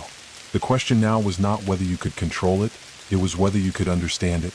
You closed your eyes, feeling the storm's pulse in your heart, and made your choice. The choice you had made reverberated in your very soul. As you stood at the mountain's heart, a quiet understanding settled over you. The storm's power was vast, its potential limitless, but it was not meant to be wielded recklessly. The ancient forces you had awakened were not simply tools for creation or destruction, they were forces of balance. And it was this balance, this delicate harmony between life and death, creation and decay, that would define the future of the world. The storm had shown you two paths, one of raw creation, a sweeping wave of power that could obliterate the old world and birth something entirely new. The other, a more tempered path, one of renewal, where the storm's energy would heal, restore, and transform without destroying what had come before. As you felt the pulse of the earth beneath your feet, the storm's power coursing through you, you understood that this decision was not about what you wanted, it was about what was needed. The storm was not a weapon to be used for personal gain, nor a force to be feared. It was part of the world's natural cycle, a force that demanded respect, not control. And you, as the keeper, had been entrusted with that responsibility. You could feel the weight of that responsibility pressing down on you, heavy like the mountain above. The earth was alive with energy, vibrating with the storm's power. The winds swirled around you, no longer chaotic, but purposeful, as if waiting for you to give the signal to move. The mountain, too, seemed to hum with life, the ancient markings etched into its surface glowing faintly as they responded to your presence. The storm had been awakened. Now it was your task to guide it. You raised your hand to the sky, feeling the storm's energy respond, its pulse quickening in sync with your heartbeat. The winds began to pick up, the soft murmurs of the storm rising into a steady crescendo. The earth trembled beneath you, the very fabric of the world shaking as if it too was waiting for your command. The power was within you now. You were no longer a mere observer. You were the keeper, the guardian of the storm, the protector of balance. You closed your eyes, taking a deep breath, and felt the storm's energy surge within you. The winds, the rain, the lightning, all of it was a part of you, a part of the world. You could feel the balance, the delicate thread that held the storm's fury in check. And with that understanding, you knew what had to be done. The storm was not meant to be destroyed or repressed. It was meant to be guided, to be used for the greater good of the earth, for the world that you now stood upon. You would not unleash its full power, nor would you allow it to fade into silence. You would temper its strength, channeling it to restore the balance that had been lost, to heal the earth, to bring life where there was decay, and to sweep away the corruption that had taken root. You turned toward the mountain's peak, the glow now fading into a soft, steady light. The storm's power had been released, but it was not a force of destruction. It was a force of transformation. The winds, the rain, the energy, they were now part of the world, part of the natural cycle, and it was your task to help guide them. With a deep breath, you raised your arms to the sky, calling upon the storm once more. The winds howled in response, the rain began to fall in a gentle, steady rhythm. The storm's energy swirled around you, lifting you from the earth, carrying you toward the heavens. But this time it was different. The storm was no longer a chaotic force. It was a thing of purpose. It was a force of change, a force of life. As you stood suspended between the earth and the sky, you felt the storm's power surge around you. The winds wrapped around your body like an embrace, pulling you toward the distant horizon. The storm was calling to you, beckoning you to guide it, to shape it, to use it for the greater good of the world. And so you did. You sent the storm's energy out across the land, not in a violent wave, but in a controlled, purposeful flow. You guided it to the forests where the trees had withered and died, to the rivers that had run dry, to the fields that had been scorched by fire. You sent the rain to the parched earth, the winds to the desolate corners of the world, carrying with it the promise of renewal, of restoration. And where the storm's energy touched, the world responded. The earth trembled beneath you, but this time it was not with fear, it was with life. The trees began to stir, their roots reaching deep into the soil as the rain soaked the ground. The rivers began to flow once more, their waters shimmering in the light of the storm. The winds carried the seeds of new life across the land, planting them in the fertile soil, nurturing them to grow. And above it all, the sky was no longer dark with the fury of the storm. It was lit with the soft glow of the new world, a world born from the storm's energy, but shaped by your hand. As you guided the storm's power, you felt the weight of your task. The storm was not a force to be controlled, it was a force to be understood. It was not a thing to be feared, but a part of the world's natural rhythm. And you, as the keeper, were its guardian. The storm had been a force of creation and destruction, but now it was a force of balance. The earth had been healed, renewed, restored. The cycle of life and death, creation and decay, was once again in harmony. And with that harmony, a new world was born. The storm's energy flowed through the land like a river of life, rejuvenating everything it touched. It was no longer the chaotic force that had once raged through the earth. No, now it was a delicate dance, a symphony of nature's cycles, each wind, each drop of rain, each flicker of lightning carrying the promise of balance, of renewal. You had steered the storm with precision, with care, and now the world breathed a sigh of relief. But as the earth began to heal, something deep within you stirred. You had made the world right again, had calmed the storm, but the energy still thrummed beneath the surface, restless, waiting for more. The storm had not finished its work, it had only begun. The mountain behind you stood tall, its peak now clear, the light still glowing softly from its depths. It was as though the mountain itself was watching, waiting, guiding you. You could feel the earth's pulse beneath your feet, its heartbeat echoing through your bones. The storm had been born from this land, but now it was more than that. It was part of the land. The storm had become a living thing, a force to be respected, revered, and understood. The winds began to pick up again, gentle at first, then rising in intensity, calling to you. The storm, while calm, was still there, still alive. It no longer raged with fury, but it simmered, like a fire contained, waiting for the next spark. You felt it then, the call of the storm, the pulse of the land beneath you. The earth was not just alive, it was speaking to you. The winds, the whispers of the trees, the movement of the rivers, they all carried the same message. The storm was not finished. You had brought the balance back to the world, yes, but now the storm was asking for something more. Your hands still tingled with the storm's power, the energy flowing like a stream through your veins. The earth had healed, but the storm's force remained potent and wild. It was no longer a force to be controlled, it was a force to be followed, guided toward its next destination. The sky, once dark and turbulent, was now clear, the stars twinkling brightly above. But there was something new in the air, something unfamiliar. The mountain's glow had shifted, no longer a soft, steady light, but something brighter, more intense. It pulsed as though responding to your presence, calling you forward. You felt the pull once more, the weight of your role as the keeper. You had restored balance to the world, but in doing so, you had also become a part of the storm. The storm was you, and you were the storm. It was not just a force to be used, it was a part of you, as much a part of you as the blood in your veins, the breath in your lungs. And yet, with that understanding came a deeper realization. The storm had come to you for a reason, had chosen you to be its guardian, not just to restore balance, but to expand it. The storm was not merely a force of nature, it was a force of connection, a bridge between the worlds. The wind could carry secrets from the distant corners of the earth. The rain could nourish the roots of forgotten forests. The lightning could ignite the fires of creation, of new ideas, new dreams. The storm, though powerful and chaotic, was a unifier.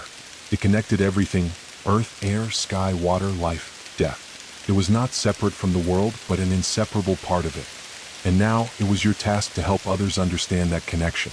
The storm had shown you that it was not an isolated force, but a cycle. One that had always existed, and one that would always exist. You turned your gaze back to the glowing mountain, its light brighter now, almost overwhelming in its intensity.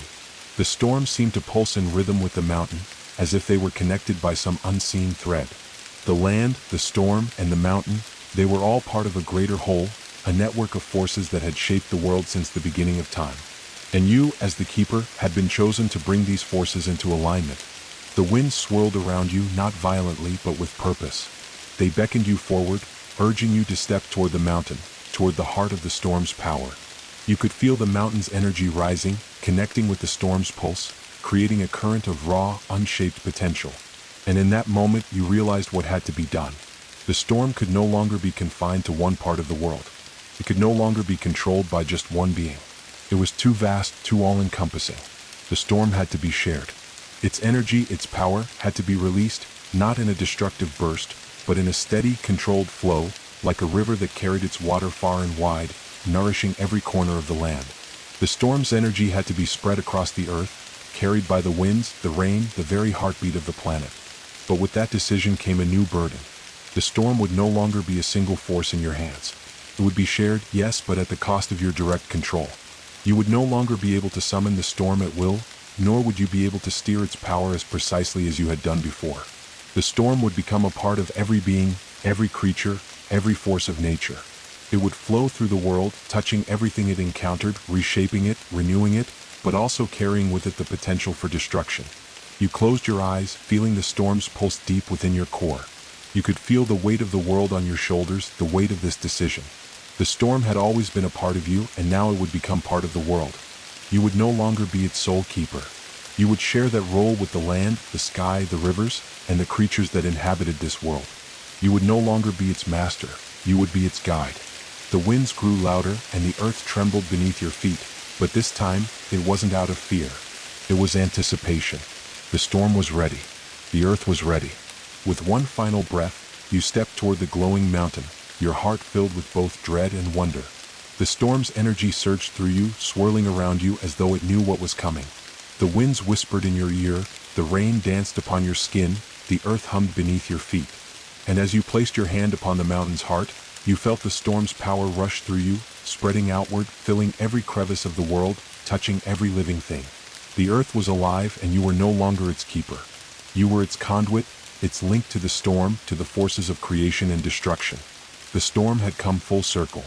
Its fury, its power, its raw energy, it was now the world's. But it would always carry a part of you with it, as you would always carry a part of it. The world was in balance once more. And the storm had found its place, not as a force to be controlled, but as a force to be understood, a force that was part of the very fabric of life itself. The winds whispered softly around you, as though the storm itself were reflecting on the monumental shift that had just occurred. The mountain's light dimmed ever so slightly, no longer blinding but soothing, as if acknowledging the change you had brought about. You stood at the precipice of something greater than yourself, something older than time, something that had always existed and would continue to do so long after you had passed. The storm had taken on a new role, no longer confined to a singular entity, but spread across the fabric of the world, woven into the very pulse of the earth, the sky, and the waters. It was no longer something to be commanded. It was no longer yours to control. It had become a part of the collective, a force shared by every living thing, by every being who walked the earth. It had become the heartbeat of the planet itself. But as you stood there, amidst the aftermath of your decision, a new question arose. What did it mean for the world to carry the storm within it? What would become of the creatures that lived in its flow? Would the earth thrive under this new balance, or would it fracture under the weight of such a vast, potent force now integrated into every aspect of life? The mountain before you stood silent, its glow now dimmed to a soft pulse, like the earth's own heartbeat. The storm was not finished.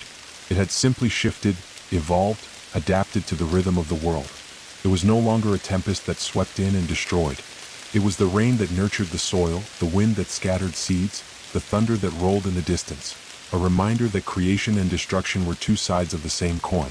Life and death, renewal and decay, were all part of the same cycle, and the storm in its new form would continue that cycle in ways that you could only begin to understand. As the storm's energy coursed through the land, you could feel the changes taking place. The trees that had once groaned under the weight of age and decay now stirred with newfound vitality. The rivers that had run dry in distant corners of the earth began to swell with fresh water. The winds shifted, blowing through the fields, carrying with them the sweet scent of blooming flowers. All across the land, the world was awakening, but in a way that felt different than the storm's chaotic arrival. This awakening was not violent. It was gentle, steady, like the first rays of dawn spreading across a sleeping world. And yet, as you stood there, you knew that the storm's power was still there, still alive. The storm had not disappeared, it had simply become part of the land, part of every living thing. It was in the pulse of the trees, the hum of the winds, the songs of the birds. It was in the quiet stillness of the night, where the stars flickered, and the earth's heartbeat echoed beneath the ground. But with this new state of balance, a new responsibility arose. The storm was no longer under your sole guidance. The world itself now carried the burden of its power, and you were not its master. You were the caretaker, the one who had set the balance in motion, and now it was up to the world to maintain that balance. The storm would not be controlled by any one being. It would flow freely, adapting, shaping the world in ways that were yet to be seen. Still, you wondered, what would happen to the beings who walked the earth? To those who had never known the storm's fury, to those who had never felt the weight of its power? Would they understand? Would they embrace the storm's new place in the world? Or would they fear it as they had feared the wild, untamed forces of nature before? As these thoughts rumbled in the depths of your mind, the storm, now fully integrated into the Earth's pulse, responded with a subtle shift. You felt it as a gentle breeze on your skin, as the earth beneath you hummed a little louder. It was as if the storm were asking you a question. What would you do now, keeper of the storm? What legacy would you leave behind? The answer, it seemed, lay not in controlling the storm, but in guiding the world toward understanding it. The storm was a force that could be feared or revered, used to create or destroy, but it was not a force to be underestimated. It was both a gift and a responsibility. And now the storm would shape the future, but so too would the creatures of the earth. They would either live in harmony with its pulse, or be consumed by it. You closed your eyes and for a moment, allowed yourself to feel the storm's energy coursing through you once more. It was not overwhelming, it was not chaotic. It was an understanding and acceptance of the storm's place in the world. The storm, with all its power, could be harnessed, but not by one being, not by force. It had to be understood, respected, nurtured. As you opened your eyes and took one last look at the mountain, you realized that the true task before you had only just begun. You were not meant to carry the storm's power alone. You had been chosen to help the world understand it, to teach the creatures of the earth, the people, the beings that walk the land, how to live with the storm, how to coexist with it, how to use its power for growth, not destruction. And so, with a deep breath, you set your course. You would walk the earth, sharing the storm's lessons, helping the world understand the balance between life and death, creation and destruction. You would not be the keeper of the storm anymore, for the storm was no one's to control. You would be the guide, the teacher, the one who showed others how to embrace the storm's pulse, how to live in harmony with its power. The winds shifted again, this time carrying a soft murmur, as though the earth itself were acknowledging your decision. The mountain, now quiet, seemed to nod in approval. The storm's legacy was no longer a single being's burden. It was the world's. And you, keeper of the storm, had set it free. The winds, once sharp and unpredictable, now carried a calm with them.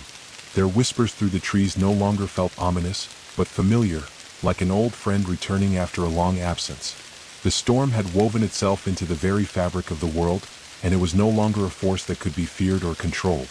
It had become a part of life, a part of the earth's pulse, and in its wake, a new understanding began to take root. As you moved through the world, the land seemed to shift in response to the storm's new place within it. The trees that had once struggled to grow now reached toward the sky, their leaves vibrant and full of life. The rivers, once dry and parched, flowed freely once more, their waters carrying the essence of the storm, rich with renewal and power.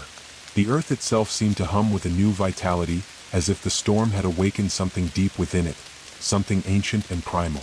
You had set the storm free, given it a place among the people, the creatures, and the world itself. But the real work had only just begun. The storm was no longer yours to command, but the world had not yet fully understood its new place. The land was healing, yes, but so were the hearts of the people. The balance between creation and destruction, life and death, had to be maintained, learned anew by every being who called this world home. The winds were not only a force of nature. They carried knowledge, wisdom, and power. They were the voice of the storm, but also the voice of the earth itself, a language that could be understood by those who took the time to listen. You had once been its keeper, its guide. Now you had become its teacher.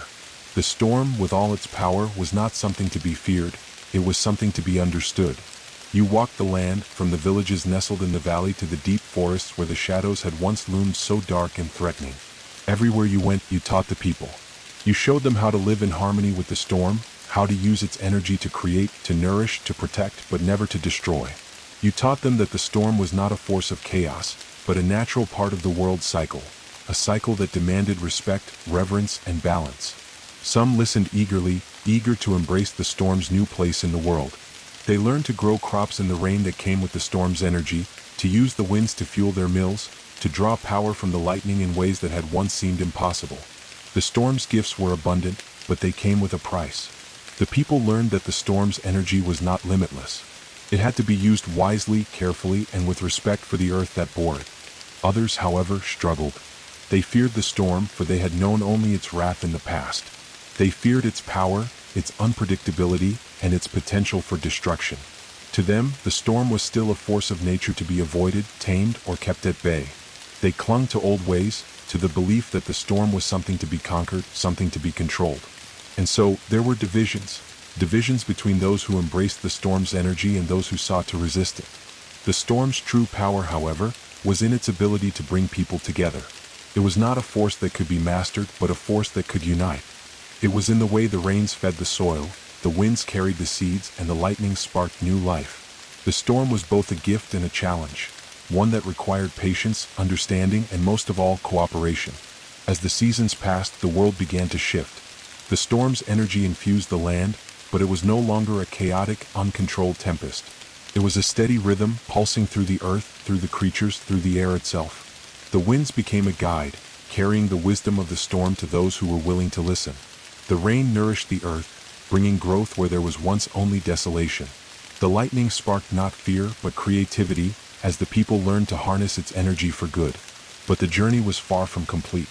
While some embraced the storm's new place in the world, others remained skeptical. There were those who saw the storm as a threat, a harbinger of chaos. They resisted its power, believing that the world had become too unpredictable, too wild. To them, the storm was a force to be controlled, not shared. They sought ways to bind it, to tame it, to make it their own. And in doing so, they threatened the delicate balance that had been created. The storm was a gift, yes, but it was also a responsibility. It had to be handled with care, with wisdom. Its energy could bring life, but it could also bring death if mishandled. The storm was neither good nor evil. It simply was, and it was up to those who lived in its wake to decide how it would shape their world. As you continued your journey, moving from village to village, from city to city, you began to see the fruits of your labor. The world was changing, but it was a slow change. It would take time for the people to truly understand the storm, to accept it as part of the world's natural rhythm. But you had planted the seed of understanding, and it was growing, spreading across the land like the roots of a great tree. You began to realize that the storm was not just a physical force.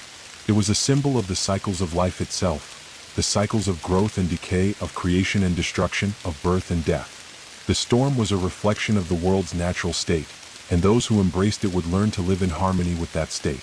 They would learn that the storm was not something to be feared, but something to be understood, to be respected, to be woven into the fabric of life. The future was uncertain, of course.